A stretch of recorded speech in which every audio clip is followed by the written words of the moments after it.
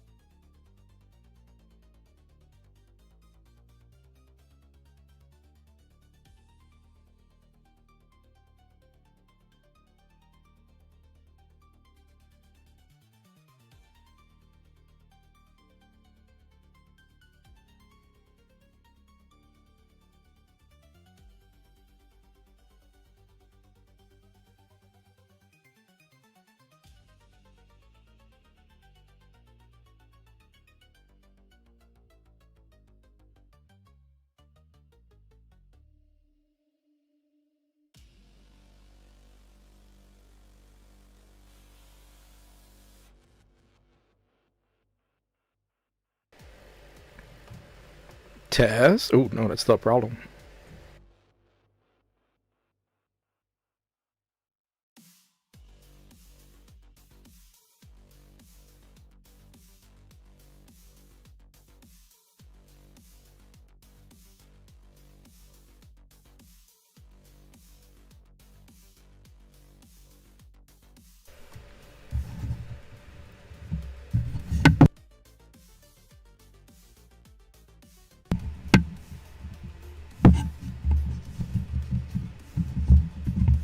Alright, how is the mic now?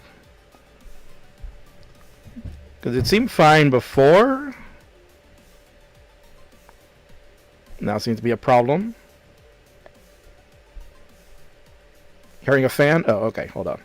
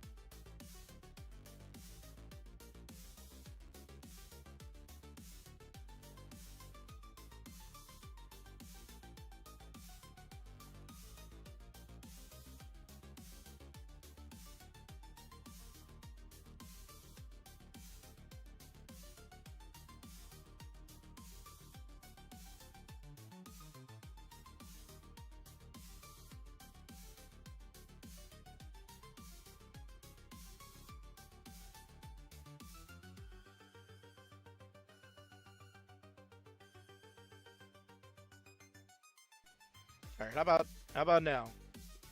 How is the microphone now? It looks like it's better.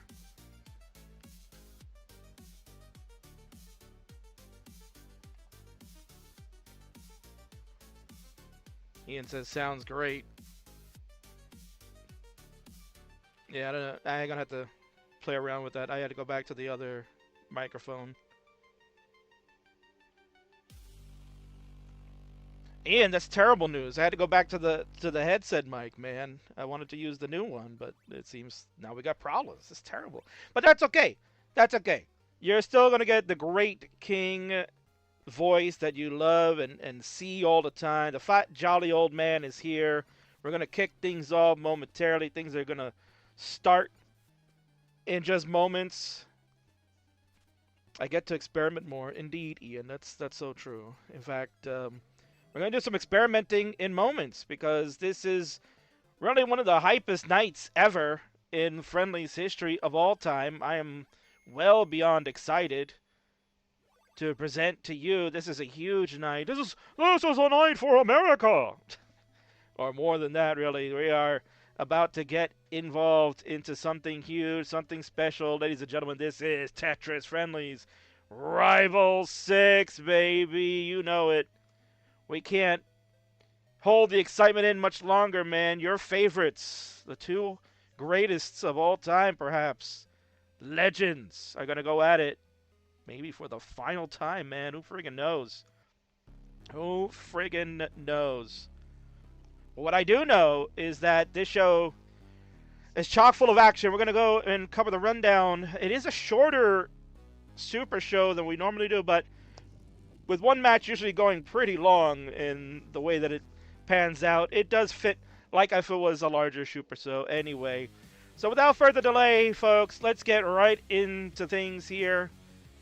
Because first of all, it's time to introduce my friends. My friends that'll be joining this evening. First off, it's the host of the Square Up. When's that show coming back, King? I've seen it once, like at a blue moon. When the hell is it? Well, it'll be coming back real soon, and maybe we'll get to hear it from them personally. Let's head on over and take a look at my good friend Ian Keys, the host of Square Up. You know, legendary Friendlies player now, right? You are the first ballot Hall of Famer, in my opinion, really. List the accolades, if you will. Oh, goodness gracious. How many belts? The 3 Upstarts belts, which, we'll get to see that one fought for later tonight. Always looking forward to that. Those are players that put their hearts into it every time. And the Twitch TV, currently still holding the tag team belt alongside 20 Dan 03, the only person with more belts than me. Historically, yeah. Historically. And it's so cool that you're here tonight. And of course, the host of Square Up, which I'm sure we'll be seeing in 2026.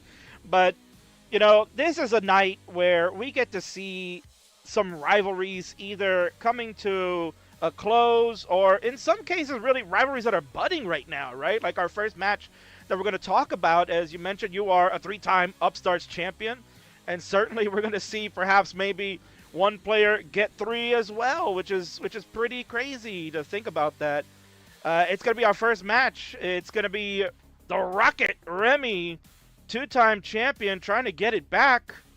He's got to play the current champion, the 2-time champion right now. Yeah, this is really shaping up to be another really fun rivalry. These two are wonderfully evenly matched. Remy, one of the earliest holders of this belt. Goodness. Oh, we have no mic. There you go. There we are. Yeah, no, this is definitely shaping up to be a new and really exciting rivalry. You've got 2 longtime players. Remy, obviously, one of the earliest holders of the Upstarts belt, and did just a hell of a job defending it. And OPB, who is just constantly a name in the conversation, and the two are just so incredibly evenly matched. No, I'm not beatboxing. Not yet, okay. Looking at chat. Yeah, no, chat's always going to catch your eye. But yeah, Ian, this is a matchup, certainly, where, like I said, it's a budding rivalry that's growing right now, but both have the accolade of being 2-time Upstarts champion. And Remy got sniped about a month or so ago from OPB, who was just sitting around kind of just watching a Friday night show where Poopy Old Hag was supposed to Remy in a casual match, and it turned into a championship match that OPB stole the belt. So I think this one has a lot of juice, and it kind of reminds me, Ian, of back in the day when you and Dan were going at it for this belt, right? It was just a rivalry that kind of just naturally grew, and I think this is one that is getting to that point. Yeah, and you can't forget Maestro in that conversation either. It kind of turned into one of the first big, terrible 3-ways that that we really got to enjoy for a while, where all 3 of us were just fighting over this belt back and forth. And now Remy and OPB kind of definitely following in those same footsteps. And of course, putting their own spin, their own touches on this rivalry, and they're going to be doing so on this show as well. I can only imagine that both of them are going to come out with absolute fire. Without question. No, this will be a fire matchup, and that's the one that's going to open tonight's show in just a few moments. We're going to get there. But next up, after this one, Ian, oh, man, ever since I instituted this option where we finally had the opportunity to do a 4v4 matchup, we called it War Games here. Man, oh, man, it's been one of the most exciting matches that we've ever had, and this one certainly going to be exciting this year, too. We've got Team America versus Team Canada. Oh, man, I'm psyched. So Team America consists of the great Tetris Time, Tyler the Goat, Mari, and Hana for a Fae 5 member. Going up against these four outstanding Canadian players, you got Wallband, Knight, Firedox, and the Salted Sova. Ian, oh, my word, this one is going to be explosive. America looking to continue its undefeated streak. They were 1-0 last year after beating the Brits. Now, our neighbors from the north want a piece of action. Who's coming out on top for this one? Oh, man. These are two absolutely stacked teams. Also, Tyler is here. Hello, Tyler. No, but really, this is going to be an extremely fun matchup with an extremely fun format, too. Getting to see the teams gradually building towards full strength as they face off against each other. It's really hard to say who's going to come out on top because a lot of the players on the Team America side are capable of just, you look up and one of them is popping off to absurd amounts. And on the Team Canada side, you have some absolute bastions of something I can only describe as terrifying consistency. You know they're going to do damage every single game. So it's a matter of, can Team America dig deep and find the high scores? Can Canada hold it together and do everything they can to stave them off? We're going to find out tonight. This is going to be an excellent matchup, and I'm super stoked. War Games, always a lot of fun. You can't wait. We'll go over the rules when the match gets played. But the one that everybody is here tonight, Ian, to watch, that's the one that they're looking to see. They want to see the two legends go at it one-on-one. Is this clickbait being told in YouTube? Well, you know what? If you don't have the patience, then you're just going to RB on out of here because you're going to miss out on this. It is the main event tonight for Rival 6. Koryan, Joseph, will it be the final time? No one knows right now, Ian, but all I know is that we're going to get a best of 5, and it is going to be stellar and outstanding. Oh, my God. Ian, if the world were going to end tomorrow, I would be a happy man getting to see them play each other at least one more time. What do you say? Oh, absolutely. These are... You keep saying I'm a Hall of Fame member. You need to talk about these two. These two are all-time NES Tetris Hall of Fame members. First ballot, no doubt. Not a second thought on either of them. These are two players who show so much grit and determination. And to see them coming back for this match, this is... I'm going... No lie, I am going to be glued to my screen for this. I have been excited for this since that first announcement, and shivers. Get those little goosebumps, those chills. Oh, the chills are all over the spine, man. I am absolutely excited. This is going to be a great night, like I said, Ian. This is Rivals number 6. The 6th incarnation of this, man. I've said it to many people in the server. For those that are watching maybe the first time, this is our super show. This is the flagship. This is the one that got everything started for the Friendlies universe. We go back way, way back, man. 2020 was the very first one. Here it is 5 years later, man. I'm stoked and excited for what we're about to see.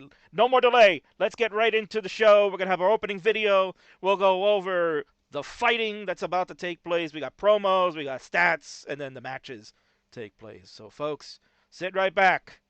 Get ready for a fun night tonight.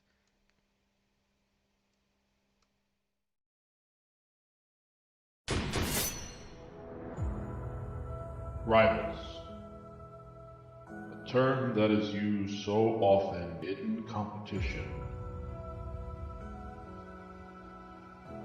That knowledge of having to be challenged to your full potential know that there is someone out there that will push you to your limits time and time again. It brings out the best in all of us. Over the left side. I think he's done. This could be the end. He can't take that the bar! It's over! Alright, but I'm not letting go of this belt as easy as I did last time. So bring it on, Remy. See if you can take it. So, first of all, last time we fought, it was only a lucky shot. You were only in the chat at the right time, and you sniped that game away from me, that belt away from me. So, this time, I'm ready. Abby at level 20 about to top out here. Can he get anything left? No, he can't get anything over. The square is piling up in the middle, and Remy taps out too. Oh my god! Remy will survive.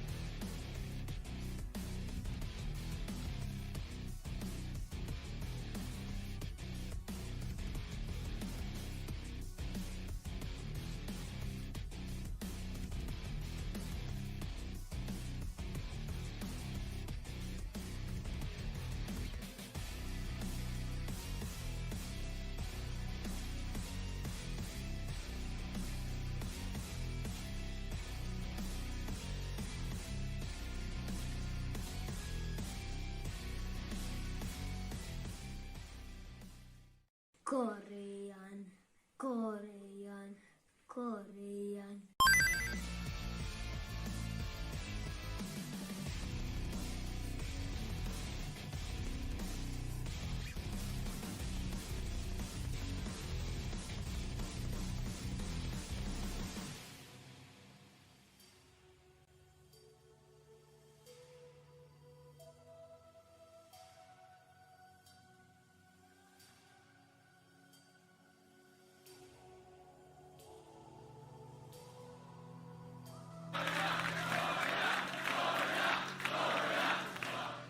Who do you think your biggest rival bot? Not that's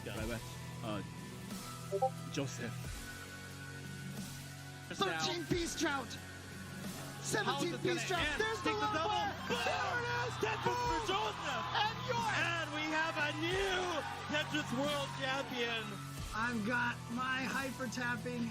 Look at that. This is Joseph Staley, the innovator of post-kill screenplay, the original player to break all those records. Yes!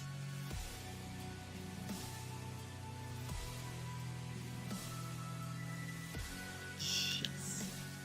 He's gonna have to take him. He's at A92. Tetris for Dog at B17. Joseph trying to tap out some extra points now.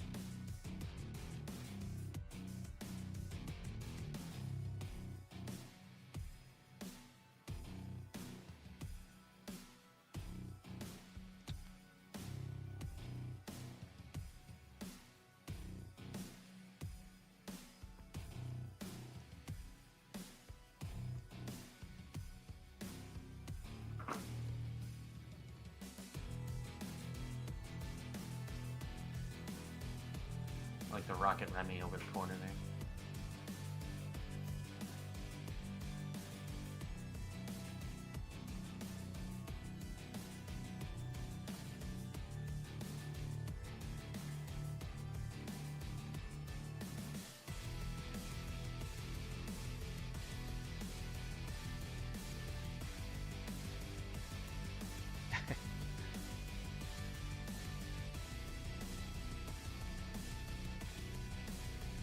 And for some reason, it looks like you're getting the entire webpage for the captures.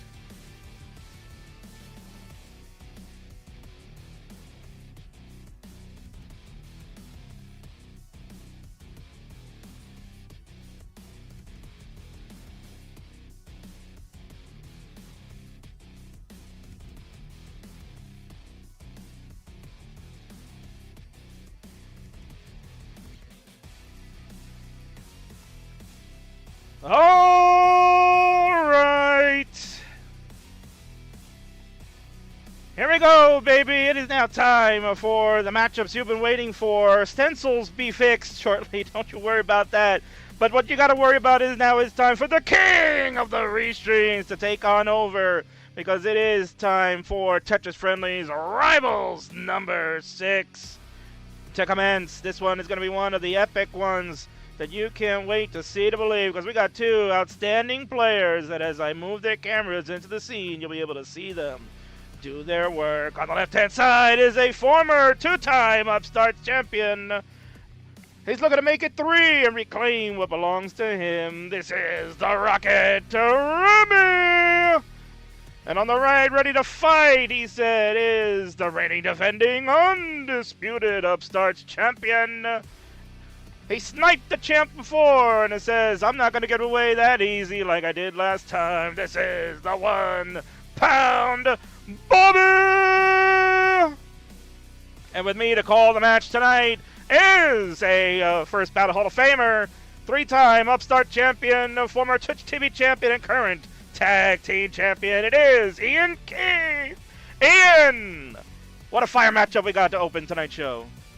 Oh boy, oh boy, oh boy, oh boy, oh boy, oh boy, oh boy, oh boy. I love me a good Upstarts belt. These are the matches where you've got players that have all their heart in the game. You're going to see all sorts of action, thrills, chills, spills, and everything in between for these two.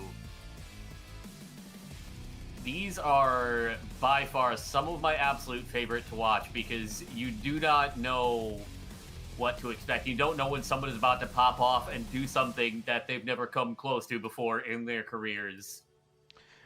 No, certainly, and I think they'll be doing some really outstanding things as we will shortly get this match underway. King will just fix up those stencils real quick because we want to see the glorious scores and their great achievements and all the stats and everything.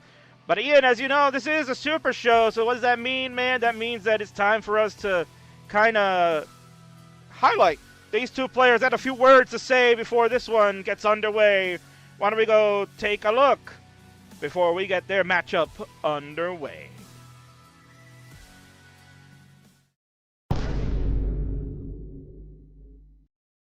C'est l'un des plus jeunes DAS au monde. Les DAS, c'est aussi la vraie façon de jouer à Tetris. J'ai déjà dépassé celui qui m'a tout appris. Donc, je n'aurai donc aucune difficulté à te vaincre. He's showing off now. Look at him go. He's showing off, baby. He's showing us that. This is how you play 19 plus, Dad. I'm gonna show you. Pay attention, old man. This is how you play the 19 plus. Look at him go, baby. Je veux gagner ce match parce que j'ai défendu mon titre déjà plusieurs fois. Don't forget, Yankee, I'm not my dad. I don't often early job, so I can.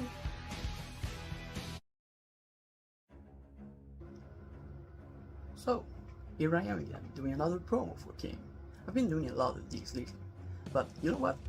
This time, it's not gonna last a full 3 minutes. I don't need that much time to tell you all how I'm gonna win against you. So, first of all, last time we fought, it was only a lucky shot. You were only in the chat at the right time, and you sniped that game away from me, that belt away from me. So, this time, I'm ready. This time, it's on the big show. And let me tell you something. I never lost after doing a promo. So take that information like you want. And get ready, because the only games you are gonna win are the ones where you get a max out. So either you get 3 max out, or you lose. Alright, well, here we are again. I'm the upstart champ, as it should be. Took it from Remy on a last minute sub to get into a match to verse him, and he long bar hangs his loss. Now he's probably practicing to no end to try to get it back. Over the left side. I think he's done. This could be the end. He can't take that the bar! It's over! And here I am now. I'm doing the same old thing. Practice a little bit here and there. You know, I'll get any matches in on Monday Night Mayhem because Burb's out. Miss you, Burb. So me versus Remy. We've only played twice. You know, 1-1. We're tied 1-1. But even though we haven't played much, I've been watching him play. He's won some tough matches, so I know he's going to be a good fight. And I'm really looking forward to this fight. And I think this will probably be my favorite title match yet. And there it is, your new Upstarts champion. OPB, the 1 pound Bobby, has done it. Fist pump. Alright, but I'm not letting go of this belt as easy as I did the last time. So bring it on, Remy. See if you can take it. I'll be in my rocking chair, hanging out with my belt. Remy, the lumbar hang! Remy, the lumbar hang! I'll be in my rocking chair, hanging out with my belt.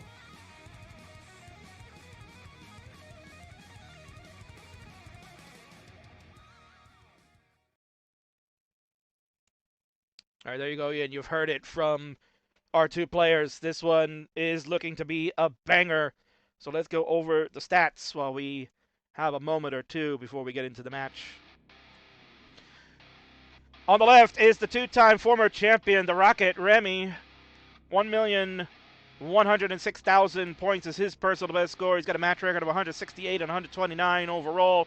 Head-to-head, you kind of heard in the promo, both of them are talking. You see Remy 0-1, but technically, because of the way we do things in friendlies, it is a 1-1 situation because, as we saw in the clip, Remy defeated OPB in a triple threat match with GD along the way in that one. But the way that they kind of get recorded, you know, on the sheets, triple threats don't really factor in. But internally, they have 1-1 kind of a record. Notable achievement for the Rocket is that he is a former 2-time Upstart champion, while our current champion, OPB, boasts a 1,123,000 personal best, 43-32 match record. He doesn't really play too much in the online scene, with the exception of the friendlies, because he loves them. And shout out to Burb there. We miss you, buddy. And he is the current 2-time Upstart champion. You mentioned before, Ian, that this is really a hot matchup. These two, a budding rivalry is growing here. Well, technically, they're going to look to settle it, and it's for the bronze belt.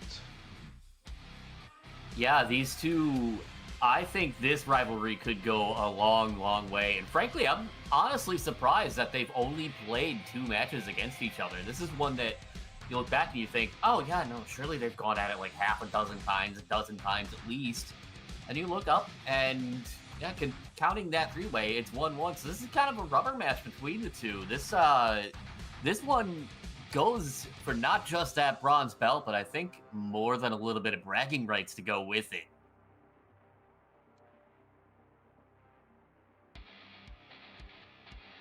Well, there we are.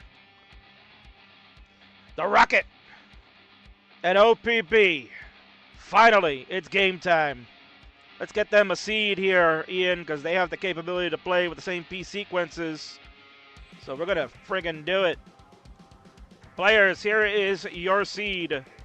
Available on our Twitch chat. We're all over the world here, Ian. We're on every platform CTWC can imagine. 8E, 9B, CD. So we know we got a lot of letters and numbers in here. 8E for elephant, 9B for bangarang. CD, well, we won't say what CD is for. Maybe compact disc, I guess. Yeah, I still have a bunch of those in my car. Yeah, well, the kids these days might tell me something about CDs, and I won't answer that. Yeah. You have to resist the urge sometimes. Sometimes indeed, yeah. No, Colin's got the right answer. The CD's piece's fault, yeah. Pumpy. Good evening. Good to see you in the chat here. You're a funny guy. Shout out to Pumpy. He's got his one-day event going on tomorrow, so hopefully that will be a fun one. You can check it out on Pumpy Heart. Well, players are ready to go. Ian Hubbard 3 from OPB, the champ, and the Ready from the Rocket. We can finally get this one going. Let's count it down. The honors are yours, my former 3-time Upstarts champion. All right, no reason to delay. It's time to play game number 1 in 3, 2, 1, Tetris. Z square Z, we are underway. Here we go, baby.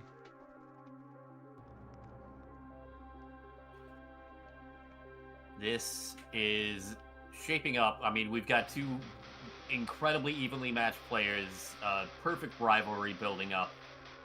I cannot wait to see how these two are going to handle it now that we're actually duking it out on the big stage. Oh, it's the big stage indeed. They're underway. This is for the Upstarts Championship. I'm with Ian Keith, former 3-time Upstart champion, going to call the match with me. We got War Games coming up after this, and then, yes, Koryan and JD will go one-on-one in the match you've all been waiting for. We're going to get a quick score check. 72,000 for Remy, 33,000 for OPB. Just going to fix a little stencil on the OPB side, just a smidge. Yeah, I've seen a lot of hype for that match, but frankly, I'm still really hyped for this one. OPB with a bit of a slower start, I think, might just be trying to get his feet underneath himself to kick things off here. Remy's been on this stage so many times. He knows the pressure of playing in front of the big crowds.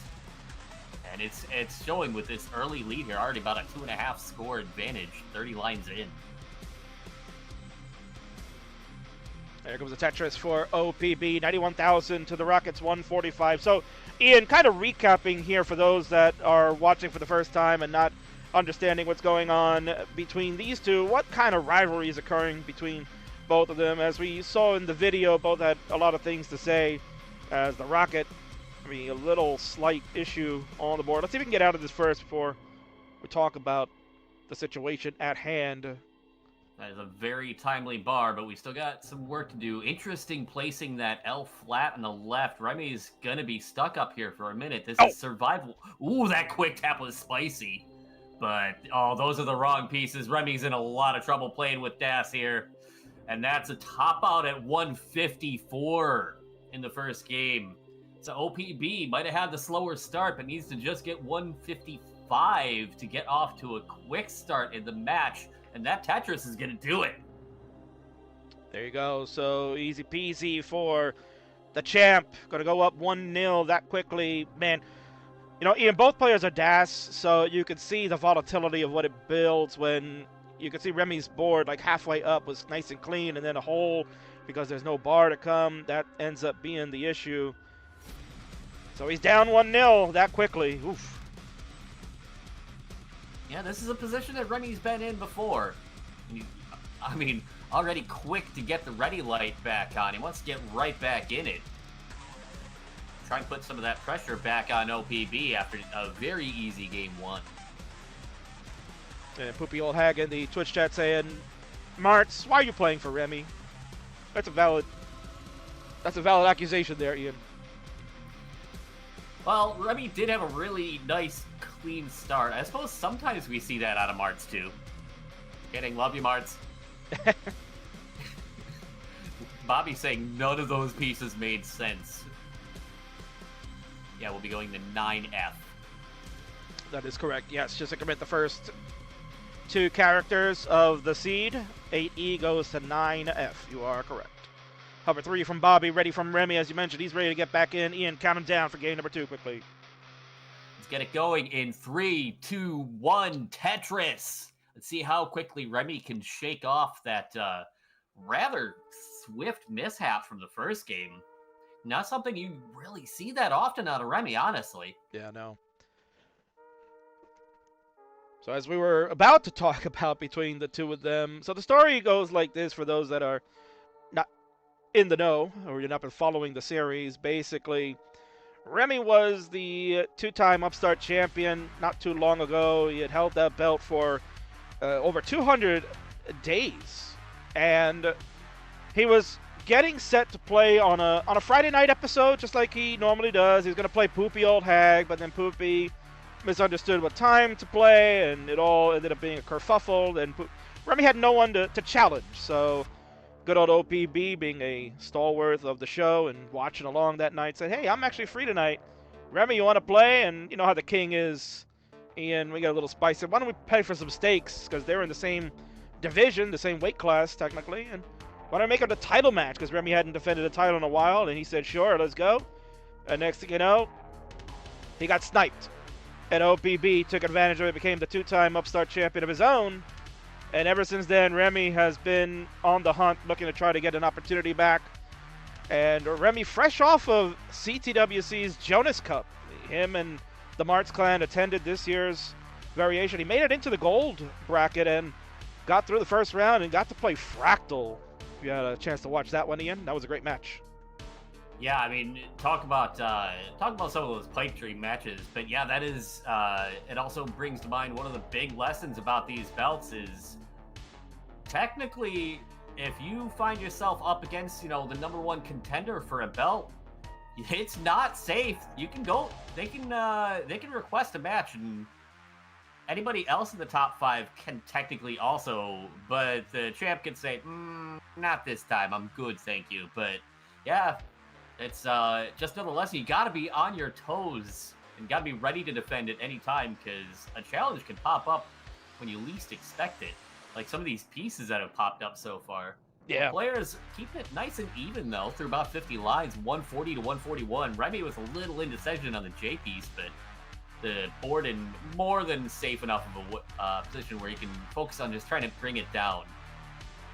Yeah, did I get the good set of pieces right there to maybe accommodate that. He had done a great job of down stacking it to get clean, but then now he's just right back into another dig situation. 147 for him. Bobby not faring much better, but a board a little bit more sightly. He's at 151. Neck and neck at the moment, Ian, so neither can take advantage of the other's tough play.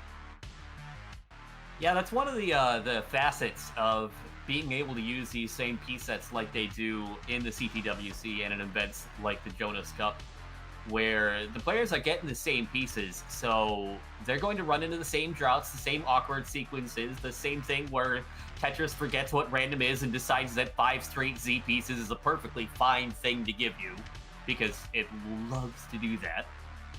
So it's not uncommon to see players struggling at the same points, but the real trick is having a stack that can accommodate it when your opponent is running into, said series of garbage pieces and has nowhere to put them. If you can stay clean, stay ready to score, that can make for a big difference in the match. So far, both these players are kind of just countering each other, and that's why we're separated by just a couple thousand points.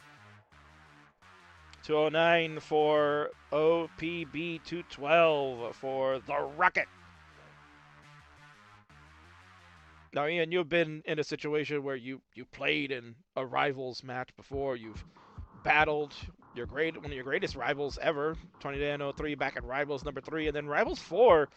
You had that finality we were able to finally do, where we had that ultimate 3-way match, one of my favorites of all time. You, Mice, and Dan, and the stakes were high in that one. That one had you as the Twitch TV champion, and Mice was the Upstarts champion. Both of you put the belts on the line. One of you came out to be the winner, and winner-take-all situation, and you ended up becoming basically the first ever champion to have 2 belts at the same time. I still remember that match. That one was wild in all sorts of ways. It had yet another unique format. It had so much drama from the word go, and I distinctly remember by the end of it, like, running through so many scenarios in the back of my head, even as I'm playing, trying to keep straight, like, what do I need to do here? What will, give me the best chance to hold on to the belt? These players trying to get a hold onto the belt are about to face the speed change, the transition. Remy's just 9 lines away at 337. OPB with that Tetris is 12 lines away at 299. So Remy has opened up a slim lead here. Love to see who can weather the speed change better at this point. Yeah, I feel like Remy's been struggling. So you can see his face there, that facial reaction. Oh, yeah. That confirms he's the son of Martz, because Martz is usually making that type of reaction too after a misdrop or another situation. And here we go, level 19 has been reached. Remy gonna get a Tetris off of row number 1 at 388. OPB has joined him at 348. Ian low transition scores, but it is still pretty tight. 19 plus has begun. Yeah, that definitely speaks volumes to how tricky this scene is, as OPB suffers a bit of an early shift there. The stack's still in a spot where he can bring it down. He's getting a couple of really handy pieces to do it. Remy with an opportunity here to perhaps expand on this lead. He's a little bit ahead in the lines, but also still ahead by about 2 Tetrises here. Of course, then the bar comes a piece too late for him, and now this stack's getting a little bit dangerous. That Tetris, though, is going to be a huge help as we start to navigate these last 100 lines at these speeds.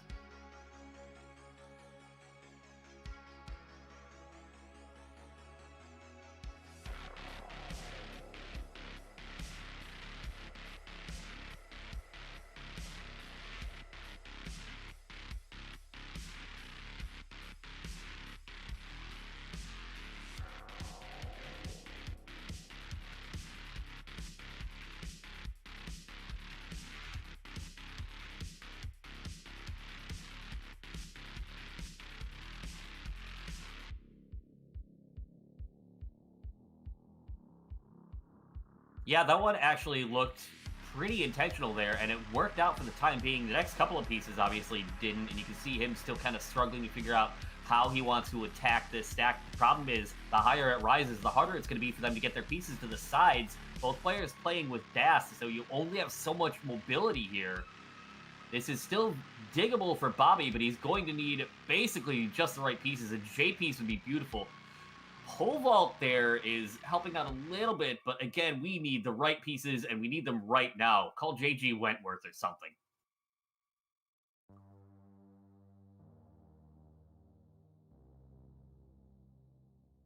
Great double. This is excellent survival. This is how you know that these players have absolutely no give up in them. Managing to fight through a dig like that with these speeds, knowing that he may just need a little bit in the later levels. But at this point, Remy's built this lead out to 130,000 points. So OPB is, at this point, likely going to need a bit of help. He's got a column 9 set up here. We'll see if he sticks with it. No, he's going to burn it over to 10, as Remy not quite able to use that bar for Tetris. Oh, and the big misdrop. This is going to be dangerous for Remy. Can we get a bar for column 8? We do, but he doesn't get it there. Got the next one, but how much more can he get?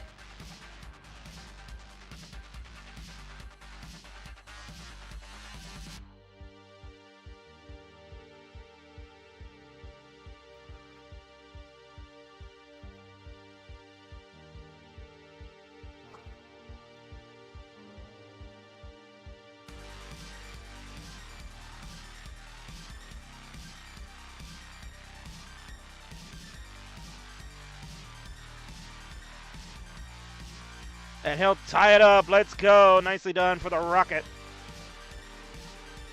That was an absolutely wild post there. Remy was able to get situated a lot earlier, get some early scores in, build that lead up, but then both of them were just battling for so long. OPB was in the trenches for so many lines there, so many levels. You see him saying it there in chat. He put nothing together there on 19. That's what gave Remy that healthy lead he's able to hold on to. Nicely done by the Rocket. Yes, Mike was muted for a moment. Apologies for you fans that were... Ian got to hear the great call at the end, but you guys didn't. I forgot to press that button. First day on the job for the King again. You know. Vince will just Gotta put get the jitters out. Vince will just... show jitters. Yeah, we'll be ready by the time the big match comes on. But we're tied up. It's even at 1 now. 1-1 apiece for both players. OPB is ready to go, waiting on the Rocket to signal his ready. Get a swig of that water or some kind of juice, maybe.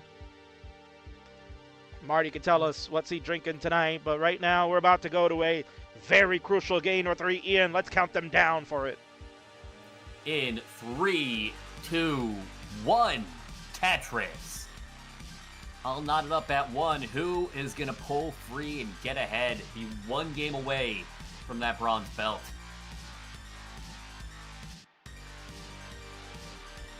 We've got great pieces.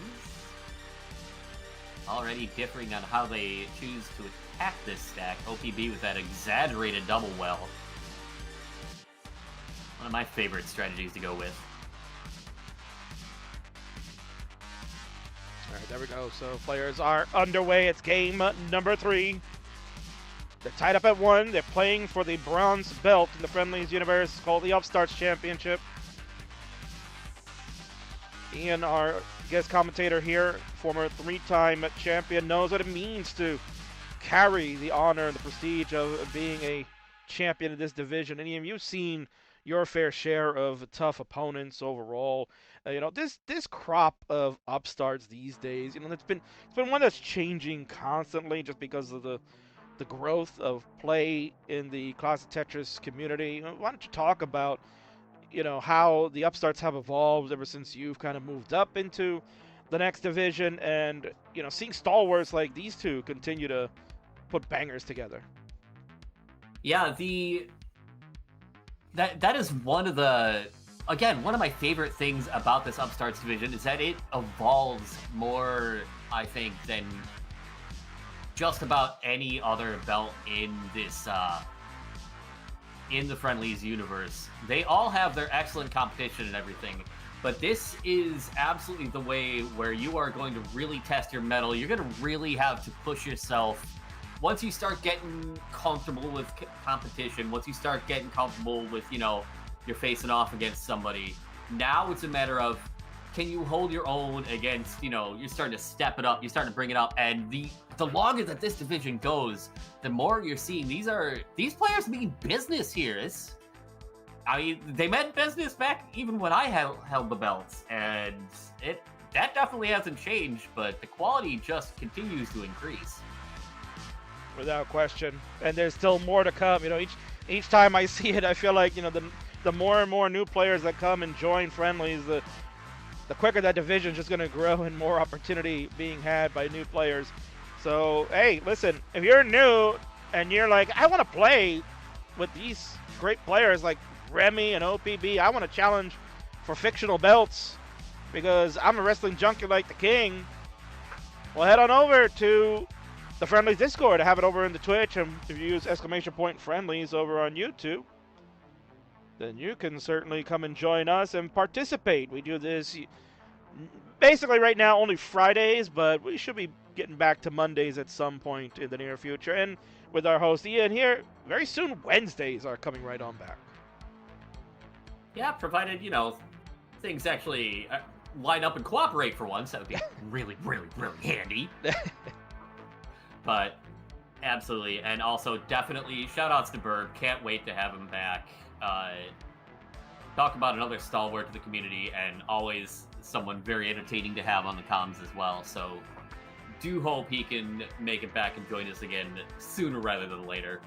Yeah, there are some plans in place that we're looking to invoke for 2026 with Burb. His schedule has kind of changed a lot. That Mondays are very difficult for him to start doing now that he's got to go back into the office and whatnot. So he's trying to figure it out. King and him have sat down, we've talked. Burb right now is busy this weekend. He's going to be at Red Bull Tetris. We'll talk about that a little bit later. But right now we'll talk about these two. 307 for the Rocket. Got a Tetris to go to 330. OPB been kind of going with a left foot here. Ian at 321. Going to slam that Tetris. Take the lead right back at 344. Got ourselves a banger game number 3. Yeah, we haven't really had to talk a whole lot about what's going on their boards because for the most part, everything has really stayed under control. We've been able to just yap about all sorts of other stuff. OBB looks like might finally be transferring this well over. If he gets a bar soon, won't have to burn too many more lines, but now that weight's piling back up on the right side again, so we'll see. Oh, is he going back to the left well again? Remy's been keeping it on the right-hand side, but this strategy from OPB so far has been working. 377 to 380. He hasn't really given up a lot of ground. Now he's having to burn off a couple extra lines here. And Remy, with that score there, is going to take the lead 404, now 405 to 382. So we'll have to see how OPB approaches this. He keeps having to burn off extra lines as we approach a transition, but you want to have your stack clean and safe. We saw that in Game 2, OPB made it to the transition just fine, but never was really able to get comfortable and consistent. So that might be something he's looking to do here. He brought the stack back to the ground. He's down by still almost 3 Tetrises going into transition here, but if he keeps the stack in a much safer spot, if he keeps himself in a more comfortable position, he should hopefully be able to stay closer to Remy this time around. Remy picks off a row 2 Tetris to go to 519 with 1 line to go. OPB burns a double into a Tetris to go to 439 with 2 lines to go. So he's actually opened up the lead a little bit further as we go into transition. The Rocket gets there first. 543 is the number. OPB joins at 445. So about 100,000 points lead for the challenger. Looking to try to get the belt for the 3rd time and join Ian as the only player to do so in Friendlies history. A little bit of a rough start for the Rocket. Gets that right side open to burn the double at the bottom. OPB is clean. The double into the Tetris. 477, while the Rocket at 558 has the lead, but a messy board. Ian, is going to be a tough dig out for him. Yeah, he's getting a couple of helpful pieces, and he's already found some really handy burns here on the 19 speeds. That bar going to go a long way to help bring this down, but this is the opportunity that OPB has needed to get back into this game, and he is taking full advantage. He has brought this lead down to 38,000 points. It was 100,000 going into transition, and OPB also slightly behind in lines to go with it. Remy's finally got things cleaned out here. 574 on level 22. OPB cleaned up is at 534, still in level 21, waiting on the next bar. Good burns from the Rocket, but cannot get that hole opened at the moment. And one of those times, Ian, where a bit of a drought actually works in the favor. And there it is. The Rocket pays off with the perseverance. 609 for him. 548 for OPB. Gets a touch to go to 578. Ooh, Ian, this one now is getting even tighter as we're continuing on in the latter stages of the 19 plus. Yeah, and Remy's board is really starting to get out of control here. He's going to need a bar. He's going to need it hurry, and it is not coming. Oh, he gets a triple down the center to finish, but that's going to be it at 618. OPB at 614. Now another triple would be enough to do it. Oh! Oh! Oh, he overshoots 2 pieces. Oh! A bar might still get over. He's at 617. He's anything. No! Come! Oh, my word! Ian! What a crazy finish that one was. Everything just slipped out of his hands. He had the victory right there in his fingertips, and it falls and crumbles just like that. Das is deadly. Remy shocked, but he'll take it. It's game number 3 victory for him. He'll go up 2-1 with match point in his favor. Oh, Ian, what a finish there. Talk to us. What happened? Oh, goodness gracious. Remy got himself into a dig and was able to squeeze out a few extra points. In fact, that miracle bar, he somehow found a way to get down the center of the well with everything else collapsing around him. That triple was actually enough to win the game. OPB, the only thing I can guess is that the stream delay got to him because he didn't know until too late what his target had to be. And by that point, he had already had just enough problems on the right-hand side of his stack that he couldn't burn out. And by the time he knew and needed the bar, it was not there to rescue. Crazy. What a crazy ending for that game number 3. That one will go down in the annals of Friendlies history. But you know what, Ian? Thank God we got a best of 5 instead of best of 3s, because that would be a horrendous ending for OPB's title reign in the second go around. But he gets another shot. It's 2-1. The Rocket in charge now, and our good friend Colin will be joining us shortly for the next matchup. He said, "Where's GD when you need him?" Oh, he's right over here. Hold on a second. Oh no! No! No! There you go. Ay, caramba. That was brutal to watch, and probably even more heart-wrenching for OPB to live through. But again, Ian, you get one more game in, you wipe that away, and you just get back in. Yeah, you got, as OPB, you got to be able to take it one game at a time here. As Remy, you've been given basically an extra life there, escaping from a failed chase down by 1,000 points, and now you're on match point, looking to be just the second ever to hold this belt for the third time. OPB, one game at a time. He's just got to think, just bring it to a decider, win this one. I think he's taking a moment to breathe, maybe, yeah. As he should, right? That's just, like, again, Ian, you're a high-level competitor, and in a situation like that where it's just within your grasp. He was one single away, it looked like, to maybe just overtake Remy. He had the long bar coming, and it just everything just said he had another opportunity, too, that he could have tried something. Like you said, he kind of just, the dash maybe couldn't be regained, or just not confident to get the bar over. It all just broke apart, but we're ready to go. It's game number 4. Ian, this one is now pivotal. Let's go.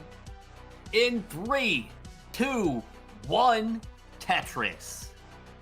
Yeah, OPB was saying in the Twitch chat, his controller, he said, jumped the piece. He did an unintentional quick tap, and that doesn't sound like a thing, and then you realize, oh, wait, yeah, no, it absolutely is, and it's kind of a hidden danger. A quick tap can be an extremely useful tool, getting pieces over when you need them to, but at the cost of charging your dash, being able to swiftly get, the next piece over in time. Because if you don't have the charge on that dash, you've got to wait 16 frames to be able to get that piece moving again by holding the button down, which is why a lot of times after a quick tap, you'll see dash players trying to slow tap the next one. In this case, everything happened so quickly that there was no time to react at that point. Pieces falling that fast. Indeed. But it looks like so far here, OPB has recovered, got his breath back, getting his feet back under him as we get into game 4. Wow. Well, as viewers and fans right now, we're also trying to get our breath back in that one. That was exhilarating as far as the finish goes. Remy benefits off of it. I got a Tetris here, 103 to 95,000. OPB will take the lead right back at 119 after a Tetris and a double. Wow. Crazy. And for you folks that are just joining, just getting into the channels here, whether you're watching on Twitch, YouTube, Facebook, X, you're waiting for the main event. This is our undercard match. We've got this one. We've got our War Games match coming up next. So those players start making your way to the War Games room. You know what to do. King has already explained the rules and stuff. We'll go over the rules for the fans here shortly. We'll have Colin joining us. We got a video package to play. We've got a lot of stuff going on, Ian. And we got game number 4 still in the balance right now, 172 to 147. Yeah, trust me, you definitely want to see all 3 matches tonight. They are all going to be incredible. Nice dirty Tetris for OPB. That's the way you clean his stack up. He's up to 194. Remy's on 198. A little bit of burning to do to get the well open. Both players, I've definitely seen it in OPB stacking here. He's playing a bit safer, kind of pulling back a bit. Basically saying, all right, this time, Remy, you have to beat me. I will not be the one beating myself. Right now, it's paying off. OPB actually, despite all the safe burns, has got the lead, 220 to 206. Both stacks now nice and clean. The Rocket keeping calm, no fear. You can see it in his eyes there, Ian, just all focused. He wants that belt back. He lost it. He said to him he got sniped. He wasn't ready. At least, as far as knowing his opponent for the evening, right? Kind of was like a last-minute substitution type deal. He said no excuses now. It's winner take all. He's ready for this, and he's up 2-1. Beautiful J-spin on his side as he's looking for that lumbar dependency to get filled, and he'll do that. Also trying to fill out that left side first before he starts working on the right, maybe using that as like a skimming side right now. Just can't get those long bars to be used for Tetris's. OPP can do it though. We'll take a nice good lead at 337 to the Rockets 282. Yeah, both players definitely just trying to keep this all under control right now. OPP, okay, is just going to take the triple here. He's trying to find a way to bring this well back to the right, but the game is just like, no, do it in column 8. And he's finally succumbing to the game's pressure. Well, was.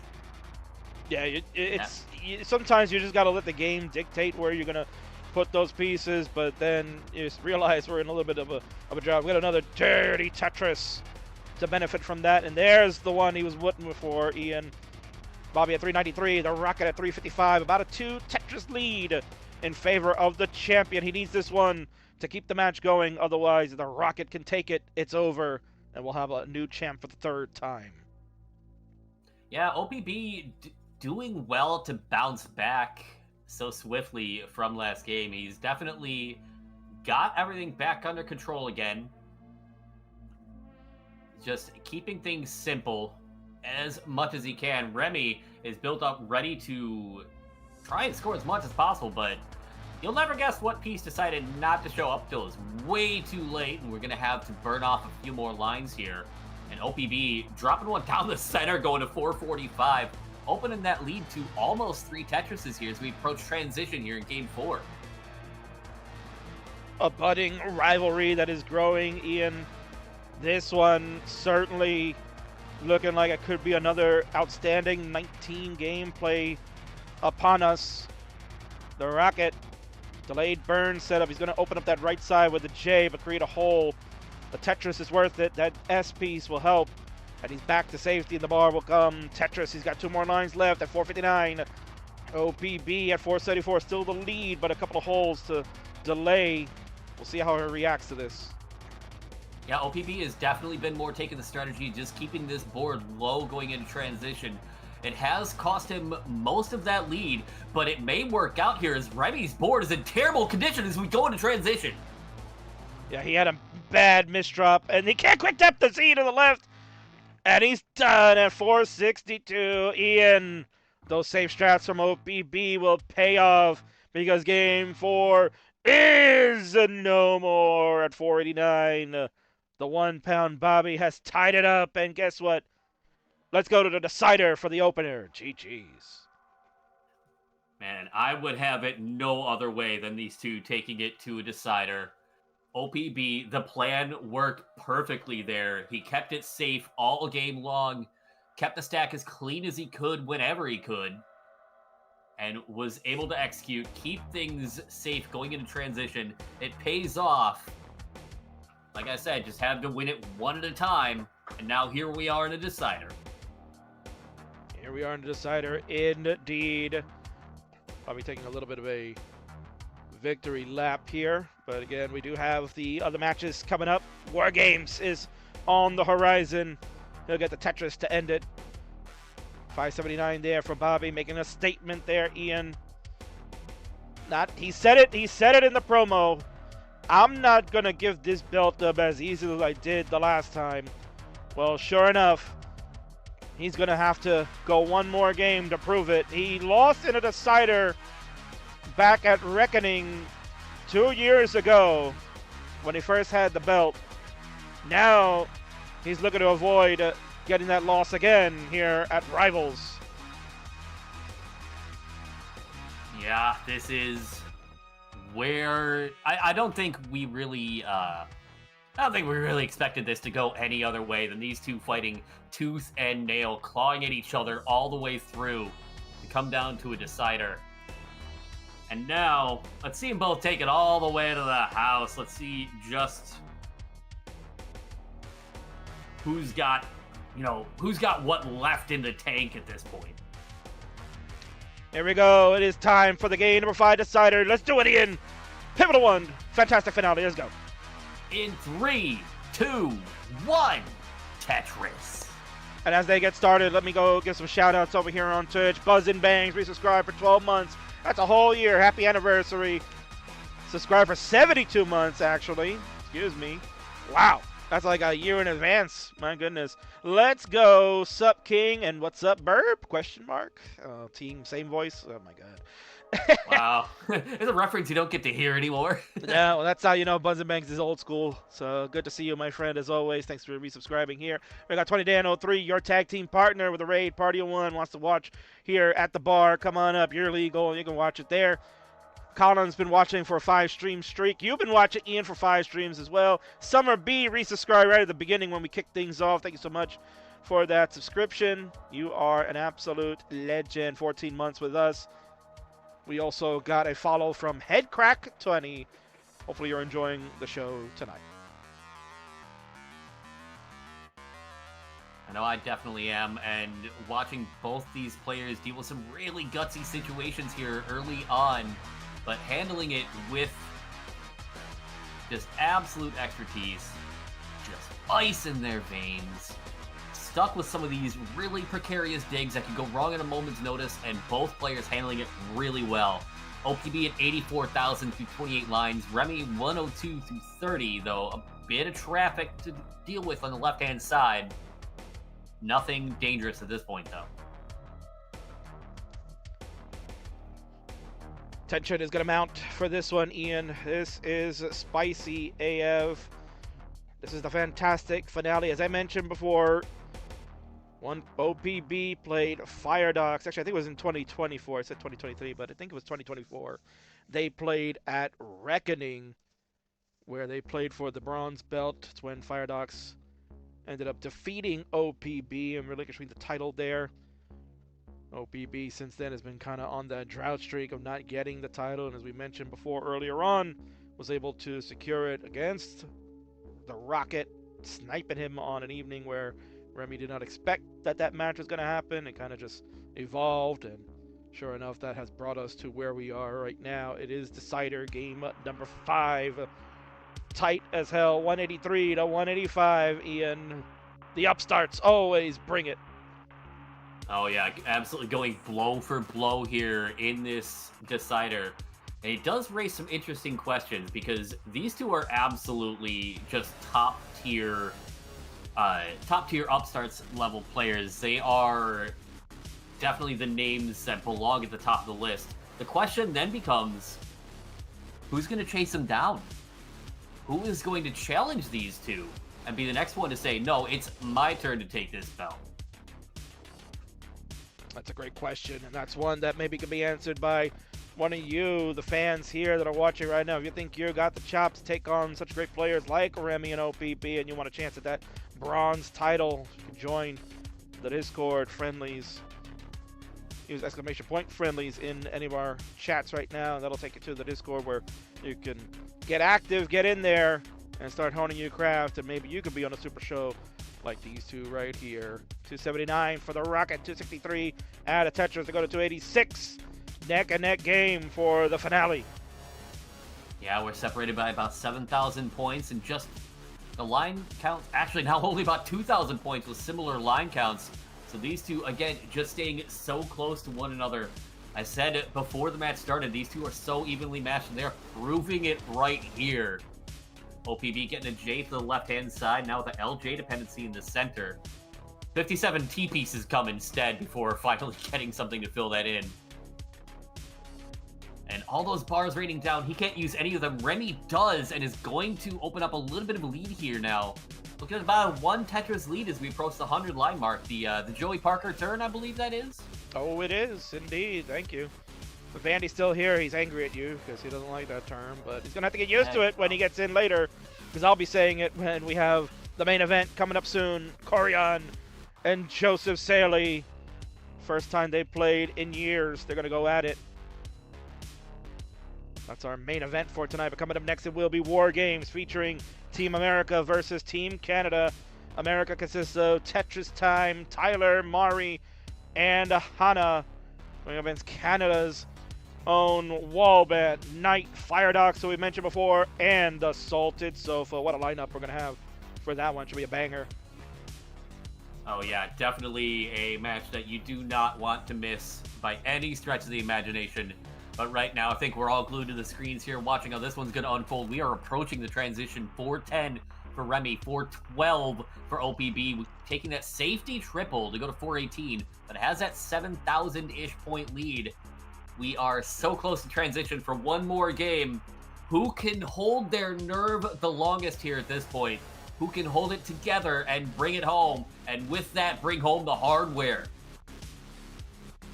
Interesting placement by OPB to make that tower of S, as he had an opportunity to go for S flat, but he decided to get the tower going. Now maybe thinking about this center well. We got one line left to burn. He's at 467. The Rocket 423. He will also be one burn away, but he'll have to take the burns into transition. No bars here, and a quick tap to the left by the Rocket saves him for now. Yeah, this is a spicy stack. That bar is going to be huge. It's going to go to 458 into level 20. OPB's at 478, now 479, so he's got a little bit less than a Tetris lead. He's only back by a few lines right now, but got that clean stack, gets another Tetris into 20 at 504, trying to open up a lead, trying to create some distance while he can. Remy is clean, waiting so patiently for the next bar. Didn't go for the tuck there, and the clock is now ticking on Remy's stack. That is a clutch single there, but no bar coming, and this is going to be a very difficult dig for Remy.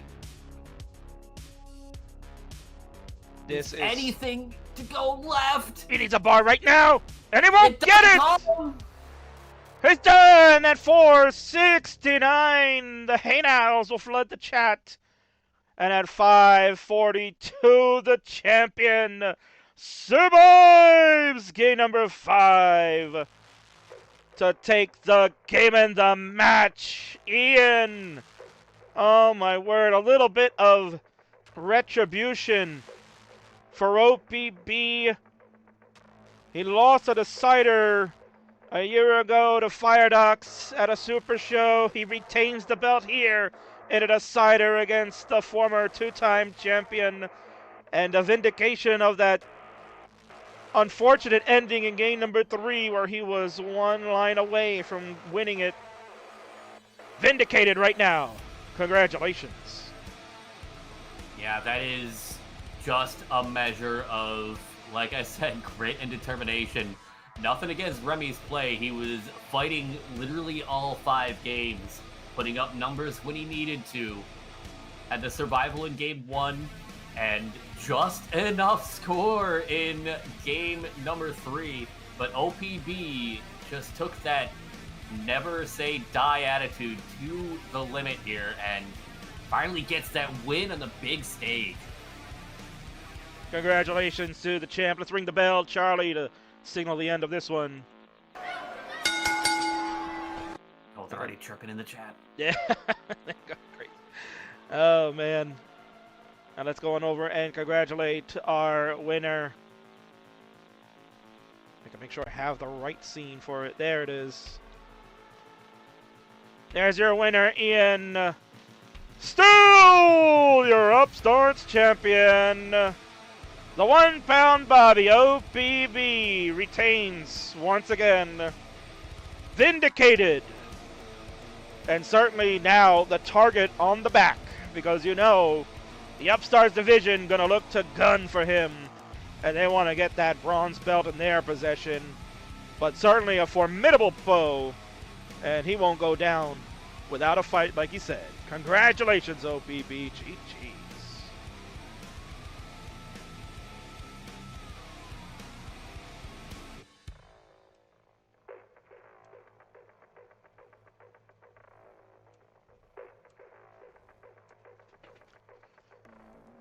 Whew, Ian.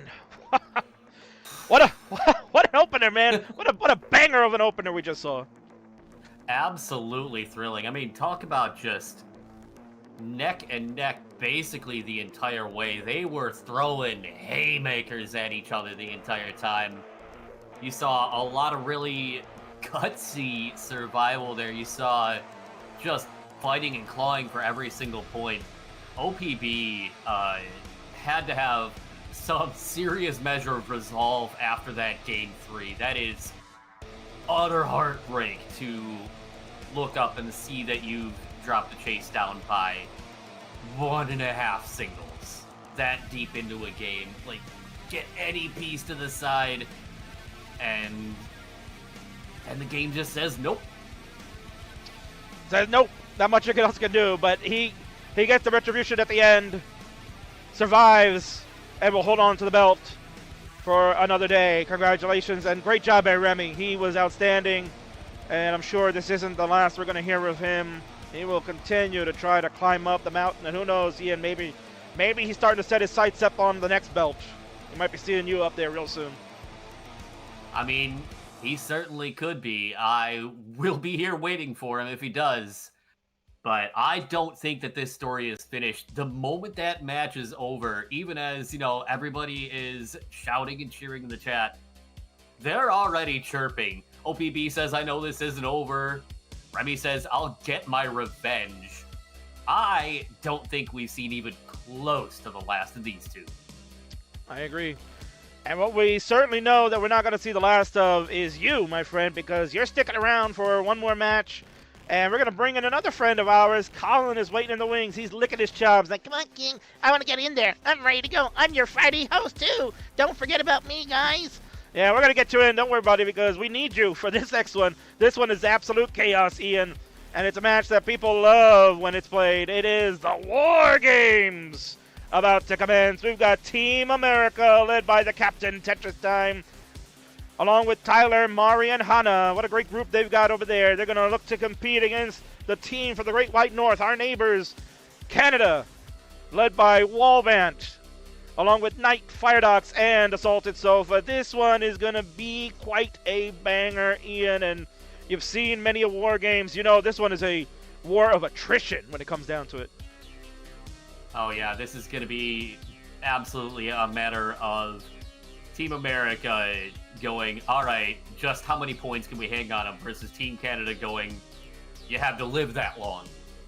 And I think we're going to see absolute fireworks. Who knows how long this one is going to run?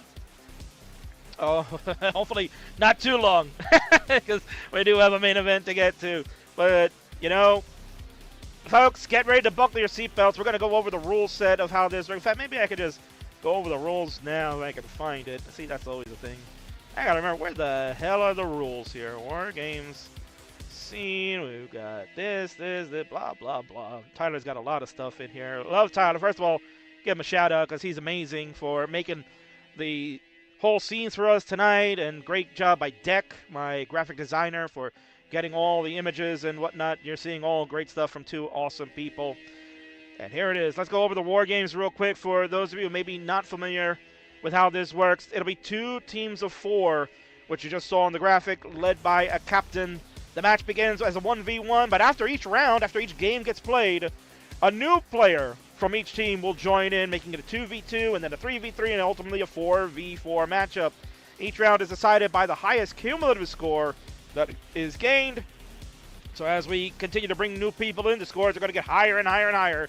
Players have the option of playing on any level between level 15 through 19, and they do not have to be on the same level, similar to how we play triple threat matches or 1v1s.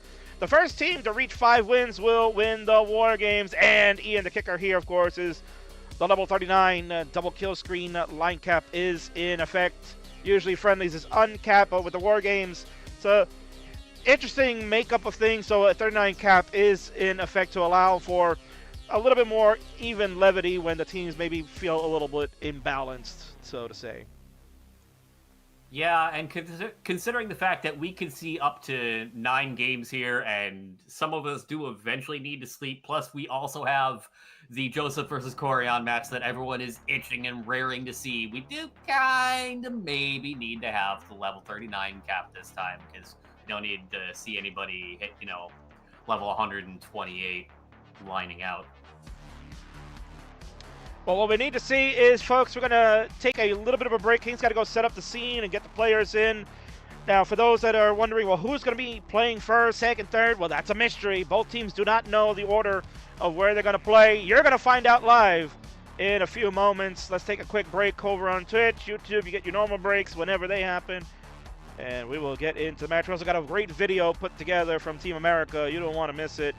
So, folks, stick around. More to come. Don't go anywhere.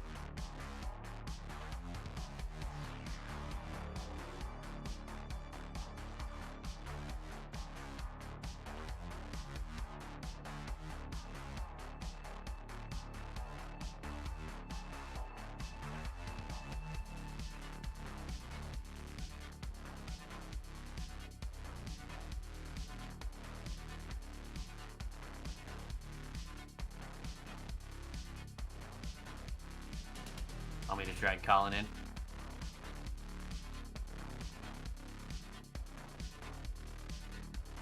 Nope. Yep.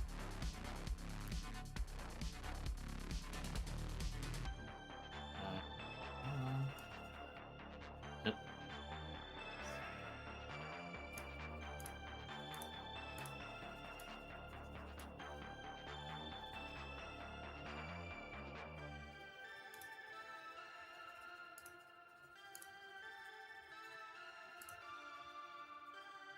Hello?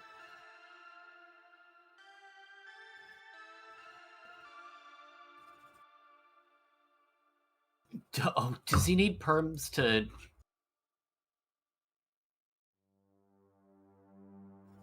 Okay.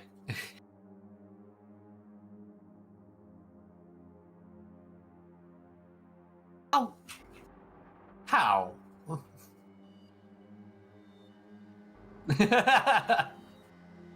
Goof.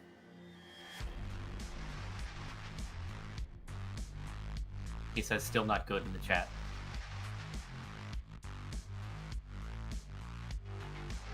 How did he get globally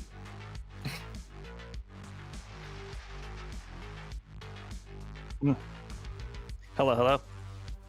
There we are. Hey guys, it's Myself me. To the stream. It's me, guys. It's me. Yeah, I can switch to the scene while we're waiting for players. We can switch on over. I think ad break might be coming to an end, but hey, here we are. Hey, it's the three of us. It's the three jabronis. It's the king of the restreams. Your host for the evening. I've got the great Ian Keith, all-time all-star for the Friendlies universe, and welcome back to the Hat Man himself. It's Colin. Colin, good to see you, buddy. What's up? Doing well. Great to see you guys. Great to see everybody here in the world of Tetris. Oh, it is quite a world indeed. So, before we get this match started, we're gonna have a video play shortly as well. But Colin, what a match we just saw there between Remy and OPB. Man, that was wild. Oh yeah, I was sitting there. I have to tell you that missed chase down by the 1,000 points. I reacted like probably everybody else who did. Hands over the face, up in the air. It was intense. I mean, that match, very, very close. I knew it was going to be going to a decider. Very, very great.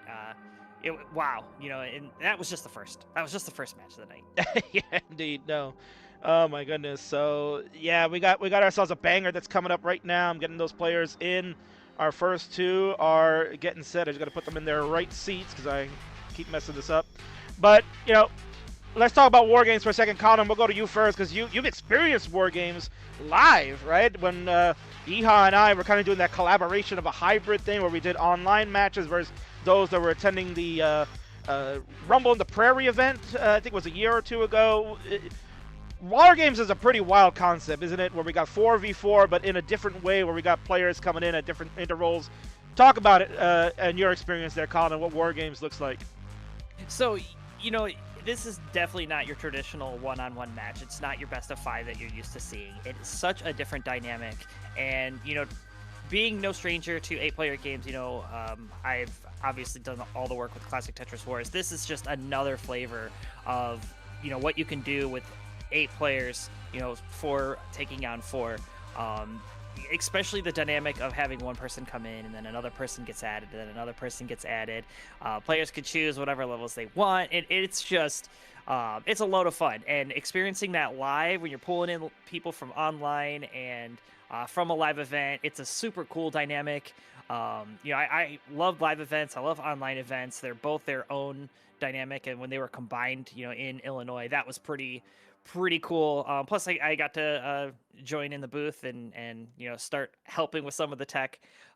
So shout out to Yeehaw and everybody who ran the Rumble on the Prairie event. That was a lot of fun. Yeah, it was a lot of fun. I hope we get to do it again in the future. I know Yeehaw's planning on something to happen again for 2026. I know they couldn't do it 2025, but we'll see. Ian, War Games, man, it is quite the match people are going to witness, and you got America and you got Canada. The Americans were successful last year, led by Miles and his crew. We got Tetris Time, the darling of 2025. He had that resurgence and the 3 back-to-back wins that he had at regional events. Can he lead the Americans to defeat Wally and his team? It is going to be a long road no matter who ends up reaching the end of it first. One of the biggest things I've been wondering about as we're sitting here talking about it and getting it all hyped up is because these teams don't know each other's orders, the first player out on each side, you got to realize they might be sitting here ready for up to 9 games in a row. That's going to be a lot of freaking Tetris to play. They've got to have a lot of fortitude and stamina, both physically as well as mentally. Because no matter the playstyle you play, I mean, you play 9 games back to back in rapid succession, and that wears you down after a while. Oh, it definitely does. No, this is definitely going to be an attrition, especially if you're the first player, like you mentioned.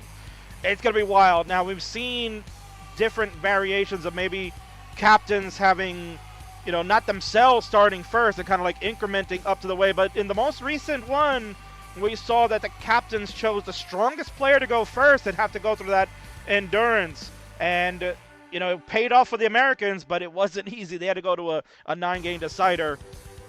Will it happen? Can the Americans do it one more time?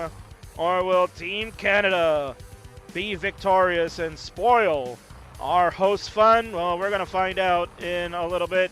First, let's go over to the promo slide one more time so you can see what it looks like. If I can, there's the button.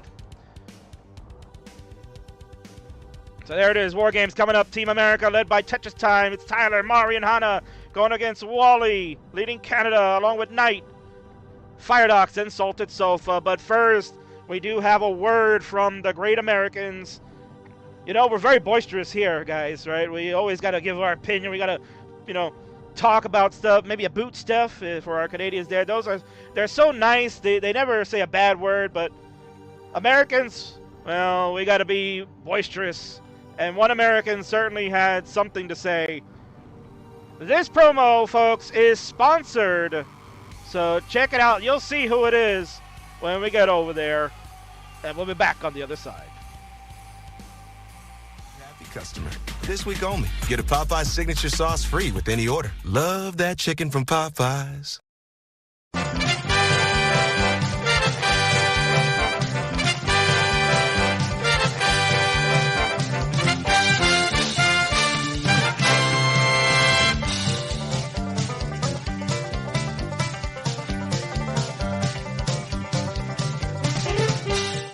Top 4 answers are on the board.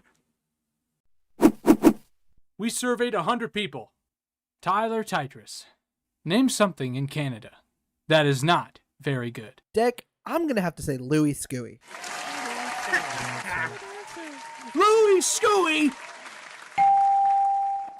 Tetris time. Name something in Canada that is not good. Wildfires, Dak. Survey says...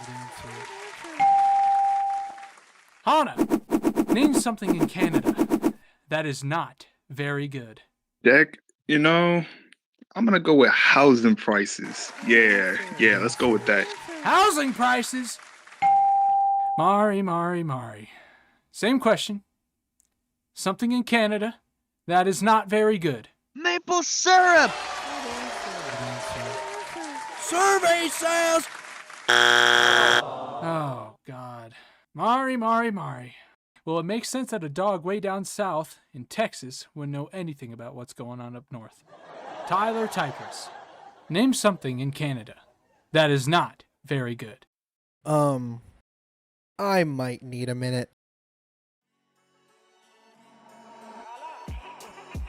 I'm so big and cold-blooded. Now you can call me Little Canada. To my left I got Big T-Time, and you know he brings the stamina. And you know that I got Han, I got full dash like it's a canister. And I got Mari, and he's my dog, ain't got no camera. Y'all should quit like Trudeau, just in case that you choke. Like Fire Duck 99973 topped out a croak. Like Polly F, what a joke. Story don't need to provoke. Call me Carney, mark my territory, the Friendlies go. Let's move on to Wally. Gaku with the dash. The question is rolling? Has it gotten kinda ass? Let's look at all the facts. Let's look at how he stacks. 30 hurts what Joe was feeling. Try to stop us in our tracks. And what's the deal with Sofa? Why is he solid? Oh, I get it, cause he's gonna see an L. Ooh, how upsetting. He's a wannabe Sodio. But he ain't got the speed. Mr. Minimal Maneuverability on level 19. What do you mean that the captain's not nice? She's like the only single one who's even gonna put up a fight. This can't be right, King. Wait. Okay, hang tight, alright, Let's talk about Knight. This match is night and day. I'll admit she's hard to diss, but I've got something to say. Wait, this is embarrassing, Knight. Can you, grab that? Yeah, that. Thank you. And similar to Sharky when I beat him in a race, you're just another dancer, gotta put you in your place.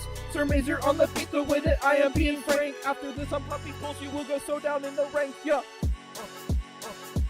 Expectations are inflated like your country Mercator. You could have March or Louis Gooey, we still win, see you later. Or maybe you already did? I don't know, we're not haters, we smell the caca. Did y'all cut the cheese like a grater?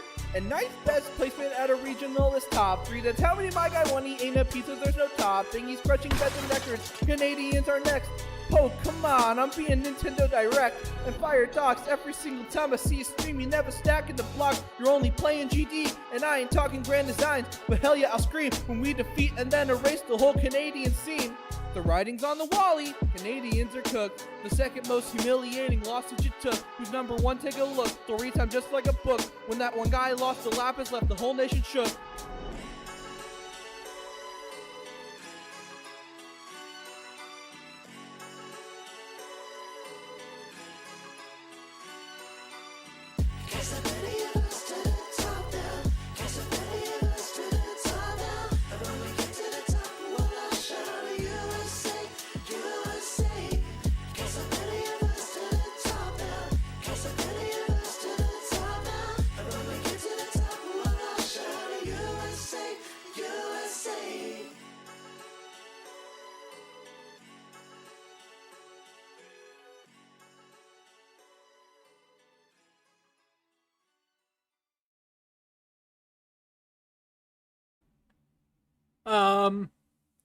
That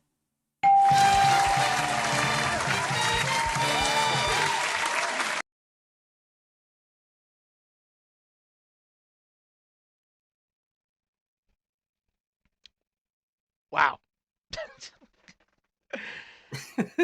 America. How about that? How about that, fellas? Oh my God! Once again, another great production there from the one and only GOAT of promos. You know, I had said Fractal probably is the best promo cutter. I think maybe it's getting to be really difficult for me to say who's the best now that Tyler put that together. Amazing job, Tyler, Tetris. Love you, you fat bastard. But the Canadians probably don't love him too much after that, so why don't we go over these online facts before we get into the match here. So here's Team Canada for you. Team captain WhiteBat has a personal best of 1.702 million score, has a match record of 167 and 116 lifetime. Notable achievements is that he's a Megadasters finalist, which was just recent here, and to me, first and foremost, is a Fave 5 alumni. Was one of the GOATs of 2022 for me. Along with WhiteBat, great team assembled here. You got on the upper right, it's Hey Yo Knight, Alice, personal best of 4.827 million score, match record of 274 and 259. Honestly, that match record is not indicative of how great she really is these days. She is top of the class when it comes to Tetris. Notable achievements is the Genesis X2 top 3 finisher in both years, CTM Masters top 4 as well. We got Fire Dogs on the bottom left, personal best of 1.583 million score, match record of 127 and 132. Is a former Upstarts champion and made the gold bracket this past year at CTWC. And last but not least, it is Salted Sofa, former host of Sofa's Sexy Showdowns. Personal best of 1.274 million, match record of 176 and 172. Outstanding as a Dash player, playing at the high levels. Notable achievement is making gold bracket, as you saw in one of our earlier highlight reels, and is a CTM Hopefuls winner. So certainly an outstanding group of Canadians that are going to look to defend the turf. Let's take a look at the American side. It is led by Tetris Time, personal best of 5.204 million score with a match record of 230, 238. Notable achievement is a B3B regional winner and a CTWC 2021 top 8 finisher. That resurgence of his this year to be a high-level roller has certainly put him in the position to lead this American squad.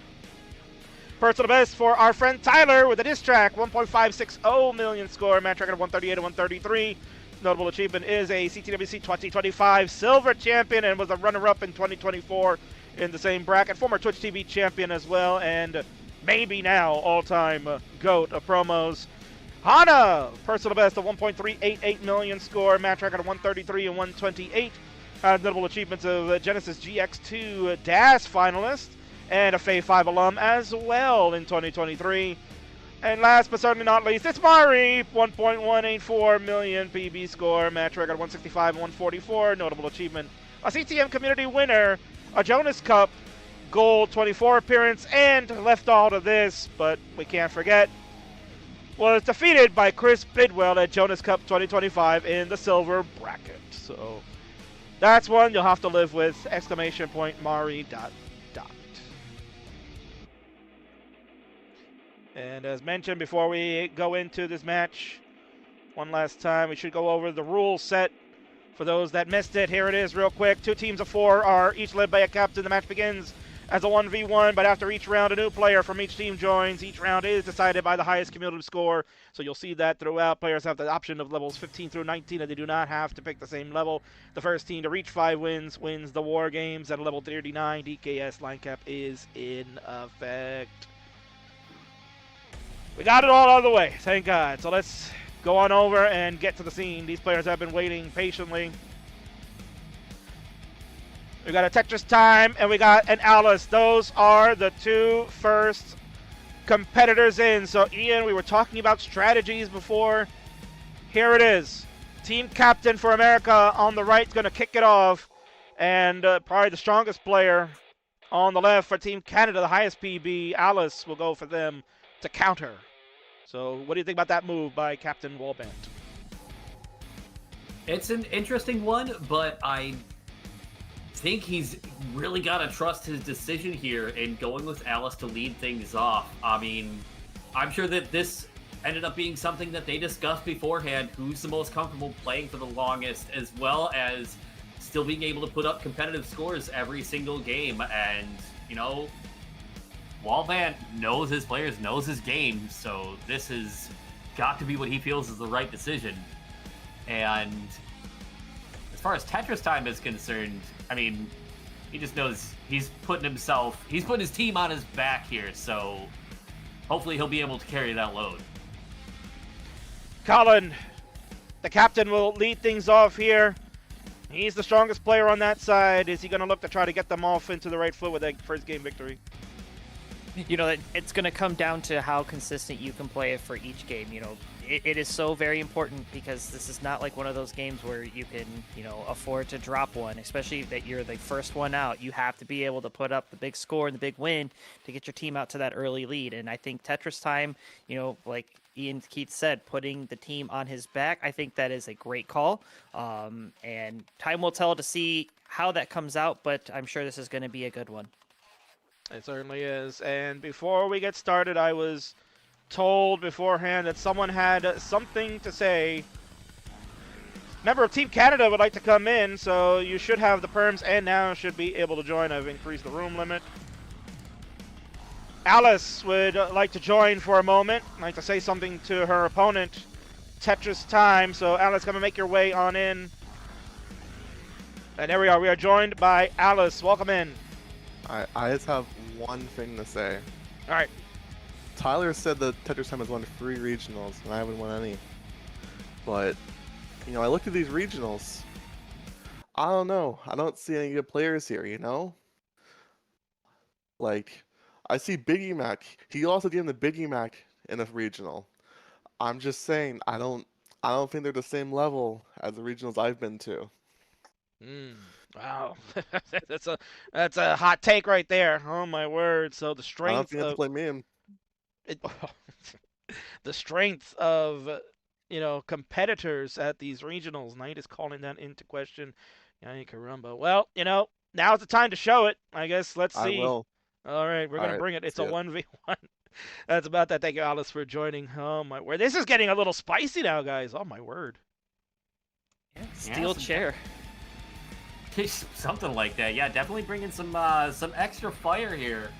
A little extra salt in the wounds. I think Salted Sofa's not up yet. Oh, right. Sorry. Sorry. There we go. We're going to be hearing a lot about that, folks. So, players, when you are ready, go ahead and hit the ready button. We will not do SPS, if you're wondering about that, because that is very difficult to manage here. I will not look at that. So, players, when you are ready, just hit the ready button. You'll play your own games. No SPS for this one. Blame RNG all you want, but at the end of the day, manage your own boards. I believe in you. I was really looking forward to generating this seed. I know you were, but I have a feeling we're going to fail, and it's going to be disaster. So maybe on a Friday night that you host, Colin, you'll be more than welcome. Absolutely. I have ready from both players. That means the war games can get underway, folks. Our first 2 players are in. We'll find out who will join them shortly. Colin, my cohort on the Friday nights, why don't you kick us off with the countdown? Sure thing. Game number 1 starts in 3, 2, 1. Tetris. And here we go. The players are underway. It's War Games. It's Canada versus the USA. It's night. It's Tetris time to kick things off. And Knight, a.k.a. Alice, had a few words for Tetris time as we get this one kicked off. And, I mean, Colin, there's a lot of pride when you're talking about countries going at it one-on-one in competitive sports. So you've seen it at, like, the highest levels of the World Cup and FIFA soccer. You see it at the Olympics. We've seen it time and time again that countries really pride themselves on doing well here. Well, now we're doing it in Tetris too, and shots have been fired from both. Yeah, Kingsman, when I was at the World Championship this year, we did have a lot of Canadian players make the trip down to Pasadena, and, Canada was well represented at that event. So, I believe this is just a little bit more of a carryover of the Canadian pride coming in here and wanting to prove that they can dominate. If you're the United States, I think you're also, used to being the creme de la creme if you will, just because most of the players were out of the United States. But I think Canada is here to show that they're a force to be reckoned with, and very excited to see how this one pans out. Certainly indeed. And as we're getting underway right now, so you'll see at the top you have your scores listed. Obviously, each individual player has their own score box, which is a little bit smaller to see. But as we get more players to join, that bigger box is what we're going to focus on more and more so, because it'll combine everybody's score for their team, and then that will be the one that determines the factor. So that's why that level selection plays into effect. And Ian, you know, we've seen from time to time where players have been a little cheeky, that they do like a 15 start or a 17 start just to kind of give them a little bit of extra room, and also maybe a bit of a strat too, where we've seen players use that as a mechanism to stay behind in the line count and then know what you got to chase before the end of the game. Yeah, it's definitely a bit of an esoteric concept, but it is an option. We don't see it here in the first game. Both players just using a good, comfortable 18 start. I think right now they're just kind of testing each other out, throw a little jab here and there to see, you know, who's going to make the first misstep. And so far, neither of them, obviously. We've got two extremely experienced players here. Alice has opened up a considerable lead as we get going. But yeah, that is an option, and playing a few lines behind your opponents can be pretty helpful. But on the flip side of the coin, you got to remember that there's a reason that competitive generally plays on these 18 starts. It's one of the most efficient levels for scoring. Excuse me. So you're kind of kneecapping yourself a little bit if you fool around with some of these 16, 17 starts.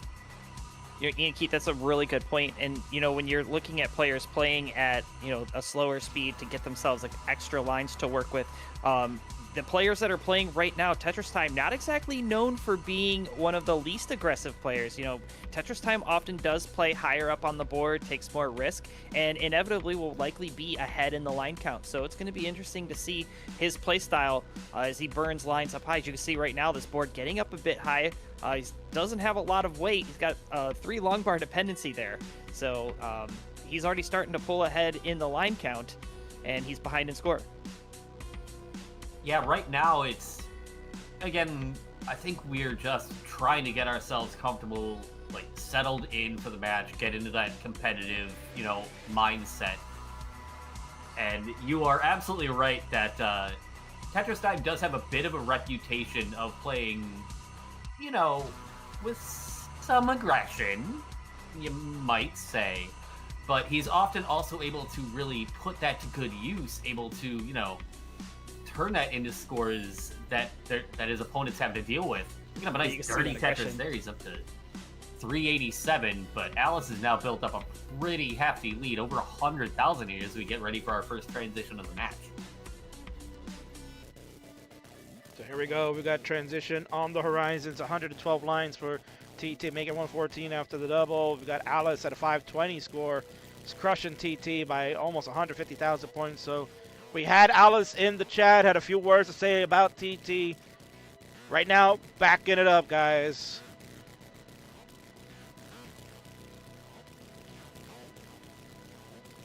Yeah, Alice, really solid play. And definitely backing up the claims by trying to really stick it to him early. And oh, Tetris Time is getting stuck to the top of the screen. That is kind of a problem. Oh! Right before transition, TT, bangarang, and one more for the road. Why not? He said, I was a B3B regional champion. I just gave you B3B bars. Oh my God. 501 to 635. Alice crushing this 659 transition for her. My God, Colin, what a start for the Canadians. Yeah, the Canadians coming out of the gate swinging and on fire. Of course, Alice, a very strong player and known for pacing. Here, look at this nice little dirty Tetris there to maintain this advantage.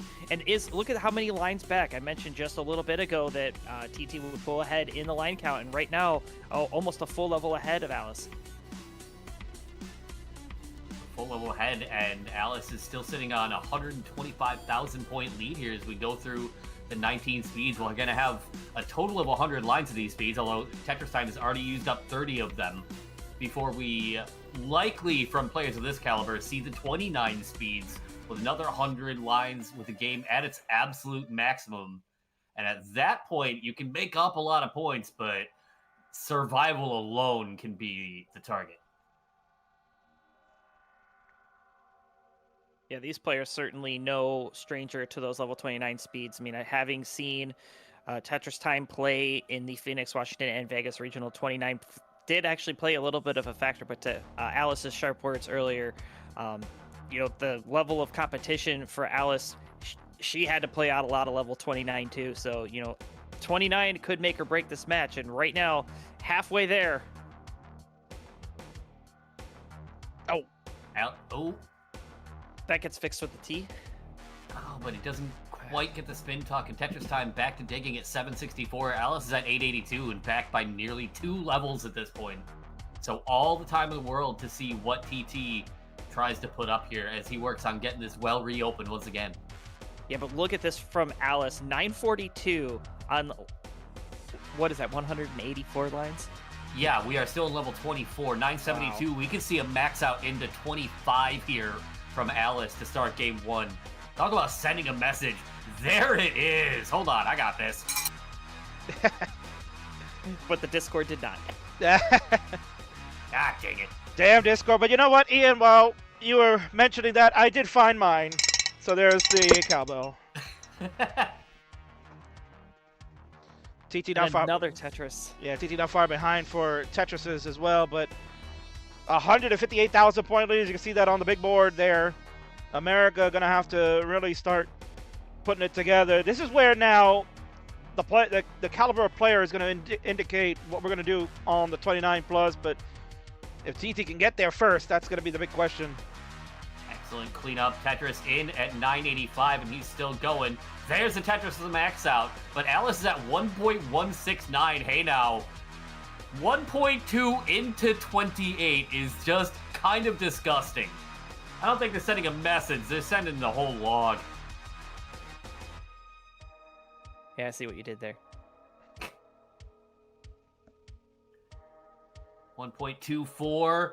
No burns, but we could see a 1.3 into here. Oh, there's the triple. But as you said, survival is paramount. We are about to hit that 29 speed here with a triple. No bar. Major drought here. And look at TT over on the side here. This is coming to an end, maybe. And that's going to do it. TT out at 1.123. Alice just shy of the 1.3, but has locked up the first wins for Team Canada here in what is essentially a best of 9. The War Games have begun, and Canada strikes first. Alice backing it up. She said, I will show you what I'm talking about. 1.301 to kick things off for Canada. They're on the board. Wow, what a statement game. GG's. All right. So players get a quick moment to take a break because we're going to get the next 2 competitors coming in. This one for Canada could be adding some fuel to this fire. This is Fire Ducks coming in next for Team Canada. And for the Americans, gonna look to try to give TT some support. The silver CTWC champion and disc track extraordinaire, Tyler, is here. We'll come in and see if he can rescue the Americans and get them on the board right back in. Ian, what do you think about these 2 picks right now? This is an interesting pair of picks. Bringing in Firedock second, you know he's going to bring plenty of points. May not have the same, running deep into post.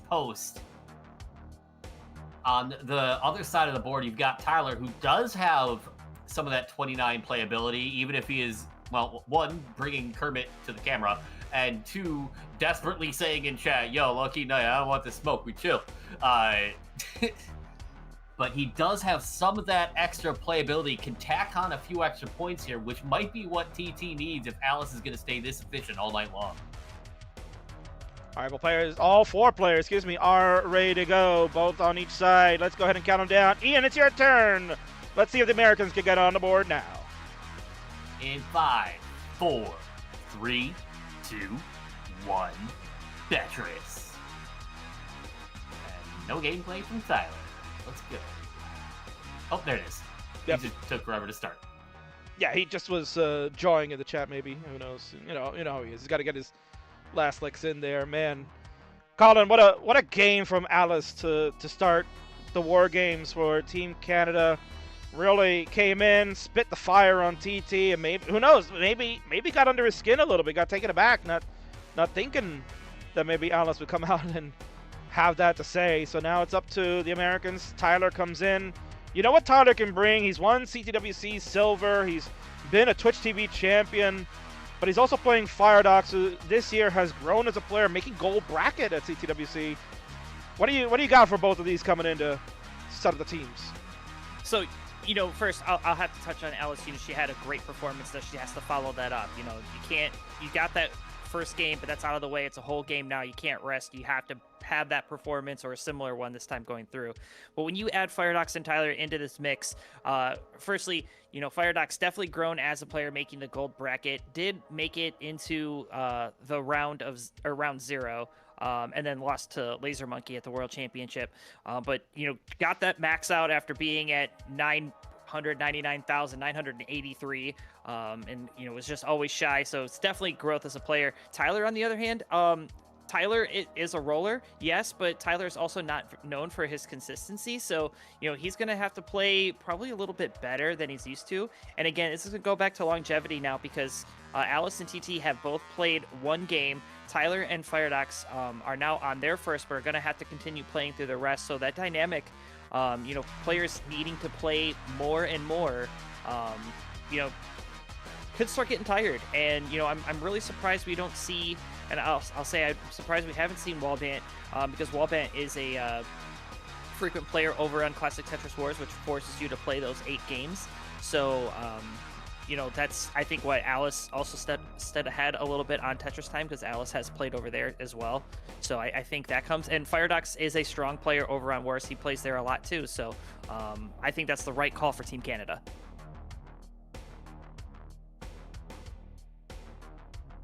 Right now, Team Canada, well, Alice is going to need a whole lot of pieces to pick up this mix, but Team Canada got a slight advantage as we get things going here. We're on the 60 line mark on all 4 sides, and Canada's up by a couple of Tetrises. You're going to see these numbers bounce around a lot, and if the match stays close, you're going to see whichever number is green bounce back and forth over and over. But I've seen a couple of interesting things so far. Aside from that T-piece not quite making it left, I feel like we've seen Firedox is kind of keeping the stack in a safer, chiller spot for a lot of these. Oh, I'm sorry, Chiller's not here either. Had to get that in. But has kind of not been afraid to just take a few burns here and there. Just get comfortable, get settled in, get into match mode.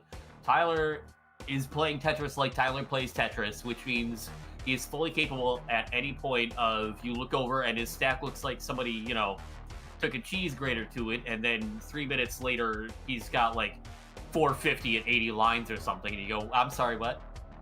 Yeah, and you can just see we are separated by just a single here. 850 points separating Team Canada and Team USA here as we are starting to approach the 100 line turn. I love saying that too.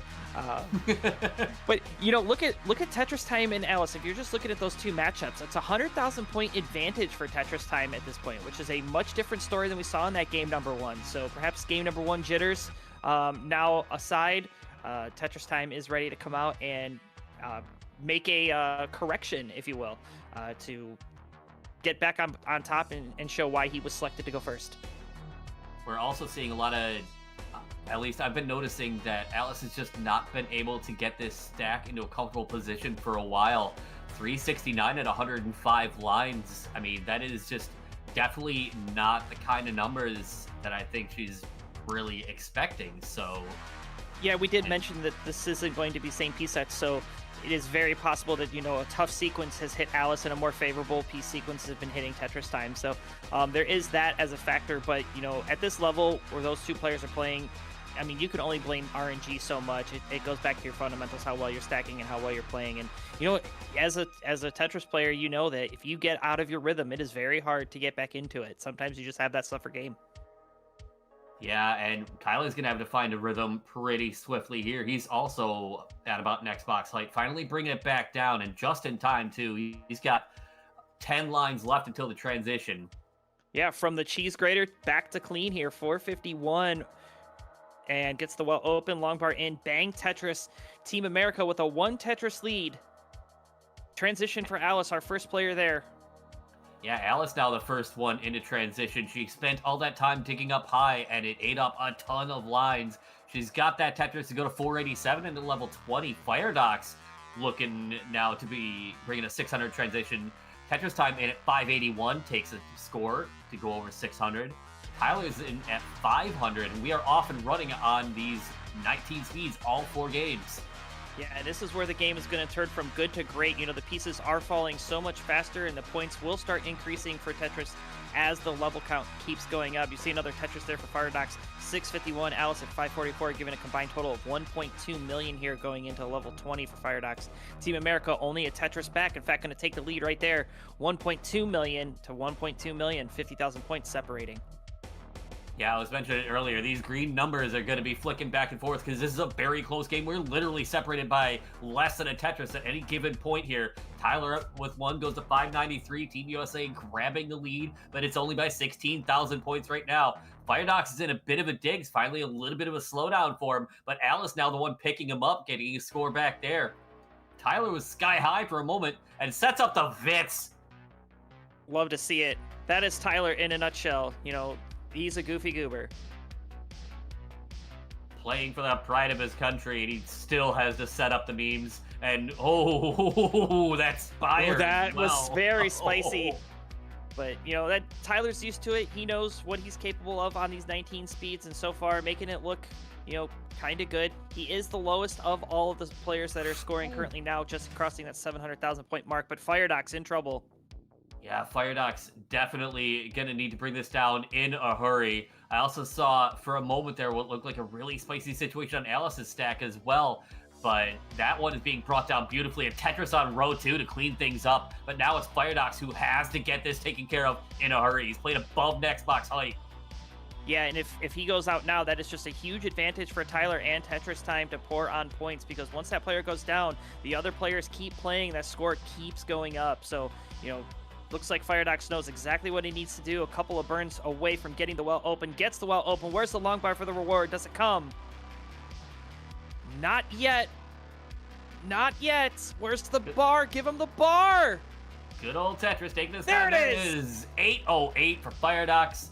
804 for Tyler. 990 for Tetris Time, who's absolutely cruising now. Max out in 27. Alice is into 28 at 901, so has done a pretty commendable job here of recovery, but this stack is high. Just squeezes that bar over, but we are about to hit the 29 speeds on that board. Yeah, but this is a much better board to go into, 29 with. Bar in, there's the triple, and another split triple, and a double, but bringing this down, chopping it down, if you will, and is set up for the center well, triple, gets it. And is now transferred that well back to the side where it belongs, waiting for the bar. Unfortunately, having to take these triples. 1.9 million taking on 2 million. A 2 Tetris lead for Team America. And 2 Tetris is pretty generous. It is down to 1 at this point. Alice needs to find a way to get something left. Burns this stack down beautifully in order to give a whole lot more leeway. Finally gets double there. Tyler going to be the first one to drop at 944. Tetris Time now playing 2-on-1 here and has got to find a way to bring this stack down. Team USA still up by 45,000, but now with only 1 player live and now none, as Tetris Time is done with another 1.1. Short chase down, and that 3,000 points separate. That Tetris from Firedox is going to propel Team Canada to a 2-0 lead here. I'm eating my words about Firedox as we speak. I did not realize you had that 29 game in you. Jeepers creepers. GG. And this... Yeah, no, this is a terrifying sight. Yeah, Tyler, the only player that did not get a max out here in this game. So, perhaps putting Tyler in to try to clutch up your strat. Maybe they had a reason. They said, look, Tyler can get somewhere around a max out. Maybe that's what Team America was trying to go for, and they're playing into their strat. But look at this. They're still going. 1.1 millions for both Canadians. Wow, what a game number 2 that one was. The Canadians come out firing hot, no pun intended, because Firedox turned up the heat. Going to finish at a 1.169. Hey now, million score. Shout out to Omenvar, buddy, get better. Hopefully getting well there. Alice at a 1.282, and that touches another 1.3 for her. Beat, back to back on that case. All right, who pissed off the Canadians?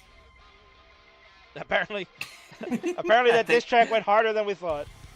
Because holy cow! Yeah, they are motivated here.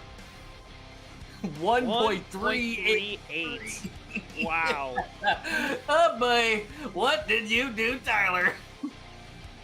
Crazy. Yeah. And now Team America, what they have waiting in the wings, you've got a hybrid player in Mari, and you have a DAS player in Hana. So, they don't have a bigger gun to come in. Alice and Firedox, on the other hand, they still have WhiteBat and Salted Sofa. So it's going to be interesting to see what happens to Team Canada. Oh, indeed. Things are continuing to explode here in the War Games. War continues as we bring in the next group of players who will join Team Canada. And as Colin was alluding to, they've got themselves 2 sharpshooters. Well, when it's time to start closing in and clutching the grip and seeing if you can close it out sooner rather than later, why not bring in your next player? It is the captain of Team Canada, but he's gonna DAS for this one. It is WhiteBat. The captain leads the charge and joins for game number 3. And for the Americans, they're going to look to a doggo running on in. Unleashed! Mari has entered the War Games. And we shall see if Mari, hybrid player, as Colin alluded to, can both DAS and roll. Will Mari make the difference and be able to help the team get on the board? We're going to find out. Man, oh man, Colin, the captain, making the bold move, not going second. Looks like it's paid off. Yeah, I agree. Bringing Firedox in was exactly what Team Canada needed to do to take this 2-0 lead. And now the captain coming in and is finally not sideways anymore, has adjusted the cam, which is good. WhiteBat. It's got the flag. I'll talk a little bit about WhiteBat during the game here, but that is a strong choice to come in third. All right, so all players, make sure you're ready up. Again, no SPS. We are going to continue on. Play at your own RNG. We believe in you. There is no seed, Wally. No seed. We are not doing seeds for the sake of time and control, because seeds in War Games can get a little nuts. We have all 6 players now ready to go. We know who the final 2 will be, but Colin, let's count it down and see if Game 3 can turn in the favor of the red, white, and blue. Yeah, I'll bring back the bro bracket. Game number 3 is breaking free in 3, 2, 1, Tetris. Everybody's underway. We seeing bricks. Ian, I'm knocking on the wood, right? We're 3 for 3 so far. Oh, good God. Hold on. Yeah, no, get a little bit more knocking on the wood. So I saw some chirping in the chat. People going surprised that WhiteBat is playing DAS. And having played DAS against WhiteBat, do you not realize just how still terrifying that is? Yeah, he does not have the maneuverability on 29. That doesn't mean he's not still going to put up just an obscene number on you, because he's very, very, very, very, very capable of that. Well, if you remember back, WhiteBat played in CTM, that's Classic Tetris Monthly Mega Dasters in 2025, and finished second place, only falling behind a Pixel Andy. So, you're talking about somebody who's capable at DAS, a major DAS tournament, WhiteBat finishing runner-up. I mean, it doesn't matter, roll or tap, WhiteBat's here, and he's here to fight. Yeah, I had the both honor and agony of facing off against WhiteBat in the DAS League, and well, that went about how you might imagine it did. Poorly. But yeah, no, he's definitely not someone to be discounted. On the other side of the playfield, we've got Mari here, again with that hybrid playstyle, which does offer some of that extra survivability depending on, if we're looking at a grip switch or if Mari is sticking with one or the other. This looks like DAS for now. Yeah, Mari typically DASes on 18 and then does a roll switch. So we'll have to see if the boards can stay in good enough condition to accommodate that. Line spin? Yes! Sorry, that's the line spin. You love to see it. I think we've seen one or two of those. I love to see them. I love to see all the tricks. The fact that these players refuse to pull out the stops at this point. Some of them building up to the sky. Oof. Yeah, 50 lines through, and look at this. 4,000 points separating our two teams. 652,000 playing 649,000. Now 671. Yeah, I feel like definitely for Game 3, I think both teams have brought out the right player. Almost surprised Mari didn't set up the bits there, but I also don't, blame anybody in that particular decision. Gets the bar, gets the score. Yeah, especially, being down 2-0, this could be the potential shift in the tide, if you will. If Team America is able to take a big win here off of Team Canada, shifting that momentum a little bit, and maybe you don't want to be the risk taker and end up having that blow up in your face.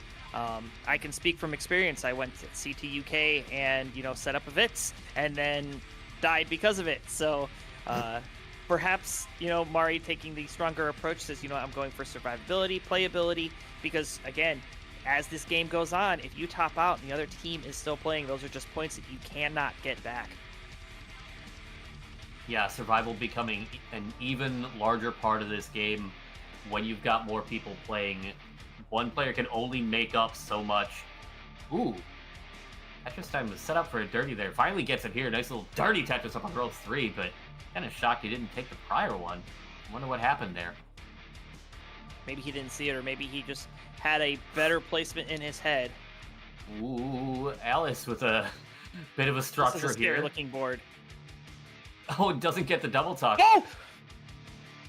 Oh, this could be tough. Okay. That single actually super helpful.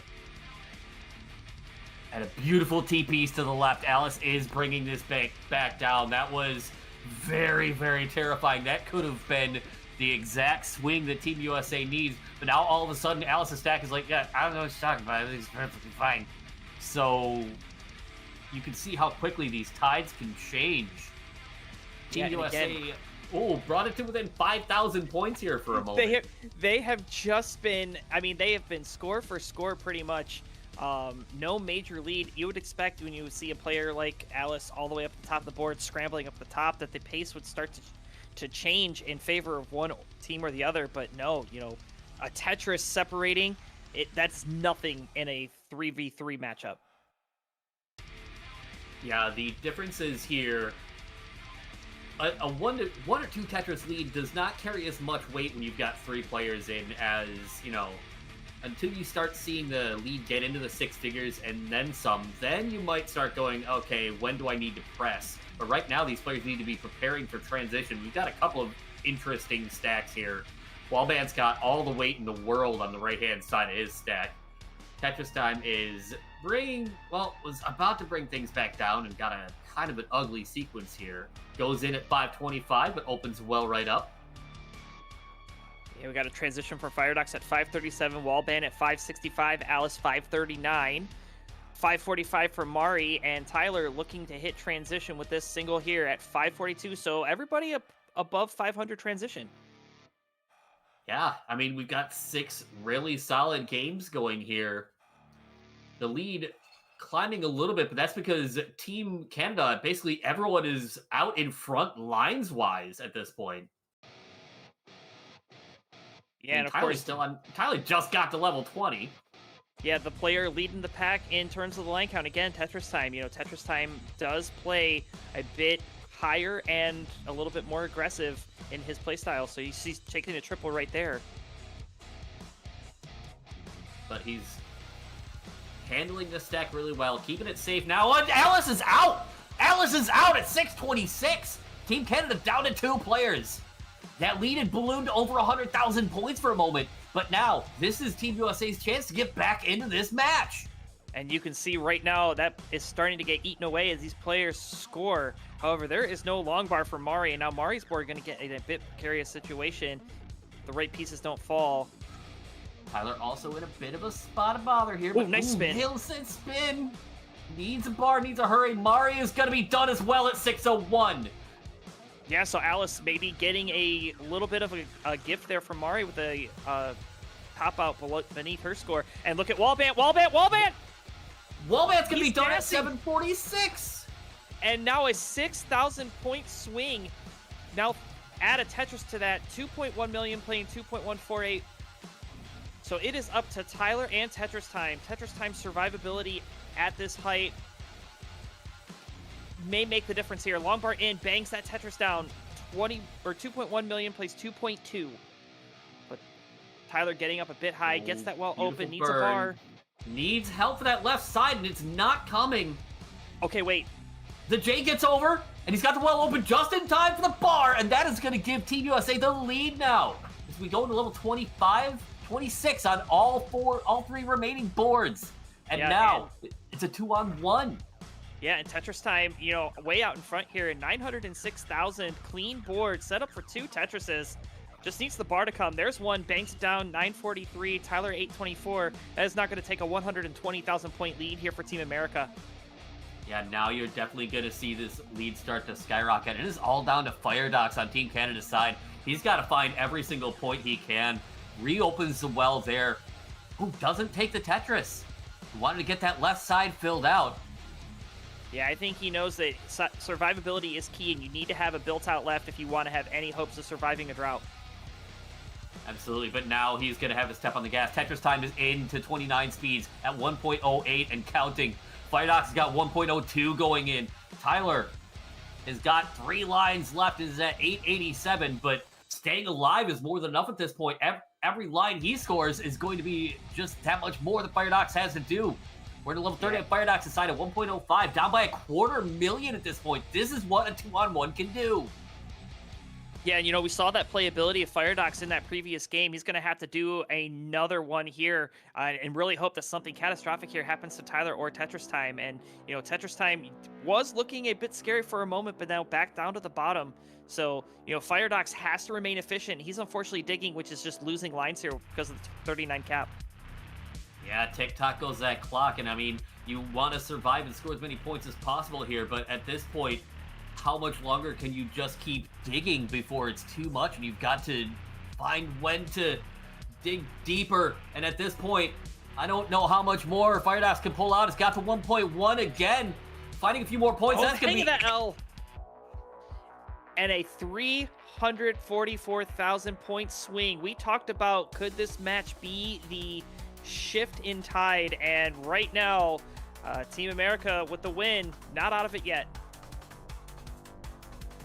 There you go, the doggo comes in to shed sunlight for the Americans. TT and Tyler, they knuckle it up, and now they get on the board. No shutout tonight.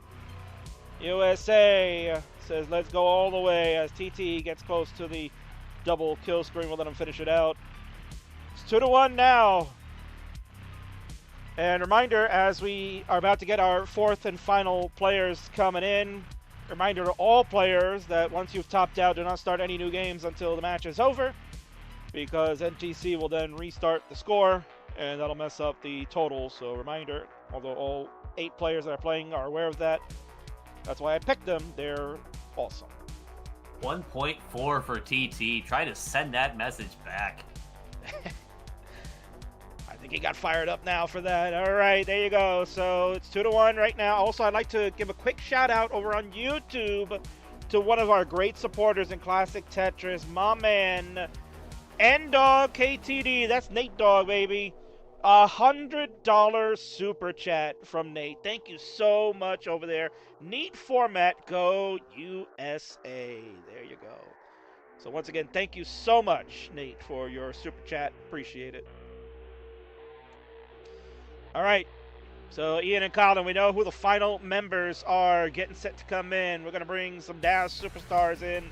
First off, on Canada's side, making the gold bracket this year and getting a game off a roller. It was a fantastic finish. It is going to be the Salted Sofa is in the house. Has now joined the fray. And for the Americans, it is one of the Kings Bay Fivers of the past. An alum. It is Hana is here. So now everybody's in the War Games. All 4 members are here. It's 2-1. We're guaranteed at least 3 more games to go, folks. So buckle your seatbelts. This isn't anywhere near over.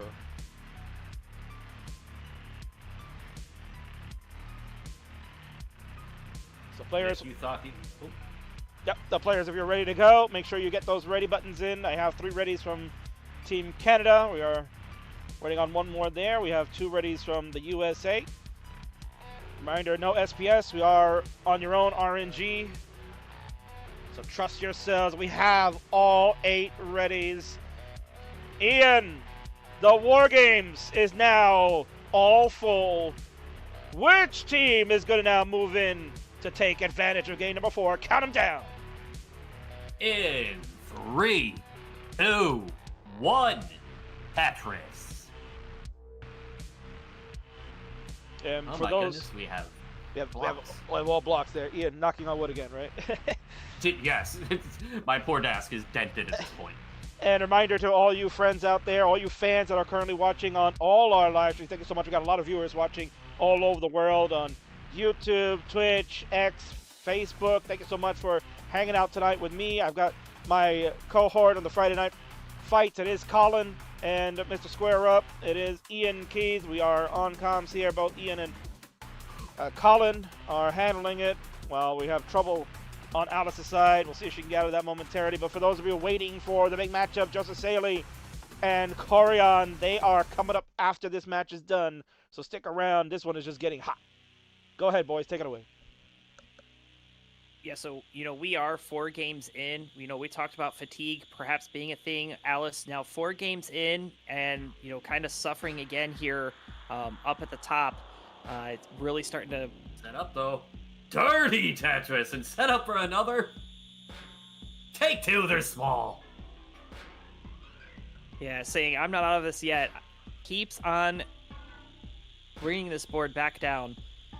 But, if we go back to Tetris Time, Tetris Time has been playing the way he's been playing pretty statically for the last 4 games. Obviously, he still has the conclusion of this one and the rest of the games to go. But being the top scorer of your team and, playing exactly how you need to play, doing exactly what you need to do, that is what will keep the steadiness of Team America. Not the World Police, just Team USA. Oh, thank goodness. Yeah, we alluded to it at the start of the match. Tetris Time trying to put the team on his back. He's gonna need to do that here. He's digging high up. Couple of handy pieces to the left side, but it's kind of a testy little early game situation here. But yeah, you can see the sequence. The lowest scorer on the team right now only at 157,000 points. Everybody else at about the 200,000 point mark. And over on the flip side, Team Canada, everybody there across the 200 mark. In fact, we have 2 above 250.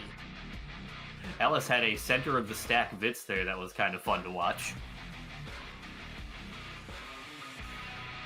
And that bar is going to help Column 9 quite a bit. Alice back to cleanliness, knocking down a score. It's 10,000 points between the teams yet again. This is...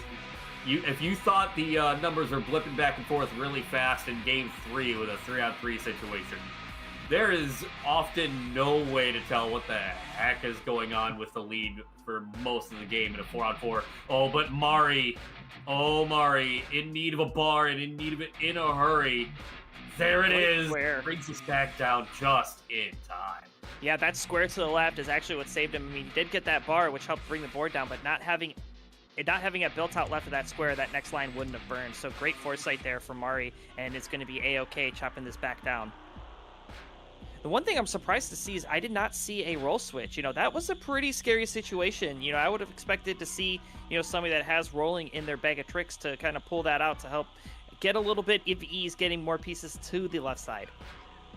The thing is, how much time do you have to be able to get your grip right, and you have to be able to immediately get a piece that's already falling this quickly into position ASAP. I mean, it's 3 frames, it's 1/20th of a second per row that piece is coming down, so you do not have a lot of time to react. Yeah, that is very true. You can see the players right now, about a 2.5, maybe 3 Tetris swing here. Still in favor of Team Canada. Again, Mari, because of that dig, is the furthest behind, but again, still at about the 300,000 mark at 100 lines. Not a terrible game, but, a bit off the pace of where he was in game number 3.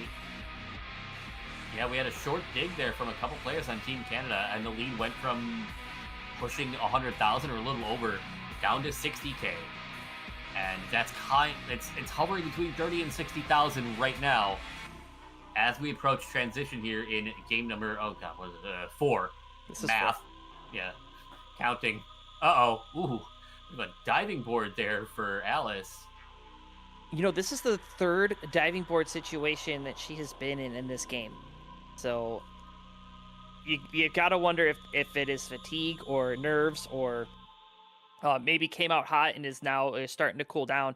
This is not the time to cool down. You need to be red hot and keep striking while the fire's going, because you cannot afford to keep giving up these points. Going to transition at 5:17. Our first player there. Yeah, we got Firedox not far behind. A Tetris after transition to go over the 500K mark. WhiteBat's at 560. Again, just makes it look so easy with Das. Tyler a little bit dirty is right before transition at 556. TT is in at 604. Mari got in at 460, so is still keeping this a pretty damn good game. I believe has now made the switch. A couple of situations on Team USA's side that need to get hashed out quickly, though. Tyler getting a couple of handy pieces here, but weight keeps getting added into that mess in the middle. Yeah, he's going to have to clean this up to get back into scoring position. Unfortunately, he is starting to fall behind here as Firedox has taken the lead. If we're looking at individual games here, Firedox and Tyler squaring off together. A Tetris back now is Tyler, but Tyler's clean, gets a Tetris to take the lead right back. Oh, Mari in a lot of danger. Mari's going to drop first. Team USA goes down to players. Mari tops out at 476. Alice had a bit of a glow on the stack, but gets a Tetris to go with it to bring this down. That was getting spicy for a moment. So now USA playing from behind here, and you see that lead instantly start to balloon. Yeah, 138,000 now separating Team America and Team Canada. And now this is where Tyler's going to have to be a little cautious. Tyler is a strong player. Hana, actually, look at Hana here. Coming in fresh, 710,000 on level 22. Not too shabby for your first game. Yeah, no, Hana, a very strong, very consistent player, can definitely put plenty of points on the board each game. But again, you've got a lot of 29 survivability on Team Canada, even though, Alice's board gonna need anything left in a hurry. Oh my god, that Jay. For the square hang. Oh no!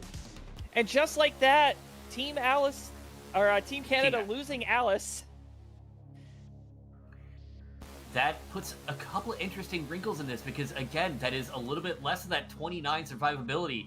If Tyler and Tetris Time can make it deep there, that might have to be their plan for clawing back into this game. But this lead has grown absolutely egregious. We're pushing 400,000 points here. Yeah, but certainly that could be made up quick with some strong play, or if a player tops out. Tetris Time was looking a little bit dangerous, but TT doing TT things is back to clean. Bar in, knocks down a Tetris. 2 Tetris away from the max out. Tyler at 711, always open with that Tetris. 745 now, and Hana at 829. So Team America trying to claw their way back here. Firedock's about to hit that level 29 speed. Bar in, gets the Tetris. Has 2 left in the tank, gonna fill the dependency. Sofa's gonna go down at 834, so now it's a 3-on-2. Tyler with a Tetris there, but still this lead over 300,000. It's finally starting to dip after so very long. TT's in at 1.03, needs a bar. Dirty Tetris on 29 for TT. Yeah, keep an eye on Firedock's here. Oh, the hang of the bar! Those cheese bars! Oh no! 986, just shy of the max out. Story of his career, gonna top out. Now, WhiteBat hitting level 29 with Das, gonna top out as well. So here we go. Hana, can she do anything else? Hana's gonna be done at 972. We've got 122,000 points to chase down for the 2 rollers left on Team USA. They're the only ones left playing. 115,000, and that number keeps ticking down. Both players just have to stay alive. The 2 of them combined might be able to just line this out. Oh, but a couple of misdrops from Tyler. Gets that bar left, but misdrops the Z and the S in the center. He's going to be done. Yeah, TT. but not before. Not before he does a lot of damage. Only 90,000 points separating. Bar in Tetris. 2 Tetrises back, maybe a Tetris and a half. Down to 46,000 more points. 45,000 left for TT. Got to find every last point he can get here. A bar for the center would be huge. There it is. That's a double. Now we can get something left. 35,000. Gets a triple 25,000. You know, and can go into a little bit of checkdown mode here, but gonna set up, but making a misdrop. Oh, no, that's not gonna get left. It's not enough. Oh, a mere 21,000 points. Tetris Time unable to hang on, and Canada, you can see WhiteBat, he's popping off. He knows that, man, we got away. Takes the 3-1 lead. Hell of a match. My God, the drama at the end. TT and Tyler almost pulled it off, but they fall short. 21,000 points, and you look at it, man, oh man, that is a tough pill to swallow, but the Canadians will take it. It's 3-1 now in the War Games. GG's. Man, whew, guys. Just when it looked like Team America was about to tie this one up, TT loses control. That 29, regardless, right, we could talk about this blue in the face, but regardless, no matter if you're the best player in the world, 29 is still extremely difficult. Rolling-wise, whatever, it doesn't matter. It is so difficult. And you can just see what happened there. Just fall short. Tough break.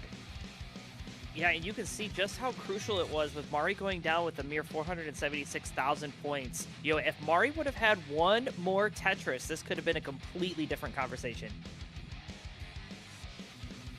Yeah, I mean, that is not even a Tetris on 18 speeds.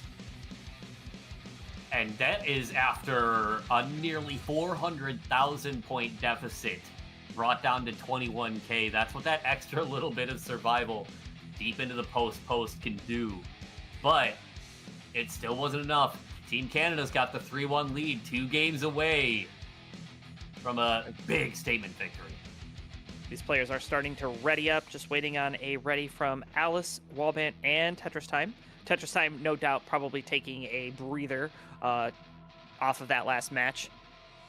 And what we're going to do, folks, is we're going to take a quick break for a moment. Players need a moment there, so we will take a break. Players, you can unready, you can warm up. We're just going to take a very short couple of minute break as a couple players need a few minutes. So we'll allow to do that. That'll allow us for me and my team to kind of yap for a little bit, because we can go back to this nice little 3-man booth, and here we are. That's me. It's the king of the restreams, along with Ian Key, host of the Square Up, legendary Friendlies player, and the returning Colin, my cohort for the Friday Night Fights. You know, Colin, you guys were talking about it throughout the match and basically build up to it, that this was not going to be easy. This was going to be a dogfight. Some of the moves that the captains have made as far as the entries seem to have worked so far in favor of Canada. So why don't you talk about, Wally's decision on coming in third in this one, his options to DAS right now, and where do you see Canada going into the next half of this? So really, I think WhiteBat made the right choice. I mean, WhiteBat is a very strong player, so he understood that, if he's coming in, he's playing the DAS player, he wants to have, the two rollers come in with that 29 playability, try to build up a little bit of a lead. Now, is WhiteBat going to DAS this entire set, or was he just DASing for a couple of games? I mean, that could be a factor if he decides to change it up. So in our discussion, we left it that WhiteBat could do whatever he wants, right? This is a team format. If he sees that he needs his team to rise up and, clutch it out at the end, he's gonna roll. But for right now, he said he's just gonna DAS. He wanted to try to make it as somewhat even as possible, knowing that, Knight a very strong player, Firedog's a very strong player, Sultan Sofa a great DAS player. But in my opinion, I really think that the teams were kind of evened up for the most part. Tyler's no slouch, and Tyler's really been helping to lift up TT. The two of them have been really working together, and Ian, you've seen that now. We brought Hannah in, great score from Hannah with 800, kind of trying to match off with Sofa. That almost like levels it out. It now looks like it's up to Mari to really kind of elevate the gameplay and try to help Team USA to get back at this. Yeah, absolutely. Talking again about that decision with WhiteBat going to play DAS, I think you saw him there casually just 1.08 with DAS in the middle of all this stress going on, so many games going on around him, and he's just like, hey, yeah, no, I think that is because he knows he can consistently put up those numbers. So now it definitely comes down to Mari may not necessarily need to max out every single game, but has to try and match that level of consistency, whether or not matching the same level of efficiency, staying up as long as possible, staying in every game as deep as possible in order to make sure that we don't see another red 400,000 pop up somewhere. So that definitely feels like an important point to focus on, and yeah, that's got to be, I think, the team's main target, is keeping all four of them up and kicking. Oh, without question. I mean, this is going to be an exciting second half of this one. Right now, it's a 3-1 Team Canada. They need 5. It's the first to 5 that'll win the war game. So still some games to play. They only need 2 more to go. Team USA backs against the wall. They'll need to really come away and get this next game. Game number 5 is extremely important. But what's also extremely important is that I kind of cover this before we get right back into the room here. Let's take a look at something that's happening tomorrow. This is the Red Bull Tetris USA Finals taking place tomorrow. And it'll be streamed here on your Twitch channels and your YouTube and the Facebook and all the stuff that we do at Classic Tetris. You can watch this here. You've heard about Red Bull Tetris from us way back at CTWC. This was a thing that was getting kicked off. You've seen it now start to culminate all over the world. There's been Red Bull Tetris everywhere because the winners of those regions that have been playing Red Bull Tetris are going to earn a shot at the grand finals taking place next month in Dubai. Wow, man, what a tremendous opportunity that this could be for someone. And you've got great stars. There's a lot of great stars here, fellas. We've got Sodium, we've got Andy, Dog, the Dangler. They're all in attendance for this one at Red Bull Tetris that is taking place in Fort Lauderdale, Florida. That commences with the top 8. You will get the top 8 tomorrow, happening at 6:15 Eastern, at 3:15 p.m. Pacific, also 2315 UTC for you international staying up late right now or watching the VOD. So don't miss out. That's going to be an exciting event that's being run by our friends at CTWC. Vince Clemente, the CEO, is overseeing this. We got Bidwell, Burb, Sharky. They're all down over there right now getting things set, and we'll broadcast this top 8 for you tomorrow. So we'll see who falls in and makes it and gets the chance to go to Dubai representing the USA. Tremendous. And I'm getting told by my producer, the wife says, "Look at me, pay attention to me." Well, later, honey. We've got Tetris to go. But, folks, we're going to take a very short break. We're going to take a 2-minute ad break. We'll leave this slide up for you to enjoy, get that information, and be prepared for that. We'll take a quick 2-minute ad break, and then we'll be back for the rest of this matchup. Stay tuned.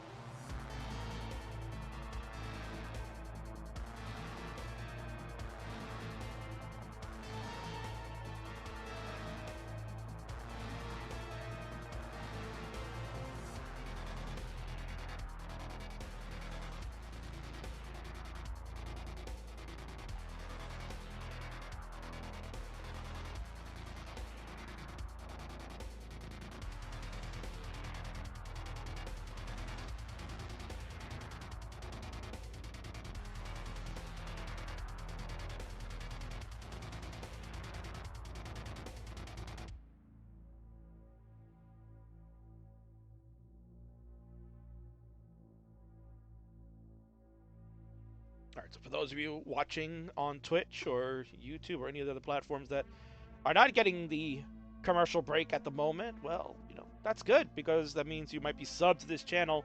So continue to do those subs and tell friends, hey, you should sub to this channel so I don't have to watch any nonsense, right? Any of those Taco Bell ads or Uber Eats or whatever choice ads that Twitch and any of these other platforms are giving you these days. Also, super chats are more than welcome.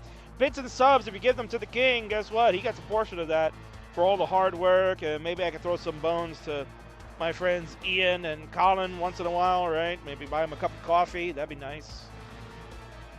Or maybe pay for Ian's dinner tonight, right, Ian? Ian, what'd you end up getting? I still haven't ordered yet. Probably just ordering pizza at some point here. Well, I'm sure it'll still be open. I'm sure, yeah. It's only 9 o'clock here, right? It's Friday night. They stay open Yeah, till 11. Pizza's a staple of Friday night. Yeah. It definitely is in my household. I had leftover beef stew. I'm sure it's still tasty. Oh, you know what? Stew, chili, anything like that, always better the second day. Always better.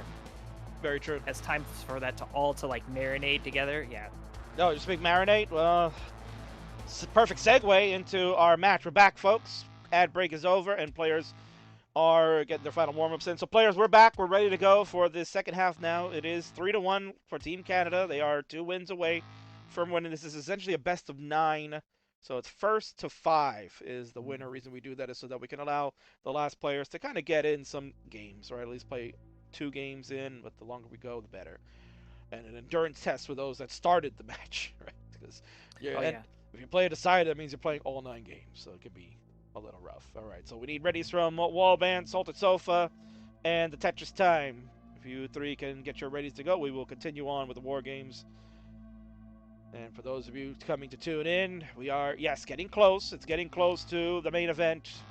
Those players should be warming up. It is Joseph Saley and Koryan, the rematch from 2019. That is upon us. It'll be happening after this match concludes. Stay tuned for that. Van Dweller will be joining me on the commentary. I know you all love him, so King will make way. We got enough room in the booth. I can let him fit. I do not want to sit in that booth. You're just jealous.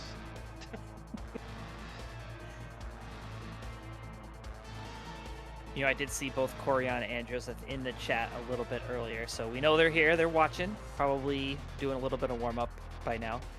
Indeed. There's enough here. There's enough room here, Ronkley, for me, Colin, and Ian. Yeah, we're gonna get the boot as Van Dweller stomps into the booth. No worries there. All right, TT's wondering where his camera is. Don't worry about it. We want to let's just continue the match.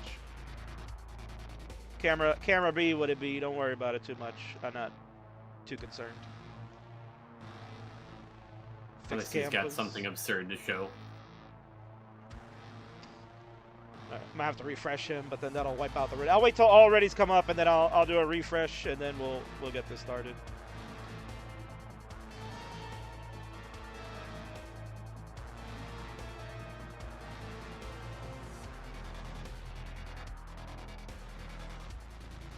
All right, we have all 8 readies. Let me get a quick refresh on the boards. They'll erase the readies, but we know that they are all ready. We'll see if that helps TT's cam come back up. If not, don't worry about it. I'm not too concerned. Yep. There it is. Nope, there it is. All right, here we go. It is game number 5. I believe, Colin, it is your turn. Let's go ahead and count them down. Will Canada take the next one? Yeah, we're going to find out, because game number 5 heads your way in 3, 2, 1, Tetris. Is that 15 starts? Looks like Alice and Firedox, maybe that during the break they had a little of time to strategize and say, hey, let's try some of these 15 starts. See if we're able to slow the pace down a little bit and know what scores we need. Yeah, again, we talked about that earlier, that was a viable strat that we knew Noel, one of the great tag team players in our Friendlies universe, has done before. We know Ninja is a big fan of the 17 stars, but it is a viable strat here when we play these team matchups, that it slows the pace down. It allows the player to maybe be able to get that advantage playing behind in the line count to catch up in score. So, Ian, quite a cheeky move by the Canadians. Yeah, this is an interesting strategic decision here because, I mean, you've got your 2 highest scoring players in Alice and Firedox both electing to play off of a 15 start, which does give them a bit more knowledge about when they assume that they'll have to chase down a number, and we're already seeing that lead floating towards the 6-figure mark. We're not that far into this game. That's kind of that scoring differential that you're seeing. But at the same time, they are sacrificing that scoring capability, so they've got to play that much more efficiently in turn in order to keep the scores relevant as we run this game deeper. Indeed. So this will be a test of fortitude. Can the Americans start to clutch up? They need this win. They were just 26,000 points short in the last game. Can they claw their way back? Because, Ian, you do not want to be down 4-1 in the War Games, where essentially you have to win out in order to claim victory. It's hard enough to win one game in these sets. Winning 4 in a row is a really tall ask of just about anybody, and no matter how good a team you put together, that is going to be a ridiculous order. So Team USA, I think, has to try and take advantage while they can here. They've got 2 players on the other side on those lower level starts there. So USA is opening up a pretty considerable lead here, but also look at those line counts. Alice on 41, Firedox on 38, WhiteBat on 56, counting. So they're well behind in line, so they will have that extra information because they'll have the same amount of lines to get to 29 speeds. But they are sacrificing that scoring to get this information. Exactly. But I think as the players you've mentioned, they are more than capable enough to really play 19 very well. And we know from Alice, for nearly 5 million PB score, can definitely play 29. If she needs that information to say, okay, our team is down by 100,000 points, but now I've got 10 levels to catch it, boom, we can do it easily. Yeah, and perhaps they could also be looking to prove a point, considering the just barely missed failed chase down that we saw earlier. Now we got Easy in the chat. Going to be going to Dubai after victory at the Red Bull Tetris in England. Going to represent them out there. That's tremendous. Wants to see this in a 4v4. When are we doing a World Cup of 4v4 matches here? That is a interesting thought there. That'd be something very cool to do, maybe over a summer. But Really, sounds Ian? like a scheduling nightmare. That sounds like a scheduling nightmare, and then on top of that, I mean, we're struggling getting tag teams to play in friendlies. I mean, how are we gonna get 4v4 all the time? And Ian, let's look for this board for Knight all of a sudden crazy. Yeah, Knight's playing up a little bit high. For a moment there, I was wondering if she was playing with Das, actually. But now pieces not always snapping over. Perhaps, actually, this could be, as we were talking about with keeping the energy, keeping the stamina, this could be a chance to play with a different playstyle, give your rolling hand a bit of a rest for a little bit here. Say, we've got a couple games in the back pocket. Why don't we see what we can do with this? And give some time to the players that have been, been in the hot seat for longer. Give them a chance to kind of recover. Yeah, and Colin pointing out here that they are both playing Das. You can see that even though the cameras are a little tough to see when we're playing the 4v4s, you can see if you lean on in the grip that they both have, they're both playing Das. So technically, it's all Das on Canada, right? Because Wally said he's playing Das. Firedox is rolling. That looks like rolling. It's rolling. It's rolling now, but I think it was Das before. Now that we changed over, but nonetheless, here we go. We've got a transition for Alice and Firedox. Meanwhile, everybody else is still on 18, getting close to that 19 transition. Yeah, and again, Team USA sitting on about a 300,000 point lead, which again is largely due to those 15 starts. WhiteBat is going to be in a lot of trouble here, right? He's going to be done at 486. He's going to be out early, and that is a big blow for Team Canada. TT, 700 still in 19. Okay. Yeah. Welcome back, Tetris time. Yeah, no, he mean business. So Team USA now, that lead pushing towards 400,000 points. Selfa had gotten up a little bit high here. What a brutal sequence, though. The 3 straight S pieces kind of really mangling the center of Sofa's stack. He's got to bring this back out of the bottom. Mari is going to be done with another 479. So there's one of the things we talked about during the break. This one making it a bit into post, but then just falling apart again. Still, we're looking at a nearly 400,000 point lead for Team USA. WhiteBat out at 486, Mari out at 479, so that is basically all square there. So it is down to the remaining 3 players on each side as both Alice and Firedox are into the 19 speeds now as well. Yeah. No, TT's 700K on 19 is really a major bonus for Team USA on top of the level 15 start from Alice and Firedox. And this board, Alice gets a triple over to the left side with that J, a double, and another double, starting to downstack this. Ian, maybe this plan of the 15s from both of them starting to bite back. A little bit. I mean, the game is not even remotely close to over yet, although it looked like it was trying to be on Firedox's side. Very timely bar down the center. But, and a couple of missed drops. That is going to spell disaster. Firedox out as well at 558. So now we've got a 3-on-2 situation, and that lead starting to creep back up. It had drifted down a little bit, but Team USA starting to tack the points back on. Tyler at 696 into 26. Hana hanging in at 683 and 26 with a center well Tetris to go to 717. And TT north of 900 in 27. Alice is at 694 and 24, so again, has a lot of lines in hand. But we are staring at a 400,000 point deficit here, coming closer to this 29 transition. Team USA looking to take advantage of the downfall from the 2 Canadians over there. They are powering on the point. The 15 starts may have backfired for Canada. USA cruising nearly a 500. Now it's over 500K. Man, oh man, Ian, statement game made by the Americans. And Sofa's going to be done.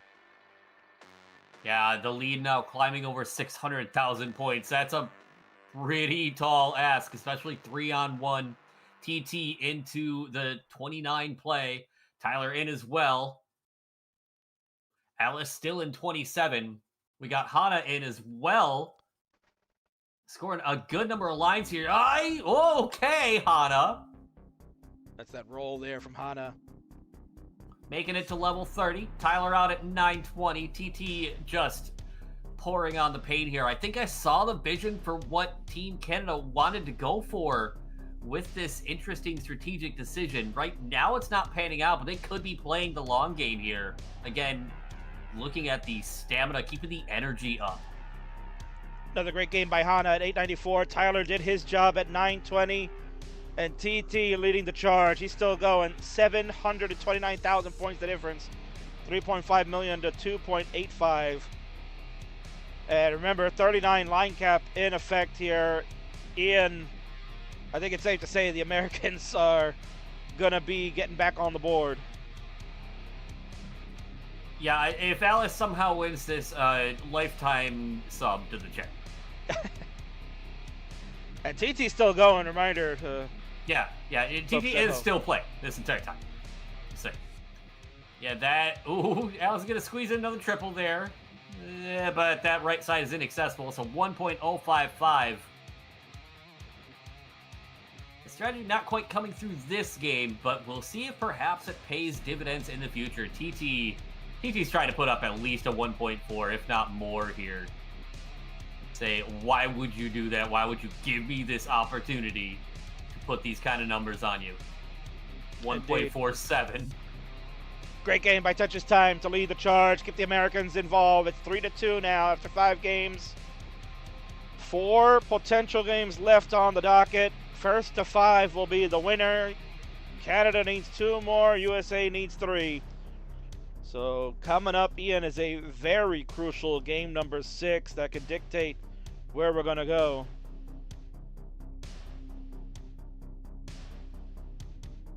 Yeah, I think that's going to be a big morale boost for Team USA. But again, Canada still with a distinct advantage here, still got another game in hand. So we'll see what level starts everyone chooses to go with. All right, so readies from Alice, we have readies from Sofa.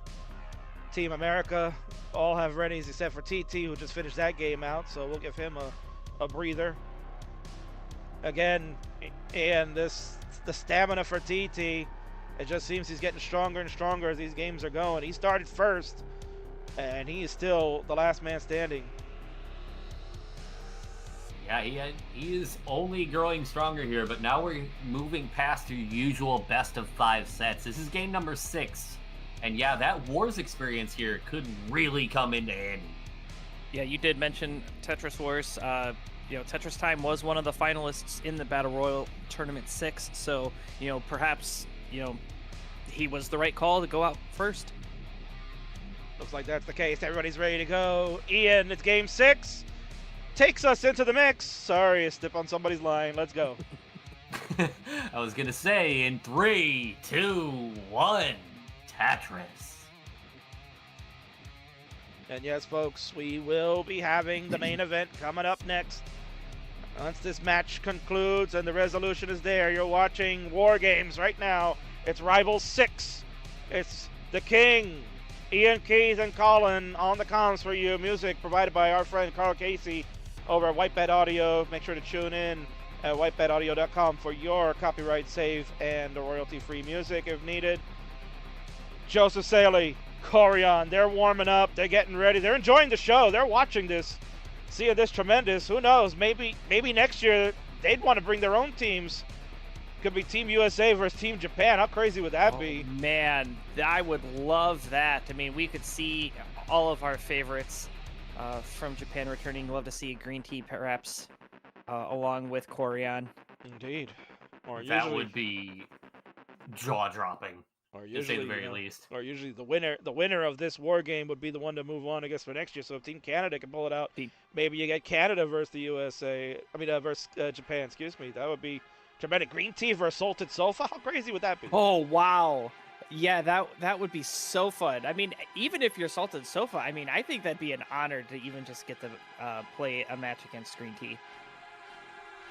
You know, I mean, I think anyone would be honored to get to play against Green Tea. Not gonna lie. And but I'm saying in a War Games format though, like, yeah, you'd want to win, but man, just even playing, I'd be happy just being there. There you go. Confirmed.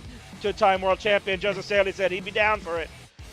I'll talk to you about that down the road, my friend. But, you know, not for nothing, I have it on the record. I have it on the record at CTWC 2025 when Koryan and Green Tea and the Site Kinesis, they were all in attendance. We were talking. I said, you know, tag teams is a thing. If you and Koryan and Green Tea want to get together and team up, that'd be something cool. You know what I was told? Hell yeah. Oh, man. Wow, that's exciting and terrifying. What's also exciting and terrifying, Tyler's bored right now. I mean, that's given at both states of the game. I believe that was understood. But he's bringing it down. He's lagging behind in score right now. But again, 18,000 at 56 lines. Speaking of spicy boards, Hana had a very, very, very high center as well, but whittling it back down here. Alice built up for very dirty Tetris. There's a bar. Dirty Tetris down the center. Team Canada holding on to a healthy lead here to kick off game number 6. You know, we did talk in that previous game where they were dassing. This time, you know, it does appear that Team Canada has gone rolling. I can't tell from WhiteBat camera is cut off there, but Alice and Firedox are both rolling.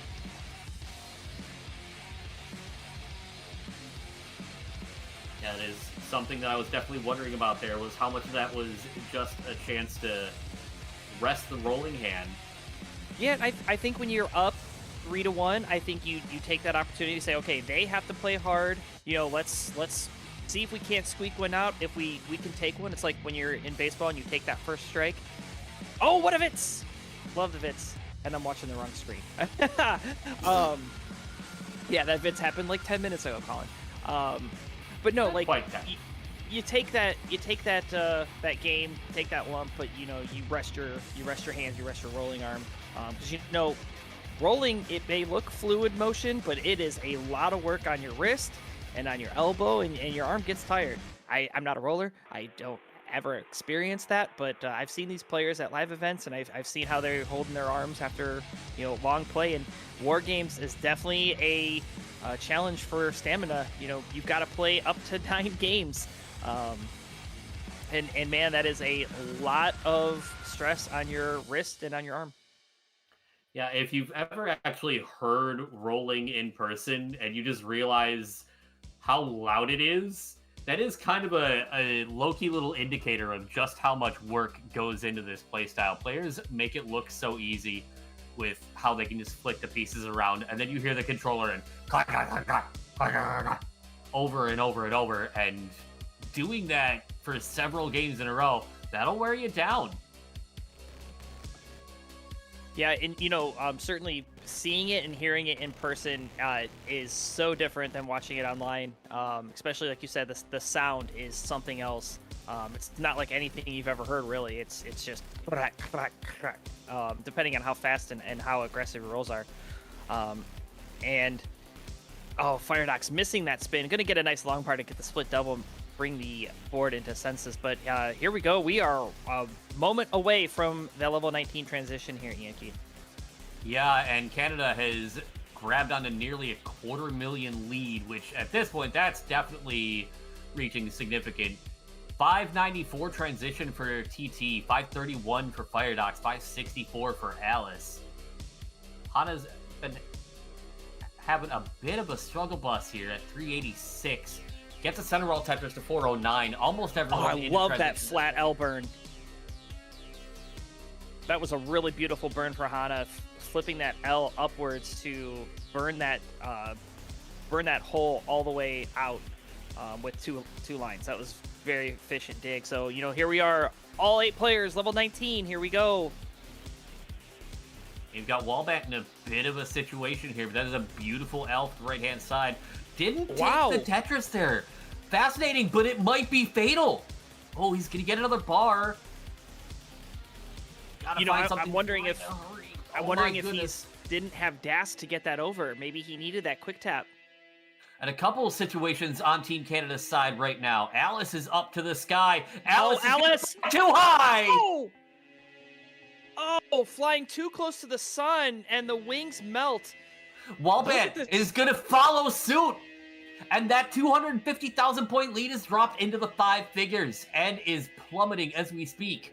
We still got Firedox and Salted Sofa for Team Canada, but they have got a lot of work on their hands. Mari putting up the best game of the set for them so far has just about cracked the 600k mark.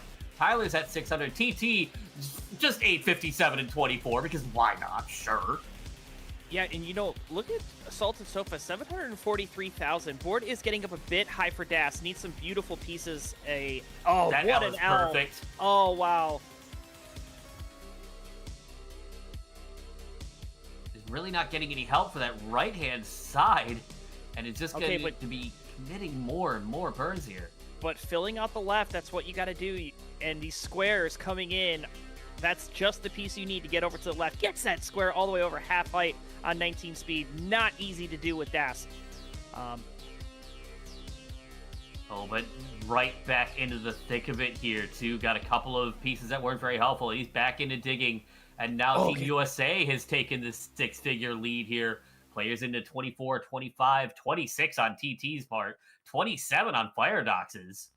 Yeah, that just goes to show you how important it is to stay in all of 19. Oh, but Salted Sofa gonna give up the goose here on level 25 at 771. So this is all 4 Americans versus Firedox. Firedox needs a miracle here. This is the kind of game that Team USA needed from Mari this set, and Mari is coming through 732 in level 26. He's taking down the Tetris to 765. The lead for Team USA just was over 500,000 for a moment there. So Firedox has got a pretty tall order. Knocked out a Tetris there, but that is a lot of ground to cover. When you got 4 players still throwing points at you, and they're all well behind you with levels. Yeah, I mean, Firedox needs a PB in order to catch this. Going left well, too, on level 29 speed. Gets that bar, gets it over. But now a 600,000 point deficit. TT's got a 1.2 in level 30. Tyler is just shy of the max out here. Will he finally break the 1,000,000 points in this set? He does. He does, exactly. It was just shy. It was like 20 points over or something. Mari's got 852. Hana's in at 752. Mari's actually got room for one more at 887 here. And Hana's going to be done at 752. Mari setting up. All in on this bar. Gets the Tetris. And let's see what they can do. Nothing else. 924, but doubling the score from the first 2 games.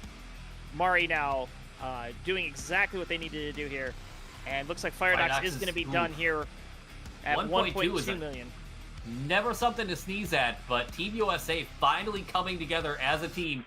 Everybody staying in it together. TT with a 1.3, Tyler with a 1.0. Team USA north of almost 900,000 point advantage now that they're playing by themselves. Yeah, TT hanging that bar. Yeah, and look at this. The set now all tied up 3-3. This one's going the distance, Keith. Well, then apologies to Koryan and Joseph for the delay, but it's okay. It's worth it. Wow, what a match we just saw there. Another great game. Team USA clutches it up. Mari finally steps up to the plate. Huge game, 924. That is absolutely needed. They're back in this. It's playing field even, fellas. 3-3, which means what was once a first to 5, well, it still is, but now sort of is a best of 3. The team that gets the next 2 wins will win the War Games. We have readies from 3 members of Team USA. TT again, seemingly the last one to finish. I think Tyler and TT kind of ended at the same time. But again here, Ian, that stamina needed from TT. This is now game number 7 for him. He's not used to playing that many in a row in a competitive setting. Will he continue to keep up these great scores? I mean, just shy of the 1.4. He's had a bunch of those today. Yeah, I mean, this is where all that time playing in Wars has got to come in clutch. But now he's definitely got his team behind him here, really helping pick it up and put a little more pressure on Team Canada, and we've seen a huge momentum swing here. So now, how does Team Canada respond to this is the real question. WhiteBat and Sofa both had a couple of struggle games there. Salted Sofa got nearly 800, but couldn't quite bring it all the way to the end. All right, we have ready Looks like from we've got 8 ready everybody. players. Yes, thank you, Colin. We have ready from everybody. Let's go ahead. It's game number 7. We're evened up. The tide will turn for one country. Who will it be? Let's do it, Colin. In 3, 2, 1, Tetris. All players have. You know, Ian Keith, you had asked, how does Team Canada rebound? And I think right now, that answer is in Alice's playbook. Alice had a pretty early top out, very not what she wanted by any means. So, you know, she has to put that game aside and, you know, say, okay, I've got to reset. It's a new game. And, you know, you're capable of these scores. You just have to come out and do it. You can't, you know, let your previous game bother you, which, you know, being a Tetris player is very difficult to do. And actually, hold on. Oh, boy. Right as I say that. Dirty Tetris. Let's go. That bar could not have waited a single piece longer. We're not out of the woods yet, but holy buckets. Yeah, that definitely... what a perfect pair of L's. And gonna avoid the L. Goes Akibar. I think that was maybe a Phantom Burn. It already started moving that piece to the right. But board is clean. Open for business. Bar in. Bangs the Tetris down. Oh, but oh my goodness. These sequences are so brutal. And you can't even blame my seed for this. Oh, hold on. Hold on, Alice. Come on, Alice. Bar. We need something for the center. Oh, gets that piece over. No, the bar hangs! And another early top from Alice, and this one is huge at only 87,000. I mentioned it at the beginning of the set. I mean, Alice having to play and put that game behind. Now, you know, another early top out. You know, she needs to take all the time in between this match to really level set her head to come back out, because you just lost the highest scorer on your team, and you lost them so early. Yeah, this is definitely going to be a real gut check here. Now, you still have Firedox, who has shown plenty of ability to run games deep. You've got WhiteBat, who can just casually throw max outs as a DAS player. And you've got Salted Sofa, who is also extremely capable of just going, yeah, that's nice, here's another max out. So you still have plenty of points available on your team, and they've got to come together here. And if they want a chance to not go down 4-3 here, I think all three of them need to take this game at least to 29, if not farther. If we see some DAS 30s here, I mean, really, too, I think what you need is you need somebody on Team America's side to falter. I mean, because, look, we are only 60 lines in the books, maybe 70 lines, and already a 200,000 point lead for the Americans. So the work definitely cut out for you. Not impossible for Team Canada, but they are going to need to, as you said, clutch up. Yeah, this is definitely the... this is going to be a defining moment right here. If they can and now, find hold on, a Salted way... Sofa. This is DAS. That left side. Like an L. That L is perfect. That is not a good L, but that is a square.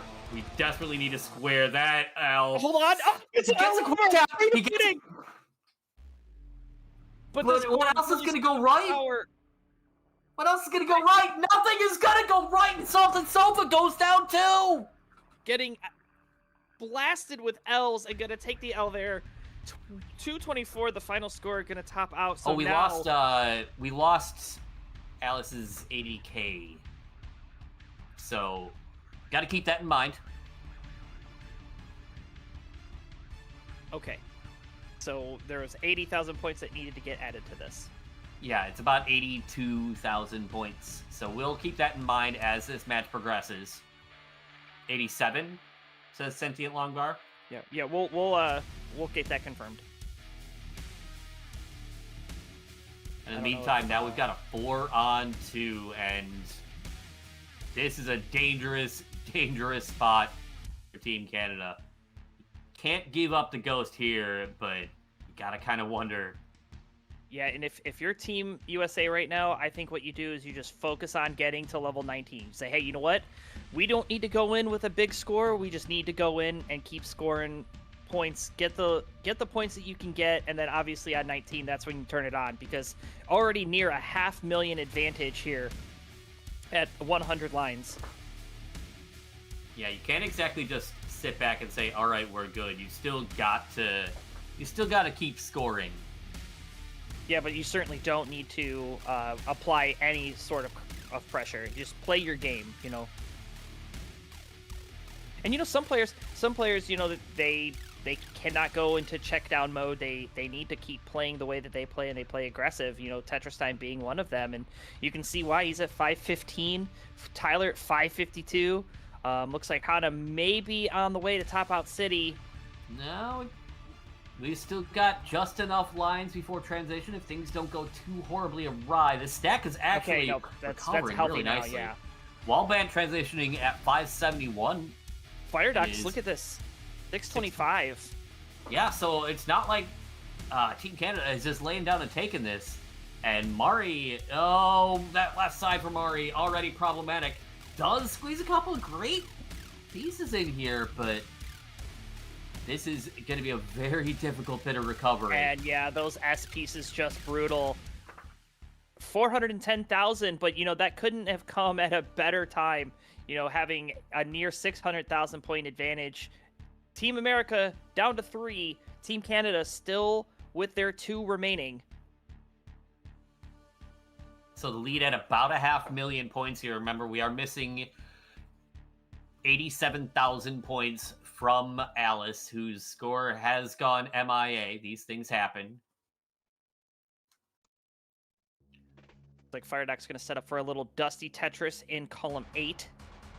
And no bar. Finally shows, but not as the well was covered, so Firedock's needing to get that back open. Has it open. Where's the bar? Taking its sweet time as it always does. Yeah, but just Firedock's finding really good burns here. Problem is, this drought, and in NES Tetris, the game doesn't really ever need to send you a bar if it doesn't feel like it. Finally, it gets that dirty Tetris. And another one for good measure. 835 and 24. He's putting up numbers. Yeah, definitely what the doctor ordered. And, you know, surprisingly, this lead not changing. It's still mid 500s. WhiteBat is definitely rolling with the way these pieces are getting over right now. And I think it's going to be required. Oh! Get that piece over! Needs a bar, though. Okay, I like that flat burn. I don't like that flat burn, but I mean, this is getting so tough for WhiteBat. But look at these. Look at this crisp maneuverability. There's also reasons why we're here in the commentator's booth and they're playing. Oh, the T! Oh! And no amount of rolling is going to save that. A 700,000 point deficit for Team America as they lose, or Team Canada as they lose another player. So again, it is all up to Firedox. You know, Firedox has been the lone survivor the last couple of games here too.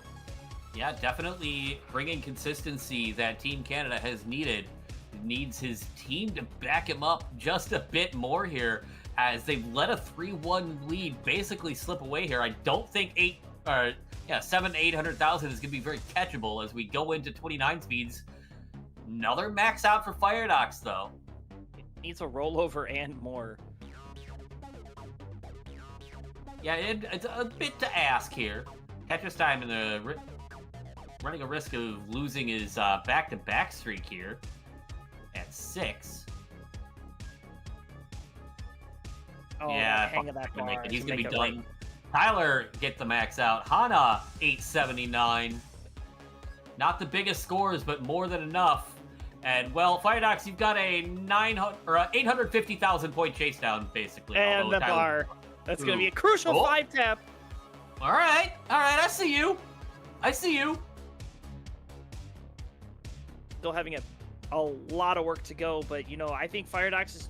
I think he's just playing the way that he has to play. He's just playing the way he knows how. You know, trying to squeak out as much as he can on these 29 speeds. Oh, the cheese bars. Another one, waiting for that last one, and Yeah, there it is. there it is. I swear, that long bar in column 2 is always so sticky. I think it's the stickiest of long bars. Yeah, they put a glue trap there or There's something. yes, absolutely. And Team America taking game number 7 and is now up 1 and on match point. All right, so GG's there on that one. You add the 87,000 points on top of that, so it's just under the 900,000 point difference, but nonetheless, great job by the Americans. They are now on match point. Canadians, after having a 3-1 lead, have been shut down the last 3 games. So Canada coming in hot. Now, here's the situation. Yeah, unfortunately, Knight not feeling well enough, not going to be able to continue in the match. Kind of led to that early top out there. Just not going to be able to finish. So we wish Knight well, get well soon. Tough break for the Canadians. So they are down a member. So usually we don't do a sub here, but I do see a Canadian. We do have a Canadian that is hanging out. There's actually 2, but I don't know if one's watching the stream right now. We've got Anpu, our great DAS player from Canada, and one of the King's Fae Fivers is around. Anpu, extended invite if you'd like to come in for one. We'll get you in. He just woke up 10 minutes. We got Martz. Martz is here, right? But there is Eyeball who was watching along, kind of rooting for Canada. He may or may not have been available. I know he had a test tonight, so it is kind of last minute. But if either one want to step in and try to rescue Canada from potential match ending, then come on down. I'll give you a moment. Because obviously we wouldn't want to end it with a 4v3. That's really tough to kind of go out at this juncture in the match. But certainly, Anpu is here. We're gonna get Anpu in. We want to get somebody in quickly. So Anpu, I'll DM you the room link and just join. You don't need a camera. It's fine. We just want to get this going quickly. I'm just watching. I'm just watching chat claim Tegamek is Canadian. You know, given the Tyler disc track, you know, saying, you know, what is something that's just not very good in Canada. He says Louis Scuey. Imagine Louis Scuey subbed in and brought Team Canada to victory. What a script change that would be. Am I right? Pretty sure something would light on fire. Imagine that I mean, I think the roof would blown off the building here. But nonetheless, all right, Anpu has been sent the invite. Join as soon as you can so we can continue on. Folks, yes, we do have the main event is coming up immediately after this one. We got a couple of things we got to take care of before that. I got to sub out my commentator crew here. Ian and Karl, you guys have been doing fantastic tonight. Thank you so much for handling the war games. And we're going to have Vandy coming in, everybody's favorite. Everybody loves Vandy. I know Chen's been waiting all night for Vandy to get here, so just hold your horses. It's almost Vandy time. We got JD, we got Koryan, warm-ups should be getting prepared. We got some great stuff prepared for them. We got stats. We got a great video from both of them. You don't want to miss it. So hang in there, folks. We're just getting to our main event. The all-powerful Orange is about to make his presence in. Let me go just check and see where he's at. Yeah, we don't even need cameras. We can just get a JPEG of an orange and put it there to be just fine. Hold on. I can go grab one really quick. Nah, I'm not gonna put it in. What? You don't want me to grab a bad JPEG of an orange? I've seen it enough. I don't need it. And Anpu is here. All right, let's get Anpu loaded in.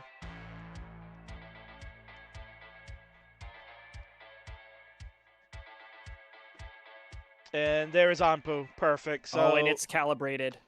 Well, because Anpu knows how to use NTC. That's Anpu is a consummate professional. Yeah, absolutely. All right, so Team Canada, you get your sub. It will be Anpu playing in for Alice. So we sub 1A for another. It is no SPS, so players just ready up so we can get this one started. And I wouldn't be surprised if WhiteBat decides to move to rolling now. Oh yeah, he already was.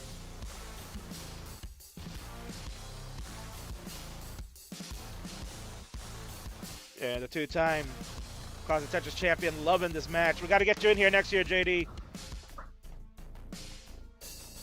Imagine the team that JD could assemble. Oh, my word.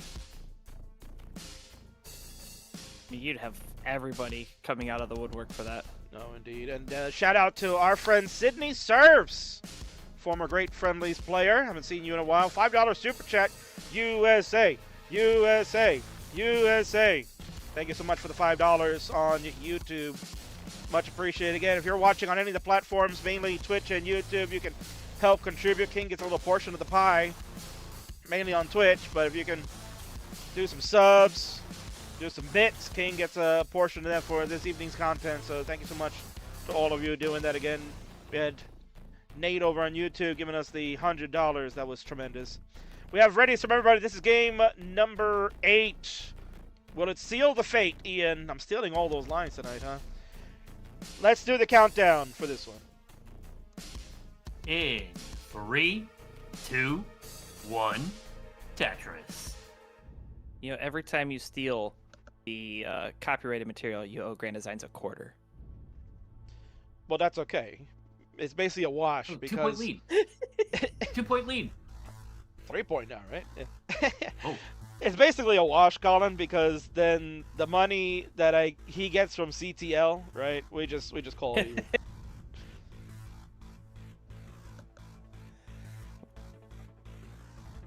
All right, so Firedock's off to a very interesting start here. Setting up?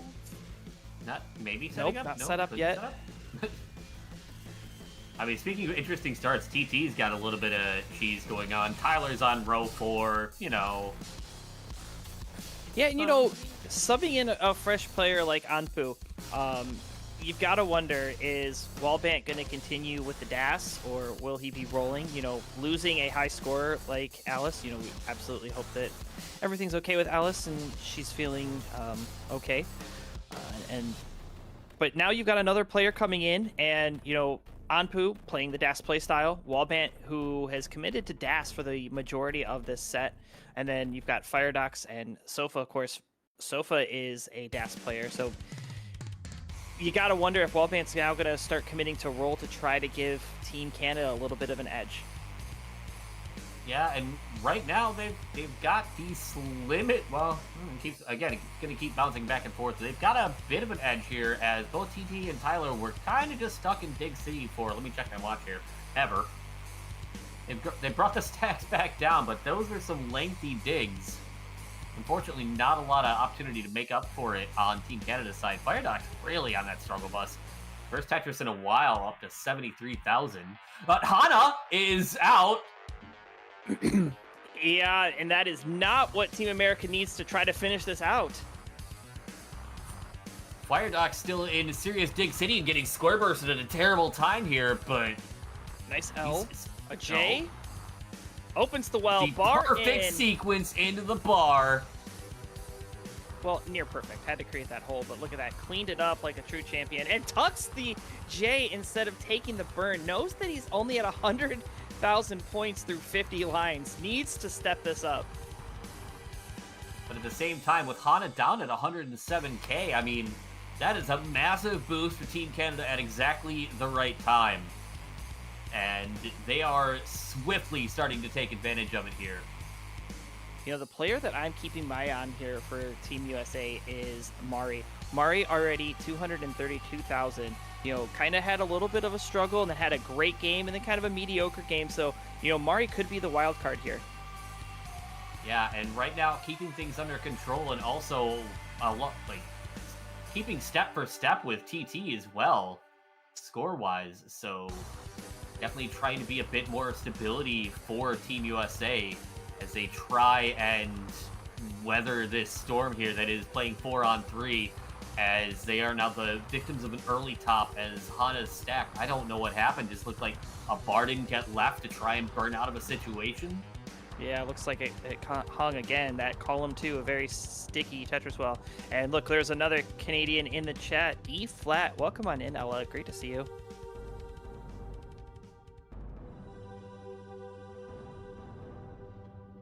And it looks like Anpu right now being a very valuable last-minute addition here. 305. WhiteBat is WhiteBat looks like he's trying to be the one to carry a lot of the weight on his shoulders. Yeah, you can 400 already. You can tell from the piece movement that this is rolling. Bar in, gets that bar over so fast.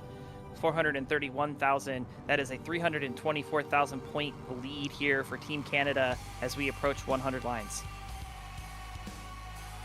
Yeah, he's definitely kind of taking up the mantle in the meantime here. Trying to make up for it, and honestly, Team Canada, they're doing a lot of damage here. The moment that they got this opportunity, they have pounced on it, and it shows right now. Mari with a bit of a situation in the center of the stack, but things are low enough. We got plenty of time to burn this out. You know, a J piece would be lovely. Not going to wait around for it. Yeah, and then, of course, the J comes and you can't use it. WhiteBat also is in dire need of a J, but finding a couple different solutions here. Yeah, and Mari bringing this board down, has the well back open just in the nick of time. Bar in, slams home a Tetris, 419, Echo. And just to interrupt you guys for a moment real quick, update on YouTube. We got another super chat. Thanks to our good friend Nate Endog, GTKD, that's Nate, for many of those. Great supporter of Classic Tetris throughout, not just here at CTWC, but through CTMs and CTL. Has been tremendous. $20. Good on you and the USA players allowing a sub to come in. No real competitor wants to win in a 3v4 knowing their opponent has an injury. I mean, that's just synonymous, guys, with how Classic Tetris has always been, that everyone is always, you know, willing to be good hands and in the spirit of competition. Nobody wants easy free wins. So appreciate that, Nate. You are tremendous. Thanks again for those contributions. $120 overall tonight. Back to you guys for the action. Yeah, we had transition from our 7 remaining players here. Still a 300 to 400,000 point swing between the Team Canada and Team USA. And now Mari getting up a bit high on the board. I think Mari ran into a couple of situations with that roll grip switch, but is... What if it's... Okay. Yeah, no, that's fine. Set up for the center well. Center well Tetris. That's one way to get around that situation, but I mean, we still have a different situation. The nearly 400,000 point gap between these two teams here as we go through post. Yeah, and if you look at the scoring, it's actually all because of Tetris Time being 100,000 points ahead of the rest of his team. Look at Tyler, Mari, you know, very good scores. Firedox, WhiteBat, Salted Sofa, and Anpu all still playing, but just Tetris Time's efficiency is what's carrying them here. Yeah, I mean, we are still looking at a 400,000 point deficit, and it's starting to climb here as every Tetris gets worth more and more. Firedox in a small bit of a dig here, going to slow him down for a little bit. WhiteBat also burning things back down to the bottom. TT 823 here, level 24, knocking down another Tetris. Mari is going to top out at 567. Hung a bar in column 8, couldn't get anything through.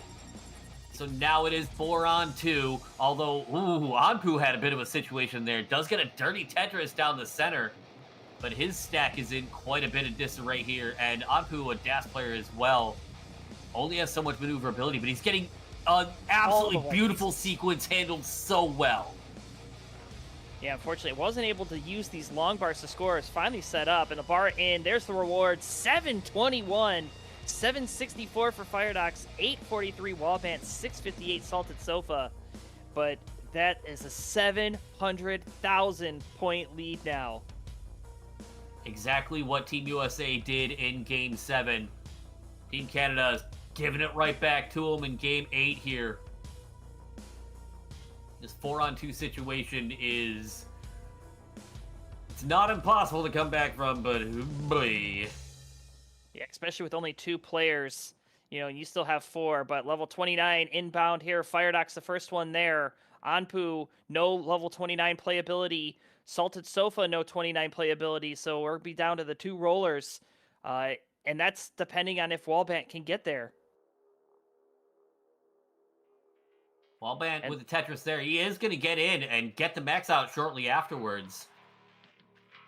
TT just shy of a max out right now. Tyler not quite at 29 yet, and he's on 924. And I think I see what Ampu's doing here. I think Ampu's going to try to set up for 2 now. Nope, going to take a skim. He skimmed in. And I no don't know bar. if he knew his line count. So yeah, 906. He's going to be done. But this is 800,000 points that Team USA is kind of staring down here as WhiteBat and Firedox both are going to be done. So here we go. 400,000 points is all that's needed. But Tyler, no. No, 800,000. No. Both needed 400,000. Okay, I see. But yeah, now it is just Tetris time. Now it's all on TT. Yeah, 739 post while already in level 30. That's a lot. And you know what? It's a lot. And that left side is going to make it a lot. And that's going to be game number 8 in the books. Yeah, and look at this. For the second time tonight, Inky, we have another deciding final game. Wouldn't have it any other way. GG's, wouldn't have it any other way, man. Tremendous job. The super sub Anpu comes in clutch with a 906. And that, my friends, is the reason why a 4v4 works out so well.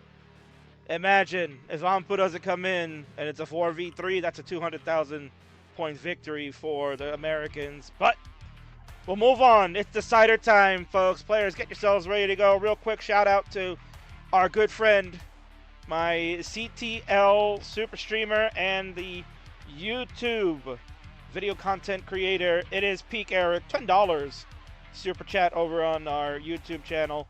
I sure love classic Tetris, but we love you too, Peak. Thank you so much for your contribution. And yes, apologies to Koryan and Joseph, but they'll tell you they're both enjoying tonight. They love the action. This has been a tremendous match overall. You know, going to decider, who knew it when it was 2-0 for Canada and 3-1. It looked like the Canadians were going to take it easily. Americans roared back. They took the lead. Canada super sub saves them. It's tied 4-4. They're all ready to go. Colin, the Friday night host, along with the King. Let's friggin' do it one more time. Game number 9. You can say the rhyme this time. Do it. You just did. It's so dang fine. In 3, 2, 1, Tetris. And Ampa was asking if there was SPS. No, we're not playing SPS. You're asking that a game too late. No, we didn't do that at all tonight. That was going to cause way too much chaos, and thankfully we didn't do it. So, nonetheless, it's been a great match. Thank you so much to all of you watching. Again, thank you to Ian and Colin. You have been outstanding on the comms tonight. This has been tremendous. Joseph, Koryan, next. Buckle your seatbelts, folks. The main event coming up. Final warm-ups for them. Lots to get into. Vandy will join me. Ian, Colin, let's wrap it up. Take it away for the final game. I am going to literally just have my face glued to my computer monitor, which is going to make it really hard to eat dinner while watching that last match. It's going to be so much fun. But we have this one to get through first, and we have some very interesting things happening on Tetris boards. Hana has... Oh, Mari and Hana both. And now TT building a stairway to heaven here.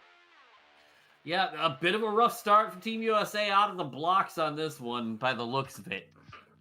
Nothing too dangerous on any one of these stacks, but that early game slowdown, it's always difficult. Yeah, it's always difficult to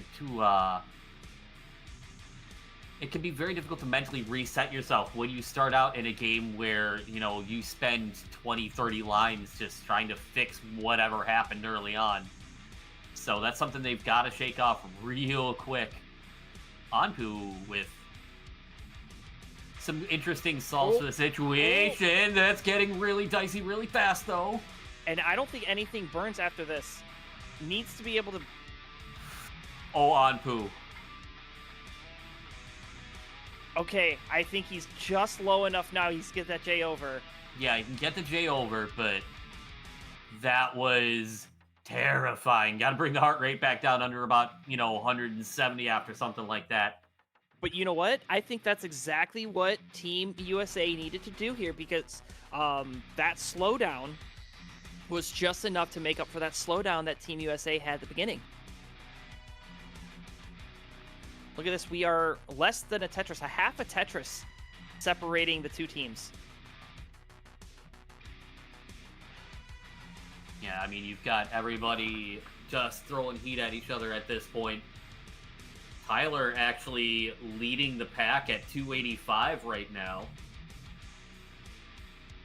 And Tyler having a big game here would be the booster shot in the arm to propel Team America to victory. Tyler has not had a bad outing. I mean, I've watched a lot of Tyler's play, and as a matter of fact, when I was putting together my notes and I was putting together everybody's play style, I said that Tyler played the bad play style, but he has not shown that tonight. He has been on fire. He came to play, he came to win, and at 354 at 75 lines, he's definitely going to be one of the people to watch to help close this out for Team USA. Yeah, if he could just keep it simple, keep it consistent like this, that big score can do a lot of damage here. Again, he's still leading everybody right now as we go around the 80 line mark all the way across the board. We've still got all 8 players in it, despite a lot of scares early on both sides here. And look, thank you so much, Peak, for the 1,000 bits over on Twitch saying, "Go USA, ew, maple syrup."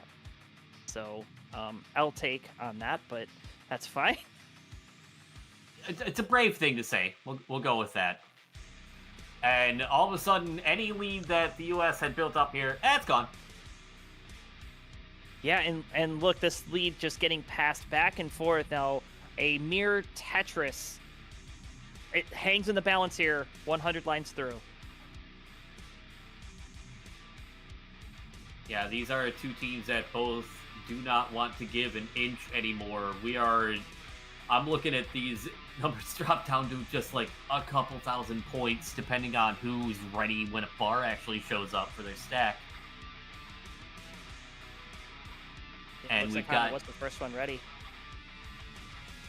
Yeah, I mean, we've got 4 healthy stacks right now, so this one, all the players well over 100 lines here now, about, 15 to 20 lines left till the transition to the 19 speeds. Generally healthy stacks across the board. Hold on, Tetris time. All right. But some incredible adjustments. And the double tuck 5 high bits. And that is such a beautiful cleanup here for Tetris time. An L-piece double tuck needed. Oh, actually could have did the spin tuck there with the J, but... I thought that's what he was going for. Didn't bother setting it up. He's just going to bring this stack down because transition is right around the corner for one last time in this set. Firedox is in at 560. He's going to be the first one into the 19 speeds. TT just under 500 in as well. As Assaulted Sofa and Anpu, 133,000 point differential here in favor of the Canadians, looking to take one more. We've got all of 19 to play through. You got WhiteBat lightly rolling. You got Firedox rolling. TT and Tyler rolling on the other sides. And Hana, look like has been doing some as well. Mari with the grip switch. Yeah, Hana is dancing right now. I know it was a little bit hard to see. I had to look up in my chair. And of course, Kingsman is streaming at potato quality, so... well, the live stream itself is far better. The Discord stream, he already warned me was going to be this. And that's fine. It's fine. I've got good eyes. But these players also having some good eyes for some very good vision, looking for all the right pieces. And TT was waiting. There's that L piece, or the J piece for the flat burn. Cleans up the stack. Is ready now, waiting for the Tetris. He had a couple different options there he had to solve that. But now he's got to solve this in a hurry. Oh, beautiful time for that bar to come. Mari in danger. It hangs another bar on the left. Done at 5:33. Team USA is down a player in a very dire spot here. Yeah, another 500k top out. Tyler hung a TP, but gets a bar over for a Tetris. He can bring the stack back down. And that's 533,000 points. I mean, Mari has had 2 games, and those have made all the difference to keep Team USA in the running here.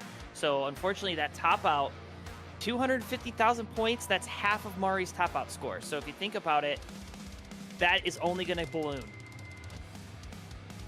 Yeah, I mean, the lead already pushing 300,000 now as our players careen towards the level 29 speeds. Salted Sofa having a couple tricky decisions here with this deck, but gets a great L for the left-hand side. Regains Das there with the Z, and now try and find a way to bring this back down because he needs to squeeze out every last point as well. Tetris time 800,000 in 26. Tyler just shy of 800,000, still in 25, waiting for his next bar.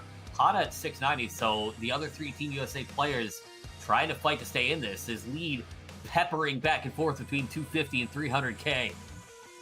Yeah, but it is going in the right direction if you're Team USA. Now 264, which was a 300,000 point at one point. So Tyler and Tetris Time really trying to hold on for their team.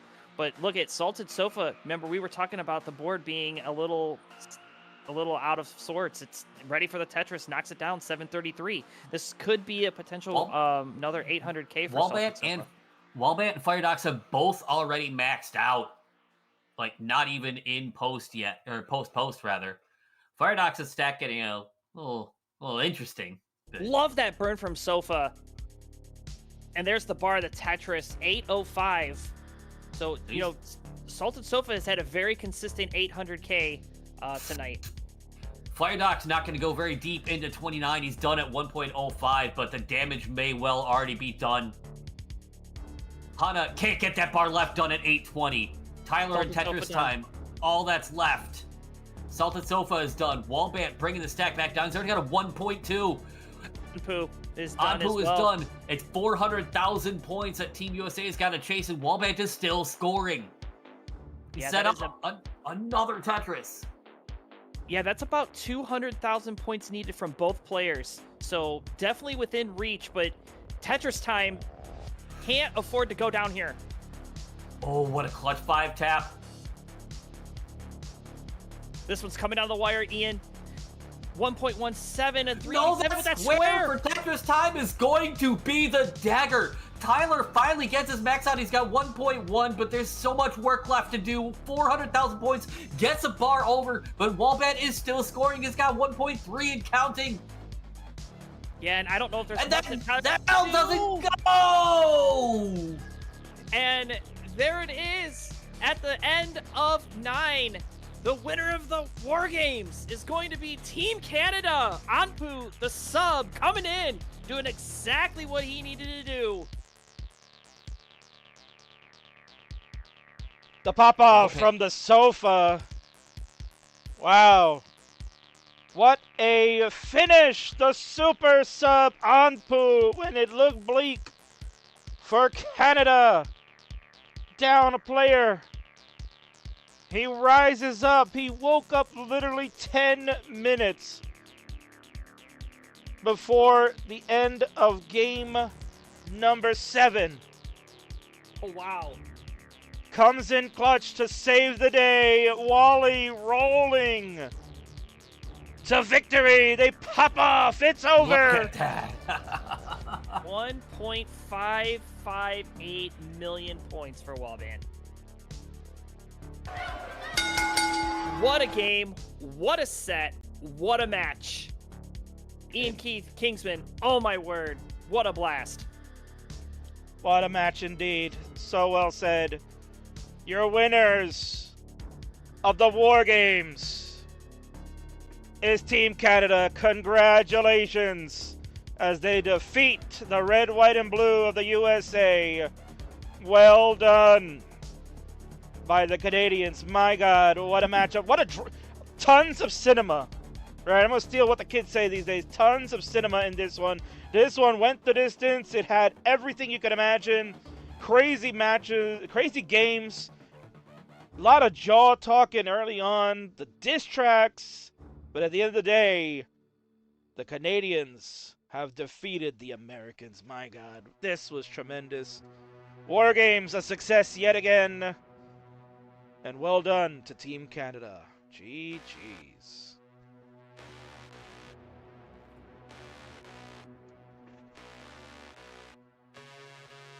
Holy crap. what a match, guys! Ian, hopefully that pizzeria is still open. this went the distance. No, so he's fine. I'll make him open.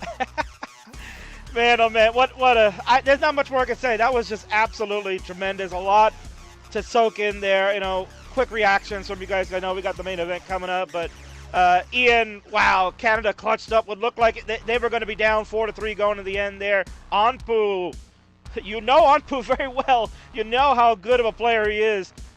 Tell me, what spark did he just bring for Canada? He brought not to mention the morale boost of having a new player in there, somebody willing to step in, be that clutch on that short notice. I mean, who needs warm-up? Just wake up, be like, that's just, okay, let's go. And then just drop scores like that, like it just comes naturally to him because it does. That was a huge morale boost, and that consistency paired with it I feel like it took a lot of weight off of the shoulders of like WhiteBat and Firedox, where they were able to just, they didn't have to feel like, you got to push those scores. Of course, then you see game 9 and WhiteBat just goes, haha, 1.5, haha. So, kind of took the shackles off there because they had the momentum back in their direction. So you have the consistency players like Salta Sofa and Anpu there. It gives you that much more room to play with. Indeed. Colin, tough break for the Americans. They were up 4-3 after being down 3-1. They looked like they were really getting set to put the foot down and close the door and all the other kind of euphemisms you want. But the Canadians come storming back. If you're Team America, how you feeling after that one? I think you walk away with your head held high. You did your best. I mean, without a doubt, Team America showed that they had what it takes to stay in there for 9 games. I mean, you don't get to game 9 by slouching. So, probably feeling a little bit disappointed, but, having played so well. And, I think, if you're looking at the MVPs of the match, I mean, for Team Canada, I would say, coming in clutch and helping finish out the match, Anpu and then WhiteBat, obviously great team management and selecting how your players are coming in. And then for the MVP over on the Team American side, without a doubt, would be Tetris Time. Yeah, without question, but you got to give props to all of them.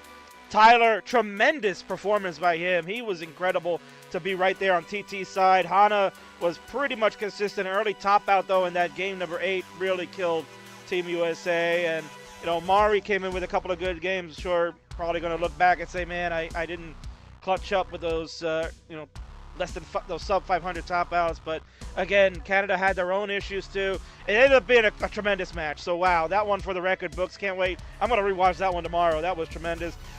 Let's get our final shout-outs and goodbye, because my great team over here, we've got Ian and Colin. You've been tremendous. That was a hell of a call from all of you. Thank you so much. Ian, first, you. Plug your stuff, my friend. When are we going to get Square Up back? Holy crap. I mean, it's not been for lack of effort. A lot of experimenting, a lot of messing with stuff, and we've had a couple of attempts over in the Discord, so... I mean, I just got to hear it from the people. They say they want me back, and I will be back. But yeah, otherwise you can find me on twitch.tv/IanKeith. I do stuff. I have forgotten how to talk and think after that entire set. You may have to excuse me, my brain may or may not have turned off. That's fine. Don't worry about it. And our friend Colin here, you've been picking up the slack for me on the Friday nights. You've been tremendous. We're going to see you again next Friday, right, for Black Friday. Colin going to be hosting our Friday night fights. But where else can we see you, Colin, and plug all your stuff, my friend? You know, I'm actually on vacation this week from work, so I maybe will play a little bit of retro. I don't know if Tetris will make it in. Maybe it will. I'll also play a little bit of Ark Survival, but I will be live, twitch.tv/cchrisdem. And then, of course, on Friday night, come catch Friday night fights here, twitch.tv/classic Tetris, or the YouTubes, or the Kicks, or Truth Social. No, I'm just kidding. Wherever we're live, that's where you'll see me. Kingsman, thanks for having me. Ian, Keith, it's an absolute pleasure. I think this is the first time I've ever been in the commentary booth with you. Loved the dynamic. I hope we get to do more of it. Oh yeah, no, it was a hell of a lot of fun, and it helps having some real experienced co-commentators to really make it so much easier. Indeed. No, you two were outstanding, and I'm sure, trust me, more super shows to come. We're going to need you. So thank you so much for joining tonight. You've been a blast. Awesome. Thank you. Thank you. All right, folks. The moment you've been waiting for. Everybody's been like, oh, when's Joseph and Koryan? When's Joseph and Koryan? Well, it's supposed to be about an hour and a half ago, but that War Games just went on and on and on. But it's good content, man. You can't complain unless you're Grandmaster Ribeiro.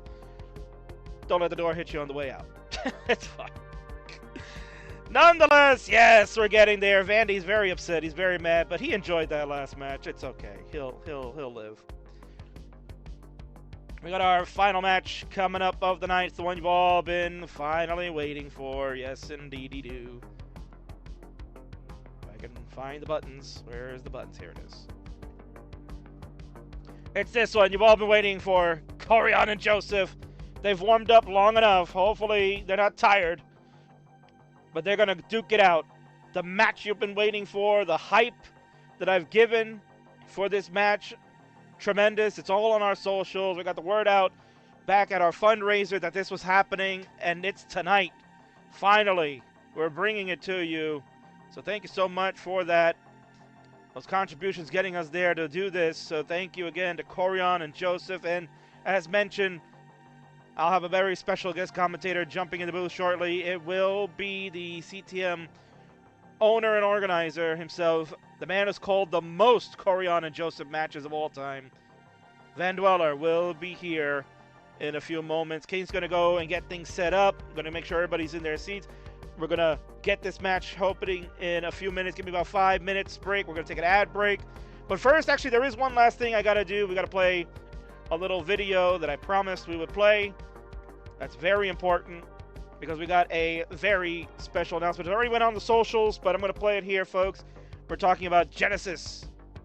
CTWC Genesis is back. Check out the teaser trailer that we have for you. And then I'll be back with the match.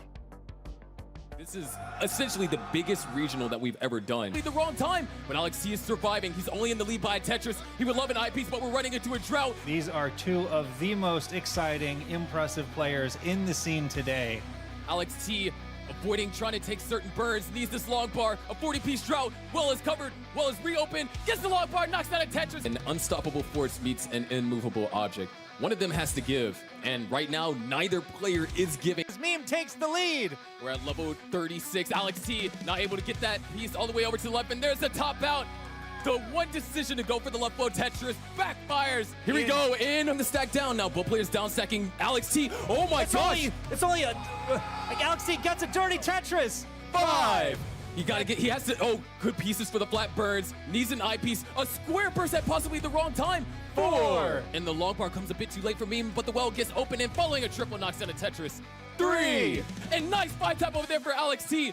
Still keeping hope alive. Oh my gosh, this dig is phenomenal.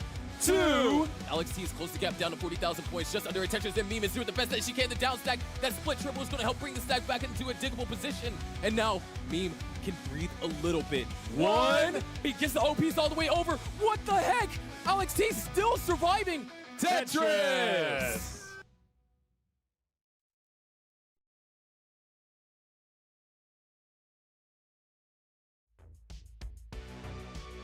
Tremendous. Genesis happening again this year for CTWC. It'll be GX3. We're going to be there February 13th to the 15th in San Jose, California. It is a tremendous event. It's our first major of the year. Kicks things off leading into the road to CTWC. So this is going to be an outstanding event. You've seen just from the video there the hype that it brings. We know that Knight has been there and playing tremendous matches. We know Hana's been there, Fractal, Meme, Alex T. We could see them all again this year and maybe more. So if you like to get over there, head to genesis.gg and you too can start getting your registration in there. It is a major event. It includes the fighting game community, and this year Dr. Mario as well will be there. So don't miss out.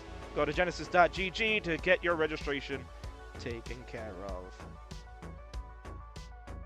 And as mentioned, this is coming up next, folks. We're going to take a quick ad break. King's going to set things up. Vandy will join me shortly, and let's friggin' go. You've all been waiting patiently. No more delays. I'll be back in a few moments.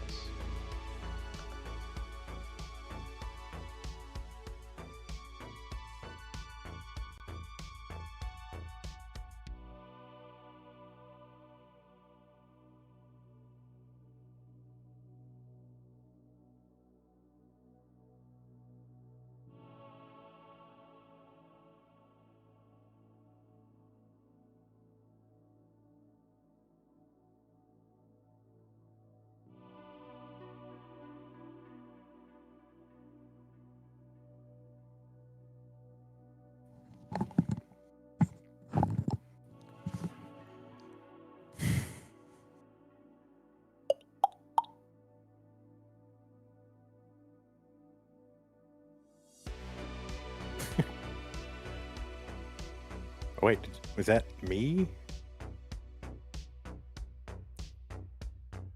Oh my god. That was me.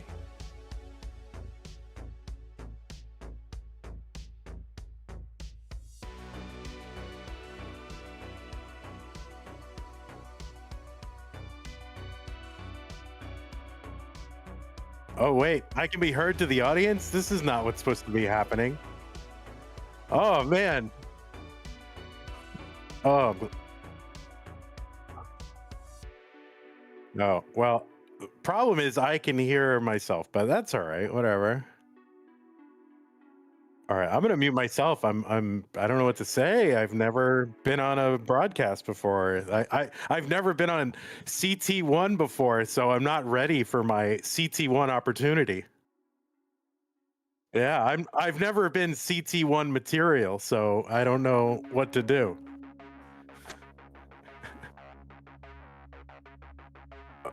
Oh. Oh, all right. Well, it's off-putting because I can hear myself. Like, oh my god, how are you dude? How are you capturing these? I'm looking behind the scenes of what Kingsman's doing here, and it's a total effing mess. Like, bro. No. Dude, you need to use this special URL for these Twitch streams, not like you're not using it.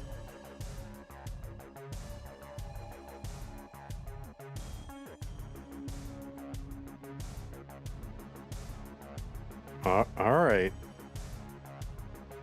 I don't know, man. This thing is held together like very. It's fine. Very rickety behind the scenes. Look, here. There it is. At There this it is. Friendlies. Do you see this? Look at this. It's fine. Everything's fine. Everything's fine. Vandy's seeing the behind the scenes, right? So it's fine. Look at this. There's Joseph. That's your boy right there. Yeah. There. Ooh, Yeah, you're not supposed to hear Kingsman right now. This is his quiet time. Oh, But well, I can hear him. I'm live. I'm live to them now. Because I thought Oh, it would be, you I are thought live? it'd be I thought it'd be awkward if you're just talking to nobody, right?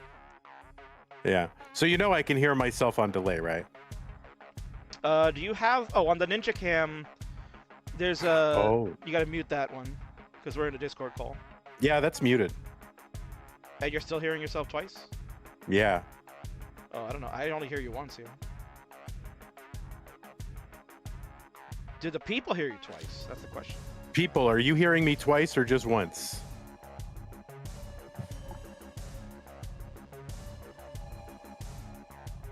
Yeah, oh, well. Oh, wait, hold on. Okay, we'll try this. They hear you once. All right, I think I got it. It's on my side here. Oh, okay. See that mixer, that crazy mixer you have, right? Yeah, it's way too complicated. Oh wow, I'm Ian Keith. Hey everybody, I'm Ian Keith here with you. Hey, Keith, great to see you, buddy. Hey there. Ian Keith was good. I don't know that I've actually heard much Ian Keith on comms for Tetris, but Ian Keith was good. Yeah, no, they're great. I love Ian and Colin. They do a great job. I'm glad. Yeah, that they, Ian does a great job. You're right. No, I'm just kidding. We just gotta Ian a better mic though, right? Right. Oh man, I'm vaping now. All right, hold on. Let's see. Are you vaping? Oh, there. Oh. Oh my God, look at this guy. Oh my God. Oh my God. All right, let's act professional now.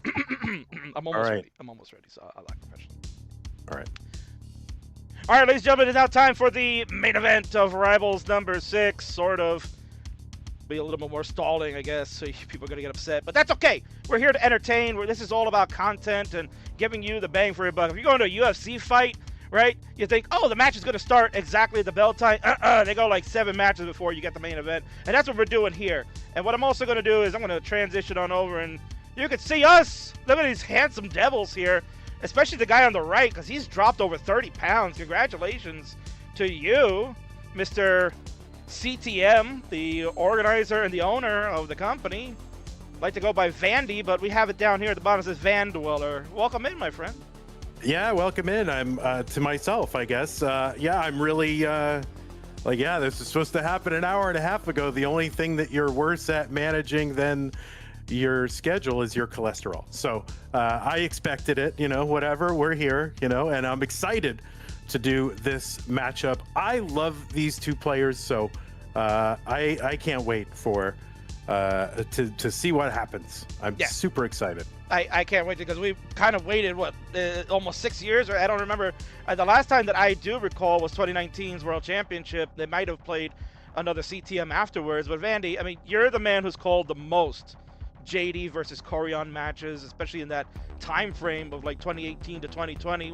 Just tell us, the history that you've been able to call and the magical moments that you remember. Yeah, I don't remember much of any of it, but no, to me, like the classic Tetris scene. Listen, it's 2025. You can't live in the past, but to me, like peak time, golden time, the time that I always go back to as like the best time ever in classic Tetris, of course, is today. Any given day is always the best, but the second best is that February and March of 2019, the back-to-back finals between Joseph and Koryan. They got to the finals in back-to-back months, and they flip-flopped. One took one took the other, and those two were just on top of the world. It was like huge intensity, and yeah, they were hyper tapping.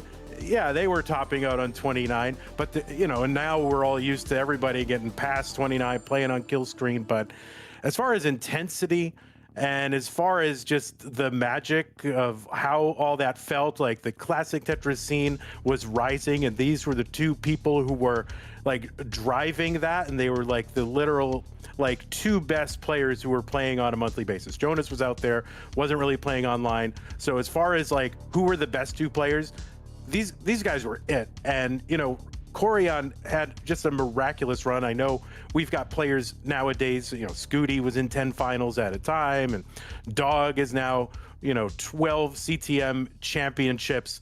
But these two, in terms of the intensity, not that much far behind them. I mean, there was a span of Koryan, like not a calendar year, but a year, like from November of 2018 to October of 2019, where he was in the finals 10 times out of 12 events, and he won 8 of them, which no one has still done that. So yeah, somebody might have eclipsed Koryan in terms of how the total number of victories, but no one has done that. So I mean, these players have still done things that no one has ever done. So it was a really magical time.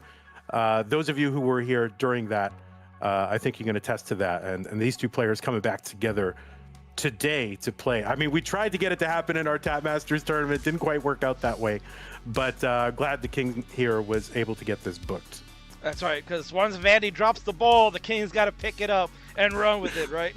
So, yeah. no, honestly, everything you said there, Van, so true. And this whole year has kind of felt like an homage to 2019. You know, you mentioned about the best of 99 with Matt Martin and Badfoy getting to play each other again, and the return of Joseph and Koryan getting a little active now in Friendlies. So it's been tremendous. It's been a really fun, exciting year in that regard. And I think, like you said, this is going to be a really fun match, regardless of, you know, where the players may feel that they are at today. Like, you know, we saw JD; he played tremendous in the Tap Masters, Koryan, an early exit, but we've also seen him here in Friendlies when he's played Sharky and Green Tea. He's been outstanding. So maybe it'll be in his favor tonight. Who knows? But that's why we play the matches. Yeah, I think the actual delay of the hour and a half might help Koryan a little bit because it's a little bit later. I just think it's probably a better timing. I don't know time zones, but I feel like it might be actually a better time. So yeah, it'll be interesting to see which version of these players comes up. They haven't been playing a lot in the last several years. They both played in Tap Masters, and Koryan once in a while will kind of stream, and he'll go, like, there'll be a Japan event or something like that. But as far as we know, Joseph, just with that one Tap Masters appearance after like 4 years or something like that. So I'm very curious to see how this goes down, and certainly I'm going to be feeling the vibes tonight. Indeed. So here it comes, Koryan, Joseph. They're going to go 1-on-1, and who knows if it's the last time or many more times to come, but we're going to get it regardless, one way or another. Folks, we got something special here. Both players agreed to putting videos together. Can you believe it, Vandy? Wow. Oh my God, I cannot wait to see Koryan just trash talking Joseph. I mean, that's going to be sick. It is, right? And Joseph knows how to jaw right back at. So get ready, folks, because this is Rivals number 6, your main event. It's coming up right after this great video package we have for both. My name is Koryan, a Japanese classic Tetris player. I first encountered NES Tetris in 2013, but I began to play seriously in 2016.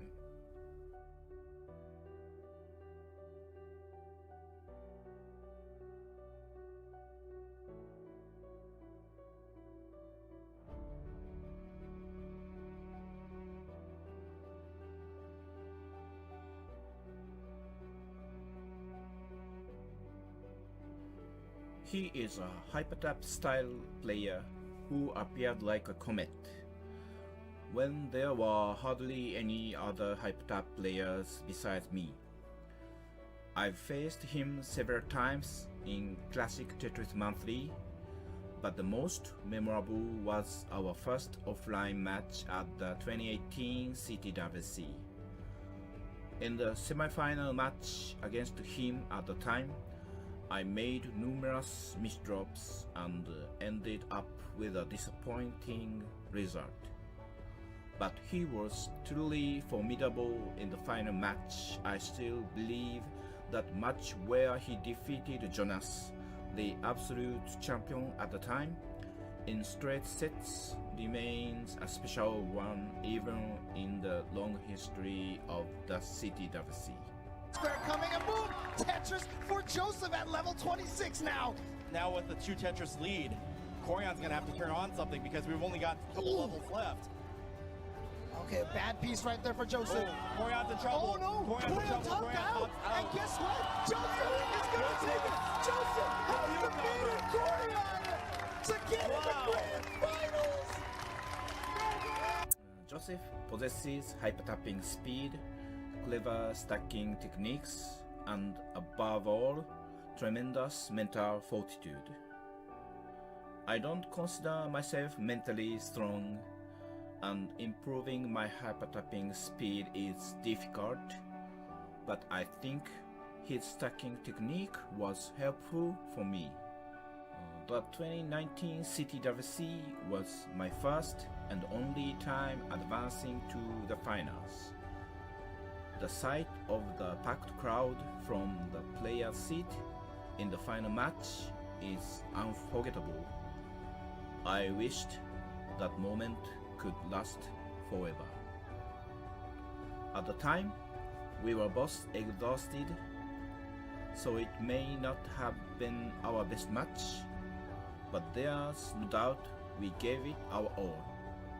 Dirtier Tetris than Joseph did That's that one okay. time. Oh no! Uh-oh. Can he survive this? Putting up, low bar.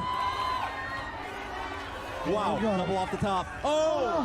No, it's not gonna happen. It's not gonna happen. Pressing down now just to get those extra points for the Tetris. And boom! Tetris for Joseph. And for the second year, returning champion Joseph Saley has done it. I thought Joseph would never return to the NES Tetris scene, so I'm incredibly happy he did.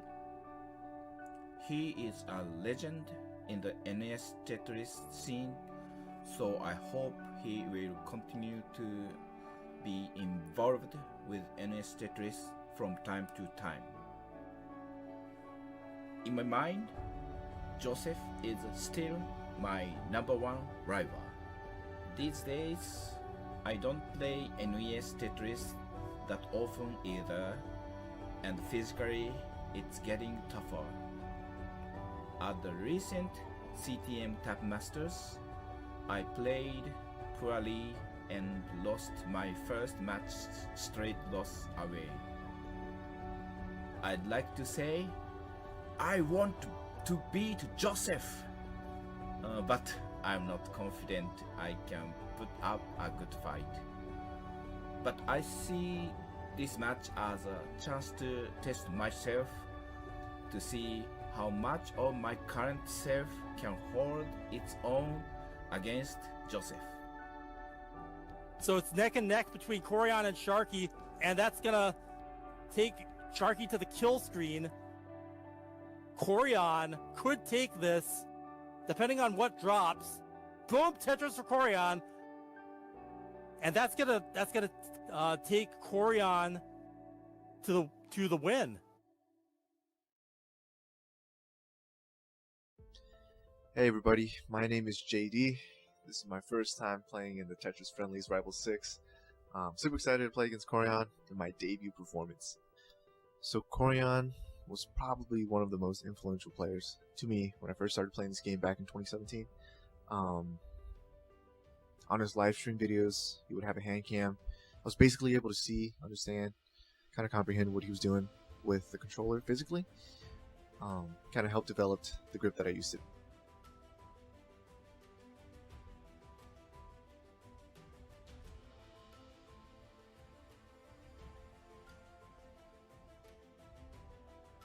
So I first met Koryan in 2018 in the CTWC Top 4. Then we also played a handful of CTM matches together throughout the years. And in 2019 we met for the CTWC Finals, which was probably one of the most important matches of my career. And for the match itself, I remember being super relieved with the seating, but also very nervous because I was either going to have to face Koryan or Jonas. Ended up being Koryan. Made for an amazing finals. I think it helped shape the direction of hypertapping at that time, before Roland came about.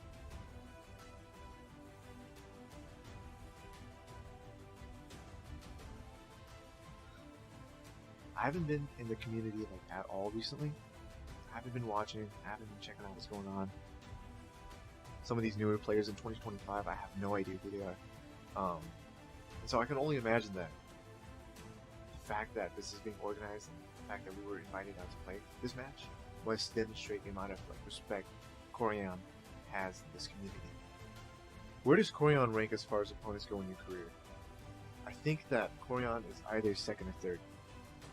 Jonas comes first, and I think Hufflepuffus comes second because of my losses in 2020 and 2021, and then Koryan. Alright, Kingsman, thank you so much for the invite. I really appreciate it. Looking forward to playing against Koryan. Koryan, good luck, have fun. It's been a couple years since we played, but I hope we still got it. We still got it. And I'm hoping we can play in the future.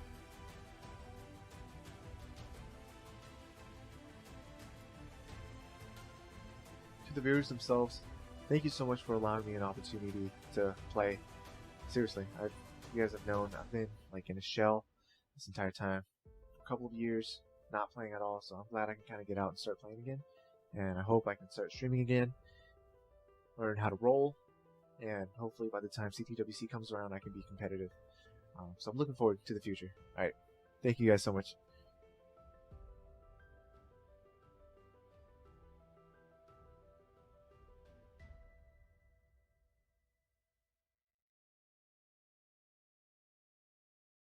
So I'm kind of glad I can. So I'm glad I can kind of take these first steps out of this shell. To get. I'm burnt, Kingsman. I'm burnt, Kingsman. I'm so tired. It's like 2 a.m. I'm so sorry.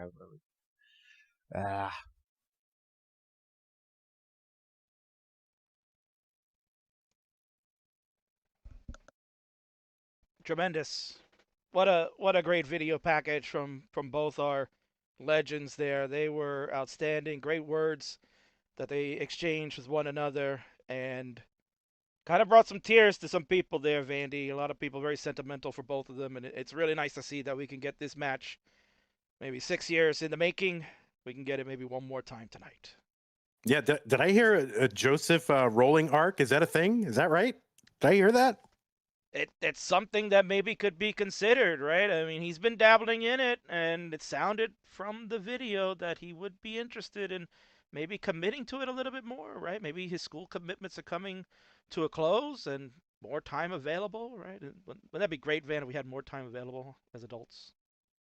It would. I think he's just messing with us. I think he's just stringing us along. That's it. No. All right. Much like those Let's string go. lights he had in his room there, but that's okay. All right, here we go, folks. It's the moment you've all been waiting for. It's Joseph. It's Koryan. They're going one-on-one. Here are the stats. Personal best for the two-time world champion of Classic Tetris in 2018 and 2019 is a 1.439 million score. That is a tap PB. Match record is 76-19.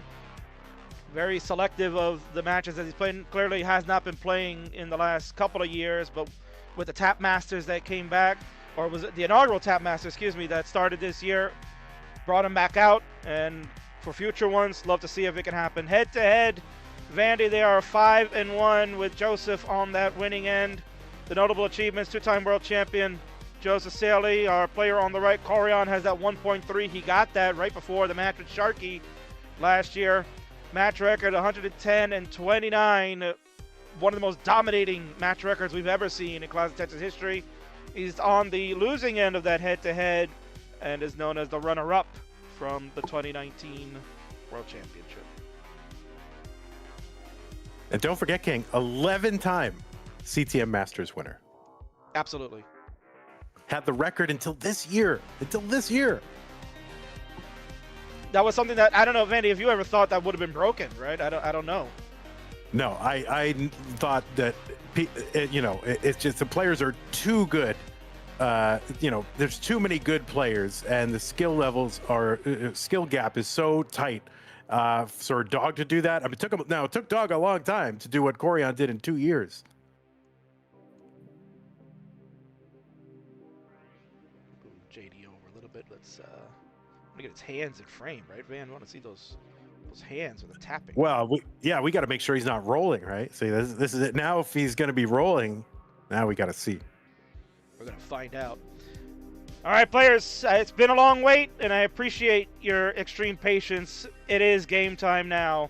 This is a best of 5 for you folks out there wondering, was JD going to roll for this? He will tap, so it'll be a straight tap match, the match that Vandy was hoping for in the Tap Masters. Well, he's going to get it here tonight.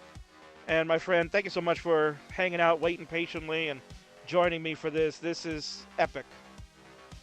Yeah, I can't wait. Let's get him going. All right, folks, the seed is in the chat. Players, I did pin you. The seed is there for you. I'll say it out loud in case you didn't check it. It's going to be C8. 3C, EC. A lot of C's in this one, Vandy. C8 for Katsugiri. 8. 3C for 3 Cadvinity. EC for Eclair, like Vandy likes to eat before he started fasting. Yep. And I'd like to thank a bunch of people here. We got a hype train that was going on. Let me announce that because that was going on during the videos and stuff. We had a lot of... Oh, man, I got to go back all the way back here. Thank you so much, Peak, for the 1,000 bits. I think Colin mentioned that. Talva with your subscription. We got Pocket Chimpy subscriber Prime. Thanks so much. Pocket Chimpy with 100 bits. Let's go, Joseph. Nate. N-Dog. Once again, 1,000 bits. This one for Koryan and this one for Joseph. 10,000 bits each. Oh, my God. I couldn't read that right. 10,000 bits apiece from Nate Dodos. That's 20,000 bits. 10,000 for each of them. Jesus. Barrett with the subscription. And let's see, Nate with another 5,000. This one is for the Vandy collab. Thanks so much, Vandy. I'll send you some of that money your way. And finally, the players are ready. Van, no more delay. Let's just do it. The honors are yours. Count them down for the epic rematch. All right, let's get them started. Joseph versus Koryan. Amazing 2025 match. Let us go. 3, 2, 1, Tetris. And Van, if you'd be so kind to filibuster for a moment. I forgot to change the bottom bar, but I'll do that while you introduce players. Oh, okay, yeah. On the left side of your screen, it is the, how do you even introduce these players? They are just like foundational, amazing, legendary players. It's like, how do you even begin to introduce these two players? Well, Joseph, of course, you know, from his amazing win in 2018 CTWC. Came out as a 16-year-old player who just went there to CTWC to qualify and ended up getting all the way to the finals and taking down really the original and still the greatest legend of classic Tetris, Jonas Neubauer, who is the 7-time CTWC champion. And this 16-year-old kid came in there and took him down. And just in case you thought it was a fluke, he came back and won the next year. He was inspired by Koryan to begin hyper tapping, and in the early competitive scene of classic Tetris, including classic Tetris Monthly, he was what, a 5 or 6 time, I don't even remember at this point, CTM Masters event winner. And of course his run in that 2018 was responsible for bringing in a huge influx of players into the classic Tetris scene. They just fell in love with the story. It made international headlines, and boy, it was a big moment. And those of you who, you know, kind of lived through the Blue Scooty kind of like influx, I mean, honestly, that's nothing compared to what was going on when Joseph won that. So that is Joseph on the right side. I don't know how you introduce a legend, King, but you just did that's the best I can do. Okay. You did a tremendous job. How about our other legend on the right? On the right side, it is Koryan. Of course, he was the runner-up in 2019. He came into the CTWC for the first time. I want to say, was it 2016 or 2017? Whatever. I mean, it was insane. He brought back the sort of little-known hyper tapping style that was pioneered by Thor Ackerland, of course, one of the early legends of esports, you know, in the 80s and early 90s. And Koryan brought that playstyle back and had several deep runs in Classic Tetris World Championship. And in the event that I run, he was the 11-time winner of our top tier event, the Masters event. A record that was not broken until this year. And he basically squeezed all those 11 victories into about a 2-year period. And he was electrifying. When you saw him, you thought anything could happen. And he just had a run of dominance, which, even though, you know, his overall win record has been eclipsed, I'm not sure that we're going to see a run of dominance in the online tournament where somebody wins so much in such a short period of time compared to everybody else. So 2 huge legends, and really excited to see them play this match. Indeed. No, I've been very fortunate enough to be able to call a couple of Koryan matches in my day, especially in 2021 was the first time I got to call him doing CTWC, and then obviously now he's been playing some friendlies. He's played twice now. He beat Sharky last year in December at Revolution. Straight up, it was a 3-1 victory for him, and then they did the triple threat match back in May with him, Sharky, and Green Tea, and he was victorious. And that was an outstanding matchup. I recommend people to check that out on the CTWC's live viewing section of the YouTube. It's available there. It was outstanding. And man, it's been like forever and a day that I got to call a JD match. For those that may not know, maybe you remember, but back in 2020, when we were in lockdown, we were at the CTWC doing it online, the infamous, or maybe famous, JD versus Moodus match happened that you guys happened to call me. You and Chris Tang were on the call, and like, oh, we got to get the king in here, because it was a kind of some lore with CTL behind it when Moodus was the owner of that, and that was my one and only time I recall the JD match. This is tremendous. All right, Koryan getting a bit droughted here for his stack, and he's going to get a long bar down. How about a score check for our players? 521 for Joseph, 345 for Koryan. And Koryan about 10 lines back here, so keep that in mind when you're comparing their scores. But yeah, Koryan on a bit of a dig. Yeah, this is a very detailed dig. He's a grandmaster, Vandy, so he knows how to find ways to get that split double to stay alive. Would love the long bar coming. Ooh, oh no! Special rotations of the L. And this stack of his, Vandy, is starting to get out of control. It is. We'll see if he can. If he could. Yeah, that L piece is like the hero of the left side of the board, and yeah, that really helped him out. So, oh no, that left. That I think is going to be it. And Koryan is going to top out in game one at 363.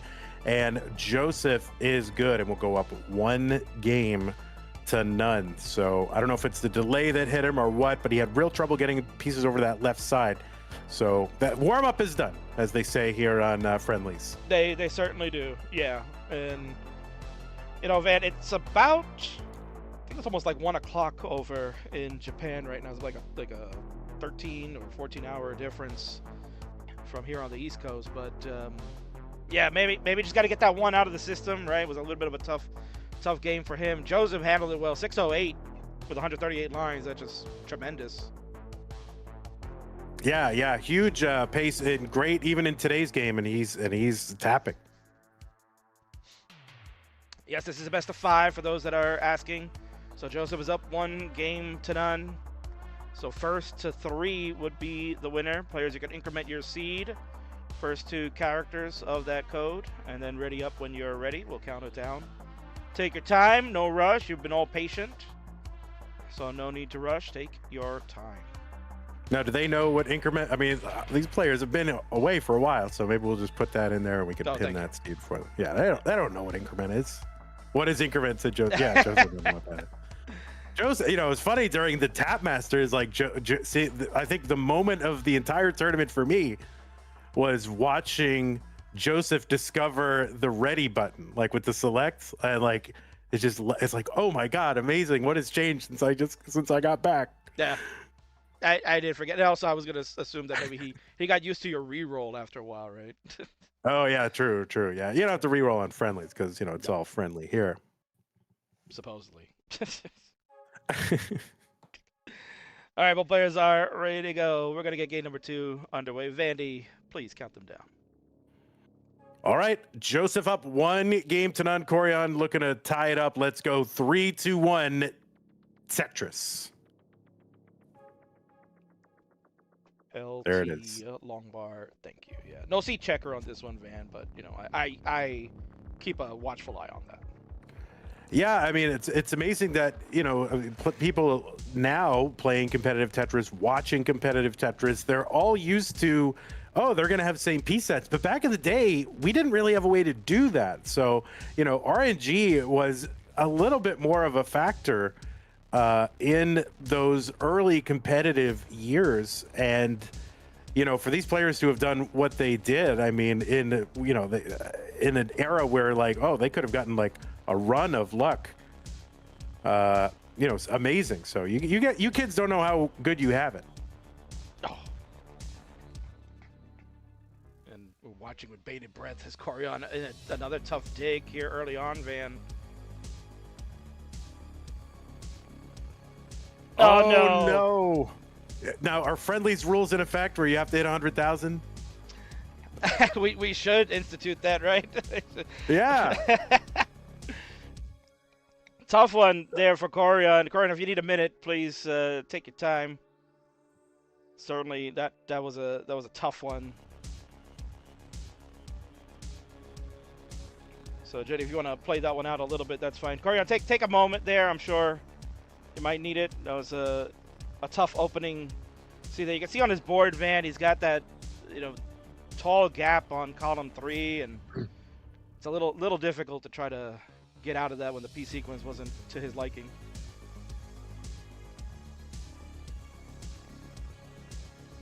The 100K rule caught you off guard. Oops. Yeah, that's not on this stream. That's in the best of 99. But I think it's a pretty good rule. Well, not if I'm calling a Martz match, right? Definitely. Oh yeah, no, you'd never get a game off the ground if Martz is in it, right? Yeah. I'd be stuck here all night. All right, we'll give Koryan a few moments. Koryan, why don't you take a few moments there? No rush, right? I know we started late, and why don't you promote that thing that's going on CTWC this weekend? Certainly will. Yeah, I just wanted to come and see my good friend Vandy here.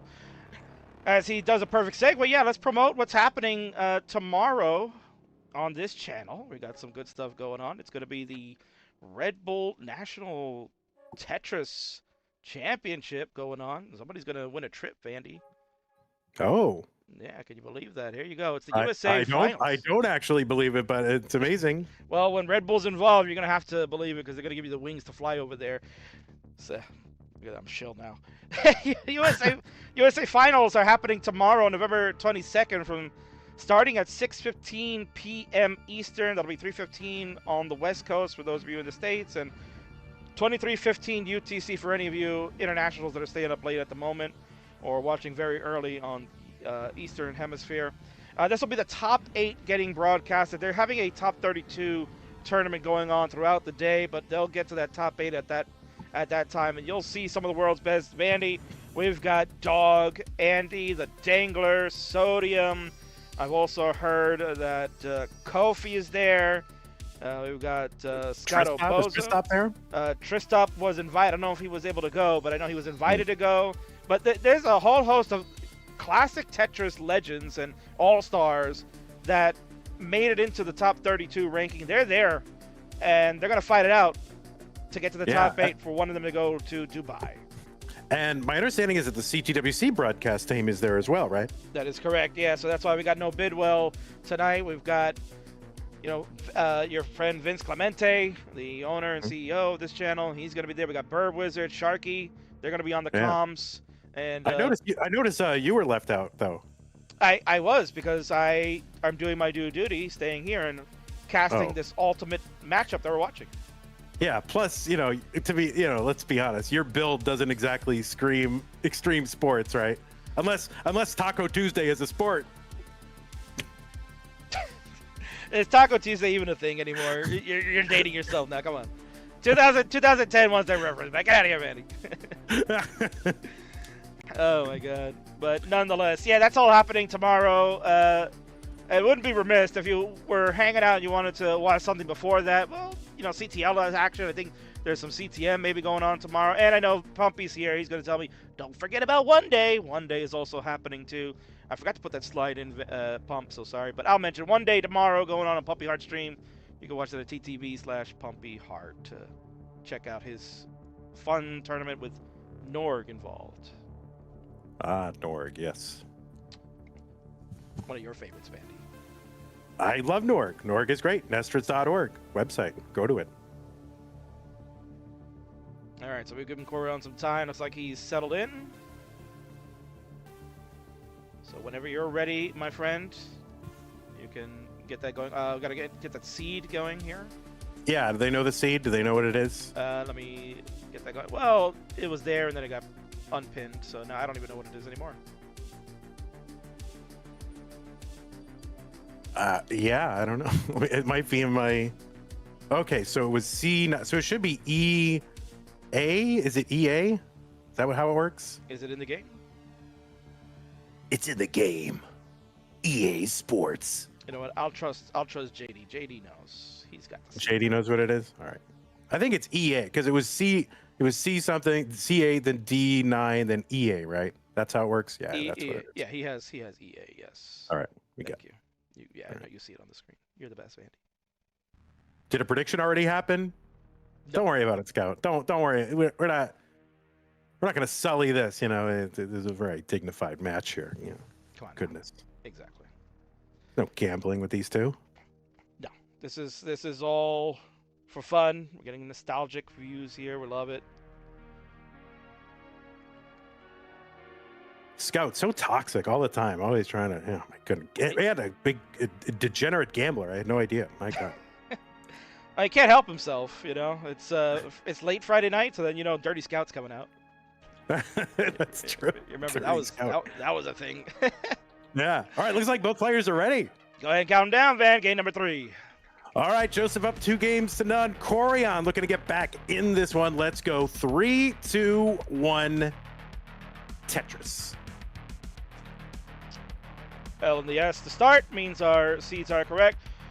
All right, so unfortunately, 2 early top outs from Koryan. Again, maybe, you know, with the little bit of a delay to the match start time that was told to him. Maybe over practice. Maybe just needed a moment to compose himself, and we'll get right back into the saddle, man. That's what gamers are, man. That's why he's a legend. He's going to shrug that stuff off, and he's going to go right back in. Yeah, well, no question. I mean, he's certainly a gamer. He's played a ton of competitive Tetris, super experienced, so I'm sure he's just going to put it behind him. And I'm looking forward to see what he can do here in this game number 3. Yeah, I mean, it was very exciting. I only got to meet Koryan one time. It was in 2019, and now listen, every CTWC, of course, better than the year previous. But to me, that 2019 really stands out just because of the room that we were in and how packed that room. I mean, that was an intense energy. Kingsman was there. You remember that? I mean, that was to me like the best event I've ever been at, just in terms of the energy of the crowd. And, you know, exciting to see Joseph, the champion, defending, Koryan getting into those finals. I mean, that was one of my best Tetris memories.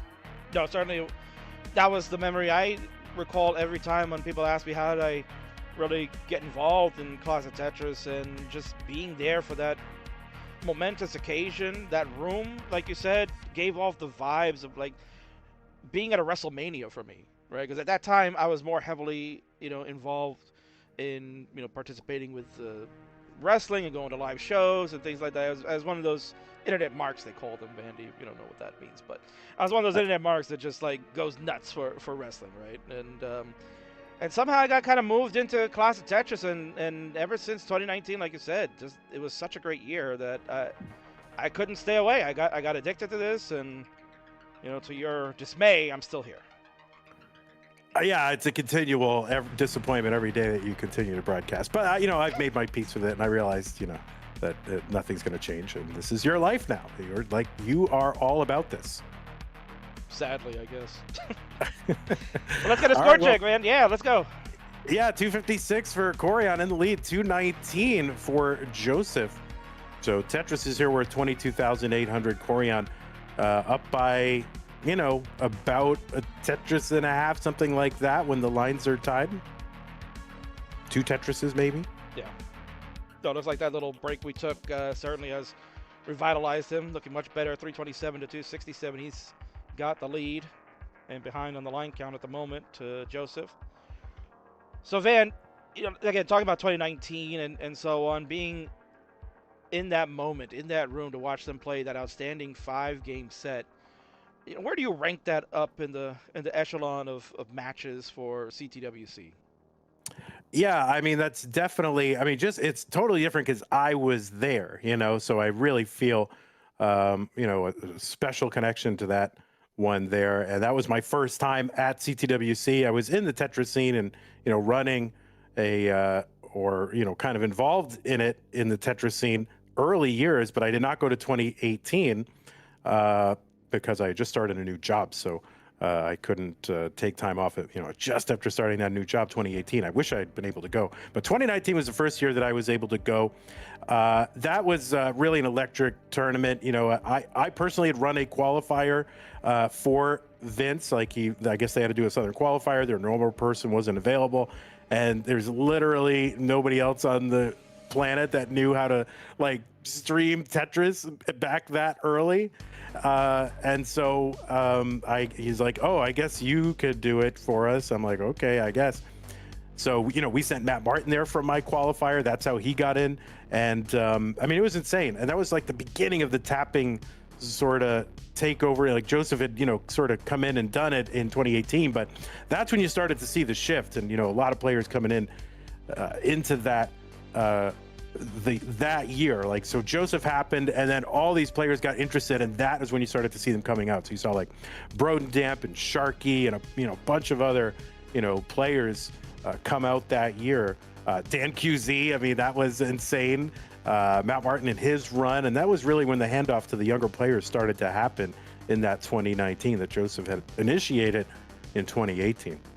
Right, the winds of change occurred back then, and everything is different now, and we got another wave of that happened shortly after. 509 for Koryan, 532 for JD. He's taking the lead. Again, slightly ahead on the line count. We're about to see our first transition of this one, Van, and Koryan definitely in the zone. Yeah, maybe needed that time to warm up, but listen, this is, you guys who are rolling, it is very consistent compared to the other play styles. So, you don't know, again, you kids don't know how good you have it. So, all right, Koryan, a little bit of a pickle here. This is going to be kind of tough, actually. Getting the burns in, and he is up high on 19, and that left side's going to be really tough. Needs the L, and oh no, that's going to be a top out for Koryan, Kingsman. Yeah, tough break for Koryan there. Just he was playing very flat at the moment, and then the piece sequence that came in just was not going to allow him to be able to put really any weight on the left to build up. And JD at 639 is going to be good for that one. That is a 3-0. However, Vandy, I'm all about the nostalgia. I'm all about having fun. Let's go again. Yeah, if the players are willing to, I would love to see it. I waited a long time to see these two players, and honestly, to me, it doesn't matter how they perform. I just love seeing them on screen because they're two great legends. So I just love seeing them play. If they're willing, that's up to them. If they like best of 3, we could do a quick best of 3, Van. Why not? We got a great audience here. They all want to see these guys. JD going to be victorious, but why not have a second set? Best of 3. If the guys have time for it, why not? We're here. We're all here. Now here's the thing. I'm about as old as Koryan. I think he's like 1 year older than me. And, listen, you only got so much in the tank. So, that's up to him. So JD is good for it. He says, let's go. He's down for a best of 3. Koryan, if you would like best of 3, we can do it. We're all here. We're all having a good time. Colin wants a best of 99. Oh, well, my God, a best of 99 would be amazing.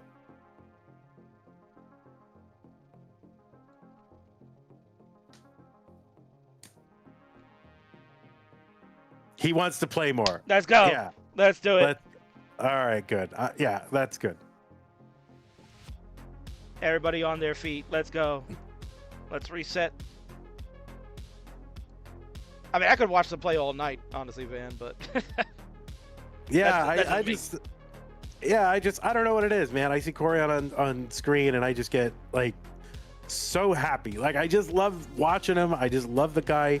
Always have. He's such a great legend. And I've always, I try not to have favorites.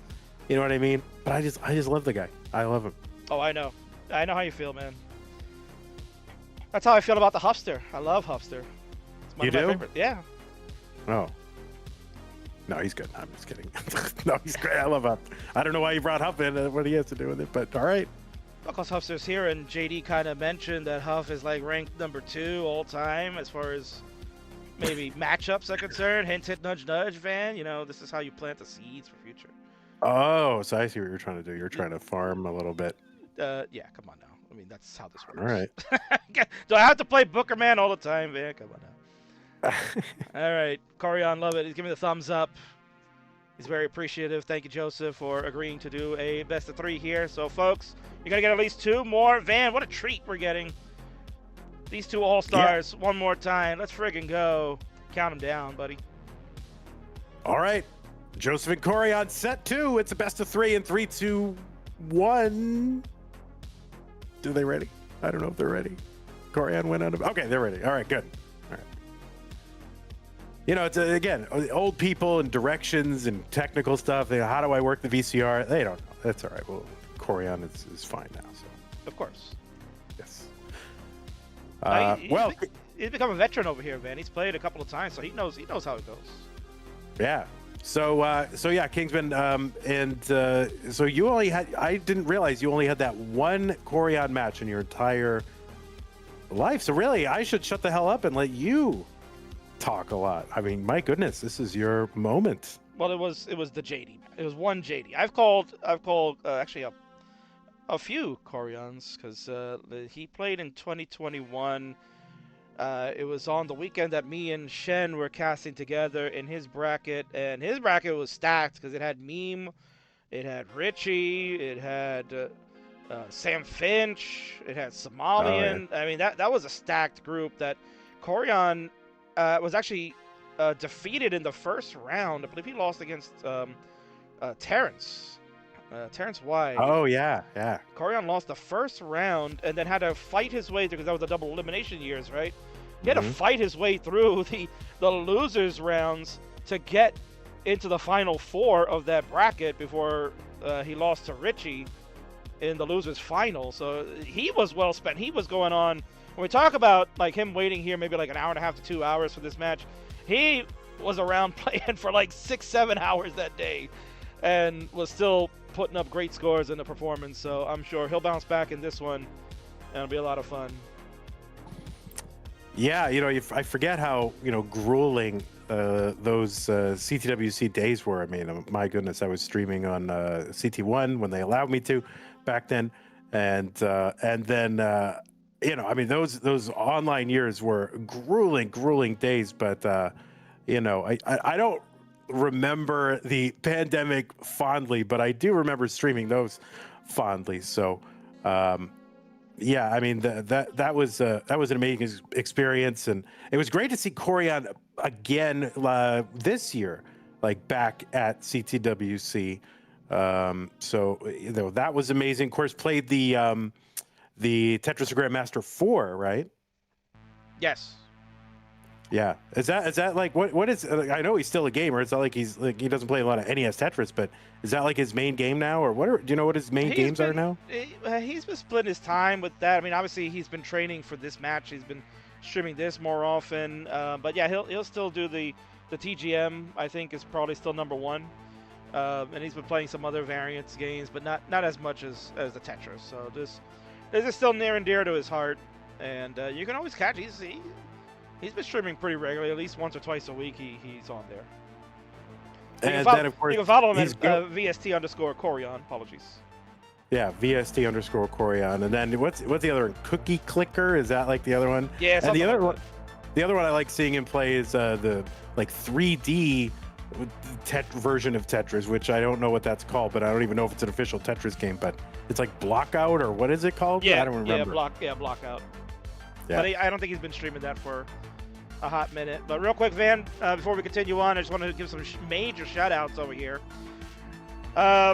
Jay in the Window, one of your best buds, subscribed at Tier 3. That's the highest tier on Twitch. Thank you so much for that. Martz gave 100 bits. And then Jay in the Window coming right back in and gave 15,000 bits. That was 15 minutes ago. Perfect timing on that. Colin with 200 bits, Boom Tetris, and 100 bits from Pocket Chimpy. Thank you so much for that. That is cheers to, I can't read that because this got up. Cheers to Legends of Tetris. Thank you so much. 435 for Koryan, 436 for Joseph, so a tight one.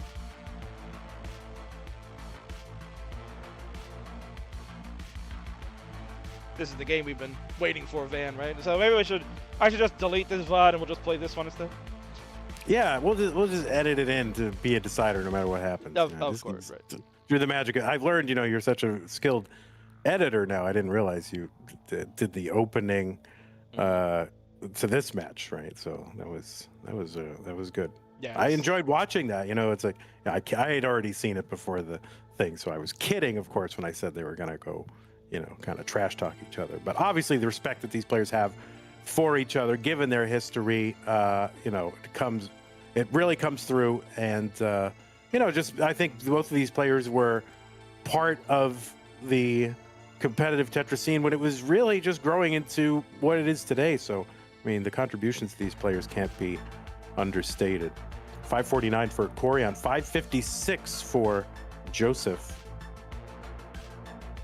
You see JD's already into transition on level 19. Koryan still has about 9 lines left to play. Had a little cleanup to do, but he's fine now, Van, and is looking safe, getting ready for that 19 play. Yeah, I feel happy too that Koryan eventually did get the 1.3, which he was kind of stuck on a 1.2 for a lot of time, but he eventually did get that 1.3. So you'll love to see it. All right, here we go. So both players have transitioned to 19 speed. Koryan settling in at 590. Joseph 661. Van, he is picking up where he left off in Tap Masters. Oh, nice S flat there for Koryan. He's stacking like it's 2025. What the heck? What is going on? What is happening? What is happening? Do you still do that one? Yeah, once in a while I'll do it. All right, there you go. That's usually to be cheeky with James anyway. All right, so Koryan here trying to dig. All right, he opens up that right side. He's going to chuck a long bar down there for safety. Don't blame him. Oh, he did the delayed Koryan thing. What the heck? Literally, if you have a thing named after you, you are a legend, right? He did it just for you, Van. Yeah, he's got that, that 2x2 gap at the top of the stack. You wouldn't by default put an L or a J piece kind of upside down into it, but if you see one in the window, then you can do it. And that was the move that he was sort of famous for. The people were like, oh yeah, that is a unique way to stack here. He did a delayed one. So really getting cheeky, as you would say. 721 to 845. Joseph getting a stronger lead as we continue on in this battle of 19 play. And Van, you've seen, as you've been calling JD recently, the Tap Masters that you did not too long ago, that level 19 to 28 isn't going to be the end for him. He can play past 29 with that tapping skill. Yeah, he was, of course, one of the first players ever to do it. I mean, in a match, he played into like 32 or something like that, which at that time was like, what the heck? Of course, now players with DAS are getting into 32 in competition, like Andy. But back then, that was a crazy thing. And one of the things that people, it's pretty routine nowadays for players to get max outs in comp, like these players are actually on pace to do right now. But Koryan was the first player ever to get a max out in competition. Online came first before live, and Koryan was the one who did it. Yeah. So what we take for granted, again, these kids don't know how good they have it. Yeah, dude. And right now, Koryan looking to try to take advantage of the slowdown that JD had. It's 922 for Koryan. Max out already on JD's side, about a 100,000 point lead, but it's also 2 levels ahead of Koryan. Yeah, 2 levels ahead. So Koryan, pace-wise, is like right in there with Joseph right now. He's got a little long bar dependency. 2 of them now on the screen, so he's going to have to chop those down. But he's basically 2 away from the max. If he could just get a bar, like give the bar. There's one. Oh, my screen is small. That wasn't a max. That wasn't a max Tetris. That was a triple. We'll see what he can do. Try to get that max before 29. He's got 6 lines to do it. He needs essentially 2 Tetrises here. I don't know how he's going to stack up. Oh, there's one. And can he build for the... Yeah, he's just going to... Oh, no, he's going to fall short of the max. And oh, my God, but a B11 for Joseph and a 987. So a 2 million combined. Now, this is the match and the game that we knew that these players had in them. So GG's to both players. Yeah, definitely. Tremendous job by JD. Just kind of once we got into 19, Van, he just went off and running and just exploded in points. Koryan was doing everything he could to keep up near max out there, just couldn't be able to fall a little short, and that'll do it for this game number 1 of a best of 3. So JD will get game number 1, as mentioned, and King will do his due diligence and get the seed for players. No, I guess I should have been doing that, but Yeah, it's fine. It's my show. I should be doing it, right, man? yeah. I like your little animation there with getting that 0 to 1, the score. That was pretty good. Yeah, I like to. Who made that for you? You didn't make that. Who made that for you? No, clearly not. I didn't make that. No, all the scenes that you're seeing tonight, courtesy of Tyler Tetris, who played in the War Games match. Thank you so much, Tyler. He's done a phenomenal job in helping to up the production level for Friendlies visually, and he did a lot of work for me this week, man. I gotta give him a big shout out for that. Shout out also to Martz with the Prime sub, 22 months. Thank you, Martz. No Marty Party tonight, but we got to see his son play, and they had a good match too. Wait, did Martz have some kind of streak going or something? Like, why isn't Martz here? Isn't he like here like every night, or he doesn't make it onto these super shows, right? No, he's excluded from that. Yeah, even yeah, nobody wants to see him again. He couldn't even make the Team Canada list, so there you go. Yeah, you'd have to have like 25 player teams for him to even be in consideration. Oh man, he's deep on the bench there. Man, let's count it down. We got game number 2 for these two. All right, Joseph and Koryan, set 2, game 2, 3, 2, 1, Tetris. Tetris. Okay, there it goes. All right, S and I, probably the same. S-I-Z. Got that sizz going on. I don't know what that is. I'm trying to make sizz happen now. I just decided. Well, it could go a lot of different ways in that manner, but I'll trust your. Oh. Like, charisma is Riz, sizzle is sizz. I don't know. Yeah. Listen, I'm 48. I shouldn't be coming up with slang, okay? Well, certainly not.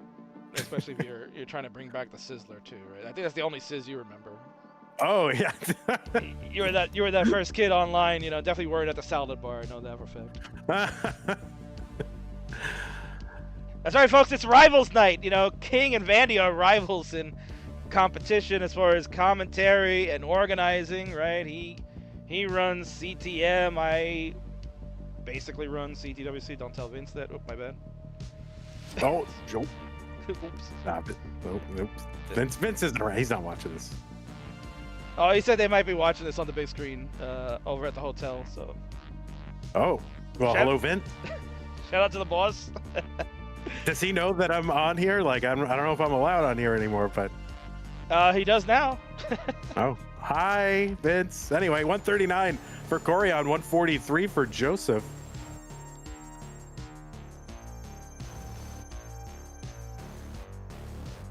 So great, nice game to see there from Koryan after the tough first 3 games in the first set that we had. At least, this is the Koryan that you're mainly going to see on the stream. That 900 near max out is pretty common for him. He's been averaging somewhere around like 3 to 4 max outs at a 2-hour session, Van, when he's been doing like these mock quals, like leading up to CTWC and afterwards, and in the training that he was doing for this match. So the first set was certainly an aberration, right? It's just not something that you're going to see from him most often. But I think, What was that word? What was that word, King? Aberration. And how do you spell that word? Is this the national spelling bee that I gotta spell it? No, that's all right. No, that's fine. Anyway, yeah, no, I mean, certainly, you can watch him stream and you'll see Koryan come up with, a bunch of max outs in a stream, and just kind of seems like, getting on this show and in that tournament. I don't know what it was exactly, but he's got it in him. So he's got that dog in him, and so he can definitely drop a couple of max outs in a row on you for sure. It's a little bit of a complicated situation. JD also kind of high in the middle. Now he starts putting those pieces to the left to start burning away. And Van looks like a bit of a drought for both players. Poopy Old Hag says combined age is like 95 in the chat. Yeah, like in the commentary booth. Yeah, for sure. It is. It's almost 100 years. It'll be 90. It'll be 96 next week because my birthday is next Friday. Oh, well, happy birthday, Kingsman. You going to do a birthday stream here on Friendlies or what? No. Yeah. No, you don't want. Yeah. No, I have real life things to do. But Colin is free, so cheap plug. Colin will be hosting the Friday Night Fights next Friday, the Black Friday stream. So if you're down, you want to play like these players here, you can use !Friendlies and join the server, get involved, say, hey, I want to play, and we'll get you booked. Oh, Kingsman, also next week coming up the anniversary of your alleged max out, your Turkey Day max out. Sort of, yeah. Right.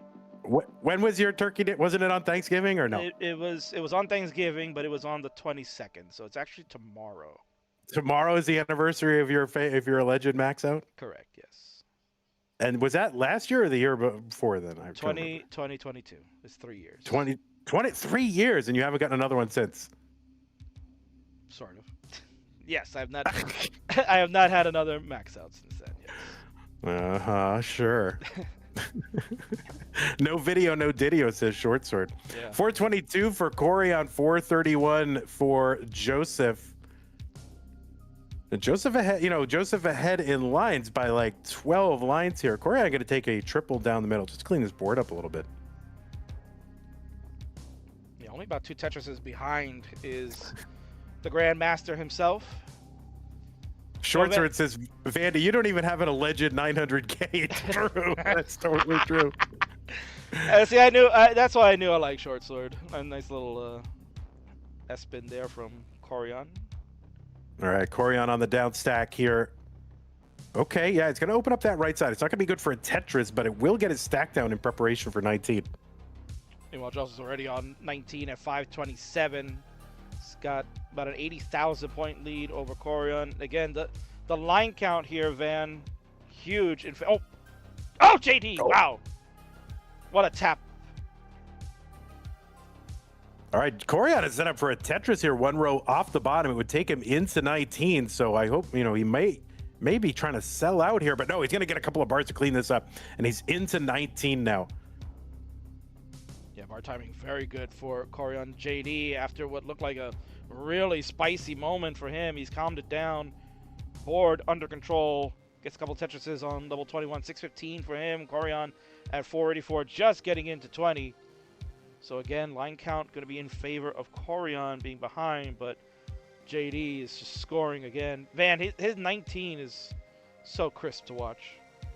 Yeah, I really, when I saw in the Tap Masters event, I mean, he really hasn't lost a step with that tapping, and now hearing in that, promo video that he might, I don't know if there's some rolling arc or whatever, if he started or he's going to start, or, I mean, I'm sure all the tippity-tappy teens know all about it, and, they're probably all in on it, but I don't know what to expect. He's intimated that there would be sort of a return to the classic Tetris scene, so I'm pretty excited to see what happens there. Koryan back now by about 160,000 points, behind by 23 lines though, so he's got some runway here once we get to 29. Right, this is where efficiency is going to be huge for Koryan, because we've seen that he can't really go much further than 29. He'll get an occasional level 30 here and there, but aside from that, Joseph's going to have him beat if they need to extend past that number.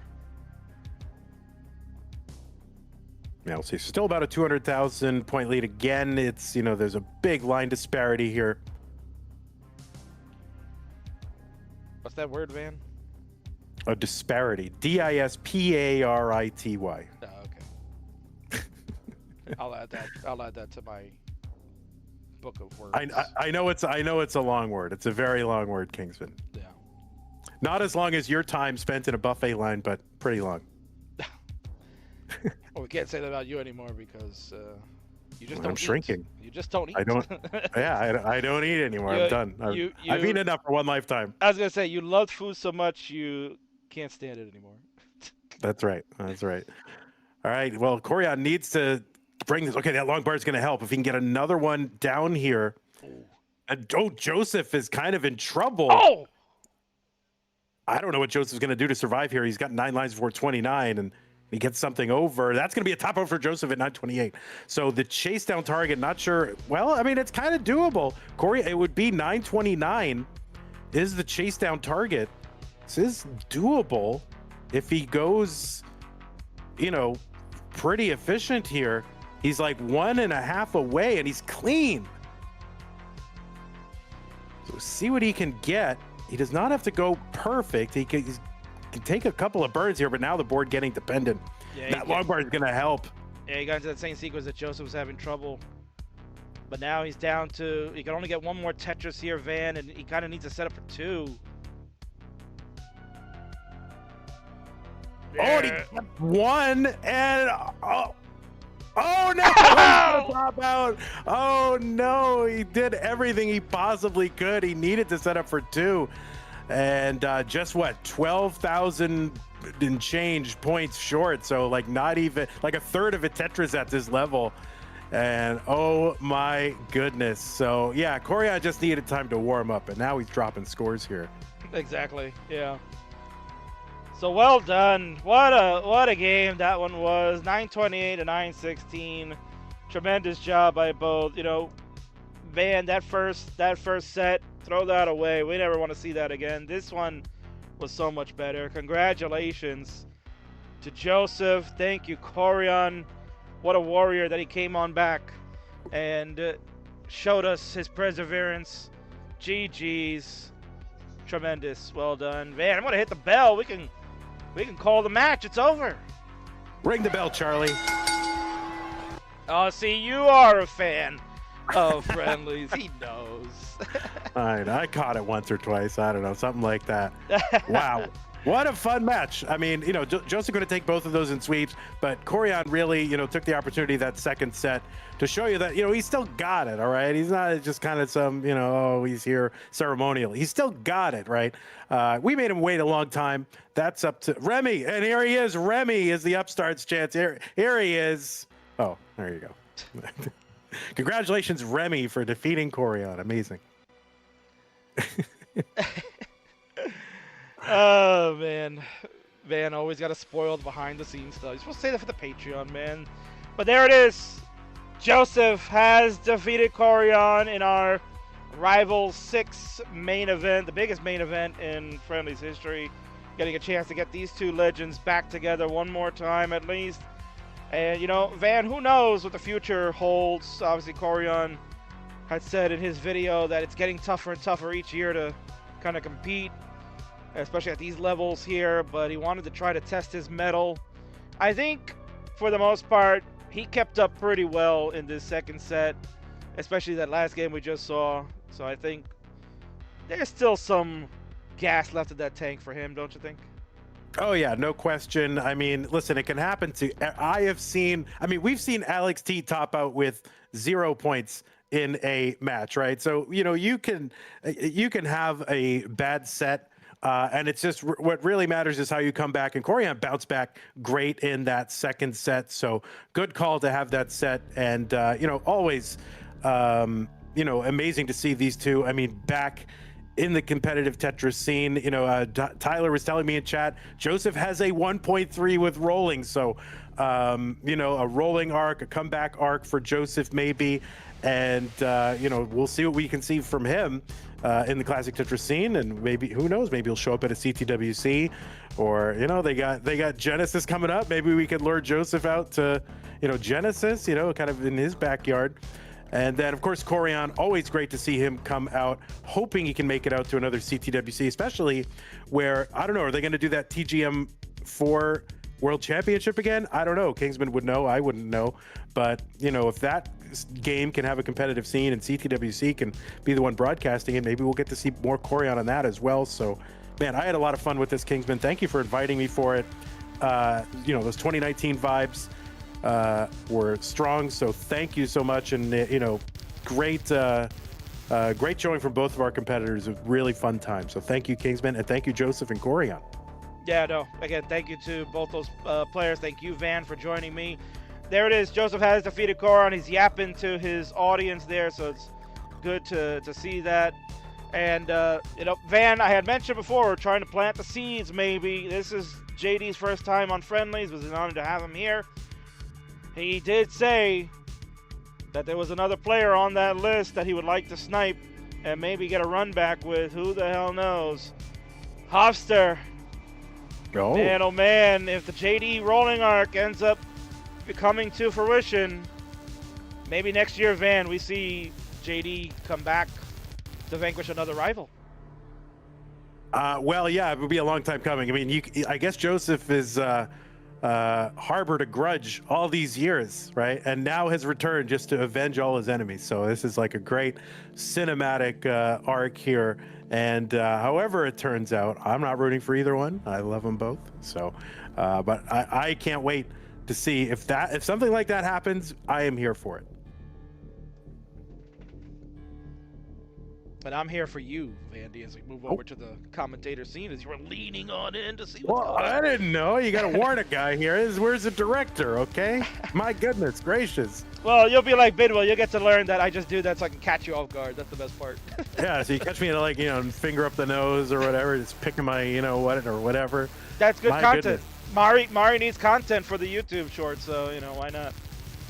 But, no, in all seriousness, Van, what a night it's been. Again, thank you to all the competitors, not just Joseph and Koryan, but all players that played in the War Games match. Shout-outs to Knight, Sofa, Wallband, Viadox, and Ampu rescuing at the end. Tetris Time, Tyler, Mari, and Hana. Great job. That was a really fun match and one that will go down to the annals of history. Remy and OPB to kick things off were pretty good, too. So can't ask for more. Ian Keith and Colin, thanks so much for joining me tonight. Van, what more can we say? Rivals is fun. This is your second year with me for Rivals. You joined me last year. Yeah, you were here last year for Scooty and Fractal. You invited me for that? Oh my God, that's amazing. Yeah, see, I don't remember that at all. Holy Van, crap. Van has a memory like a goldfish. What a shot, but not the. Yeah, I just live for today. Whatever, man. I'm just here. Van, when was the last time you had a goldfish? Like a cracker or like a living The cracker. pet? Yeah, well, come on, we're talking food here. Oh God, yeah, no, a goldfish.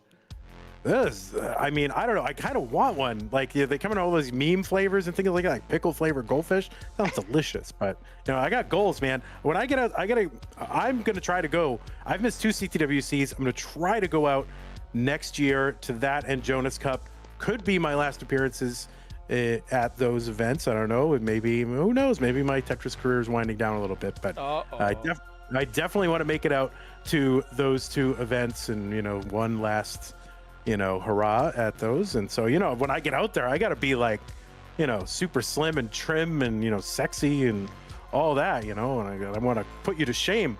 When you get out there, you gotta Well, see now it sounds like that's a challenge, right? You're challenging me to start slimming down. You don't want to see a nice fat happy king. You want a skinny pissed off guy that doesn't eat anymore. It's like terrible. Yeah, I do want to see that. I want to see a pissed off guy that doesn't eat anymore. I mean, listen, I'm doing it the right way, okay? I'm doing it through habits. I mean, you're going to get on, I'm sure, on that GLP-1 or whatever, Ozempic. I'm sure that's what you're going to do. Are you not on Ozempic? No, I don't take that. You don't want to get on that? No, I don't want to get on that. No, I'm not going to take. You're a prime candidate. Let me just say. Well, thank you so much. Well, you were a prime candidate, but certainly no, you don't. Still am. Oh, we're making progress. Nobody cares about this, gang. They want to hear about Tetris. So tell us about Tetris. I never get to talk to Kingsman. When's the last time we even talked, right? So it's fun to just talk to Kingsman. So I know. Don't watch this part. Wrap up the show. Van, wrap it up. This is where I switch my allegiance and we start doing like CTM radio, right? This is what we should be doing. There's no more PDP. PDP's on hiatus at the moment, so we got to fill the gap. King and Vandy, we got to come up with our show, right? All right, that's it. Well, I mean, I guess. What do you want a show? Let's do a show, Kingsman. Come on. Let's do a show. Will your employer Vince let you do a show? Crossing battle lines here. I'm a freelancer, man. You already said before, right? When was it years ago? You told me it's like, oh, King's just gonna sell out for everything. He's got no allegiance to anybody, right? Well, you're damn right about that. Yeah, I know, my Kingsman. Whatever. But yeah, no, we could. We'll get it. All right. Look for it in 2026. Inside the Lines with Kingsman and Vandy. That's what it's going to be called. We're going to do it. And, we're not going to interview, let's interview Doge. Nah, we're just going to shoot the shit. You know what I mean? Talk about whatever we want to talk about. We're going to yap, right? That's what they say. Yap, yap, yap, Right. yap. Let's do it. We're going to be yapping. Yeah. So let's also sign it off here. Van, thanks again one more time for joining. Plug your stuff, man. What do you got going on in the world of CTM? I don't know. Let's see. Well, you can follow if you want to hear more of this. I don't think you want to, but if you want to, go to twitch.tv/monthlytetris. You can go to youtube.com and type in monthly Tetris and it'll come up, or you can do @monthly Tetris. That's the thing. This weekend, not a lot going on because of the Red Bull thing that you're not invited to, because all the players that are in our bracket are over there playing that thing. But we do have some matches tomorrow. I think it's like all, or at least 2 British. I mean, Evesy, SV. I don't know who Evesy is playing. Whatever. We got a bunch of European players playing this weekend. We're doing our Masters event where we have, what do we have coming up? So sometime in the next 3 months, we're going to do the Try Hard Cup, and that's going to be a tournament that's for everyone who has not won a Masters event. So they're going to have a chance to have their own little tournament. So that should be fun. We're going to do Tap Masters again. I think it's going to be February. So if you're a tapper or a potential tapper, get out your tippity taps. January, Extreme Sports with the Berenstain Bears 2022 is going to happen. So get that. Show up for that, and otherwise just watch twitch.tv/monthly Tetris. So there it is. There it is. And for those that needed to know, yes, tomorrow there is CTM action. Vandy will be hosting Evesy versus Akatu at 11:30 chicken sandwich time. That's Central Standard for those that don't know what that meant. And then the winner will play SV, the champion of Friendlies. He's the heavyweight champion. Van, that's an interesting one because that we're kind of building a story there as well between Easy and SV, and this match might play into it tomorrow, so we'll see. And then also you got late night, 9 p.m. Allenbot and me, we're gonna go at it. So you gotta in Masters Purple Prelims Part 2. Oh, yeah. So this month also we have Stupid Tetris Monthly going on. So if you want to watch Stupid Tetris, that's going on as well. The players don't have any long bars, so there's literally no long bars. It's not even Tetris, because Tetris is a 4-line clear and there's not even allowed. So so watch that. We have that coming up, and I don't know, fun tournaments and top players playing stupid modes. So make sure to catch that. Oh, look at Koryan. Thank you for your 1,000 bits. Thank you so much, Koryan. What a goat. No, you absolutely outstanding. So thank you so much. And Monthly Tetris and Raid Party of 7. What are you guys doing over there? I don't know. Wait, we just raided you? That's what it says. Monthly Tetris raid 1 minute ago. Seven viewers. That's nice. Well, I have no idea what was going on over there. What the heck? Zempro? What were you doing? That's a Zempro thing, yeah. I love Zempro. It's Zempro or Tetris. One of those two little guys here. You little scamps, you. Anyway. Van, thanks so much for hanging out. I know your evening's usually booked, but thank you for booking with me and hanging out. Now go read a book, you bastard. I will read a book. You have. When's the last time you read a book? Probably 1997. Yeah, it was The Grapes of Wrath, but except there were no actual grapes in it, so you lost interest very quickly. I did. That's very true. Right. Anyway, thank you so much, Van, for joining, folks. Thank you so much for watching. This has been a great night. Rival 6 is in the books. I'll see you back again in a couple of weeks. Colin, I said, will be hosting this next Friday for Black Friday, and then the King will be back after that as we get the Road to Revolution. As mentioned, there'll be a bunch of hype matches coming up for that too, so don't miss out.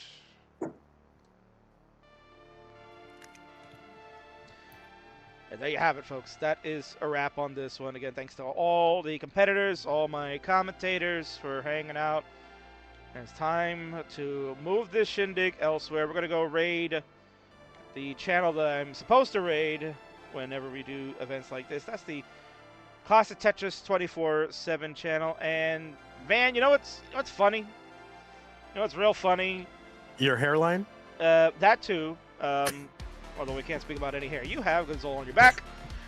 We're going to send it on over to the Classic Tetris 24/7 channel so you can relive all the great moments of Classic Tetris. The funny thing is that it's Rivals number 5, the one that Van doesn't remember he was at. Well, we can go and send it over there so you can hear him probably repeat the same crap he just said here about my weight and me talking about his bald head. So let's go on over there and relive. It's Fractal and it's Scooty. They did 3 stages of hell. Listen to Van using his funny voice gimmick, playing the devil. And I'll see you all next time. Thanks for watching. Goodbye, everyone.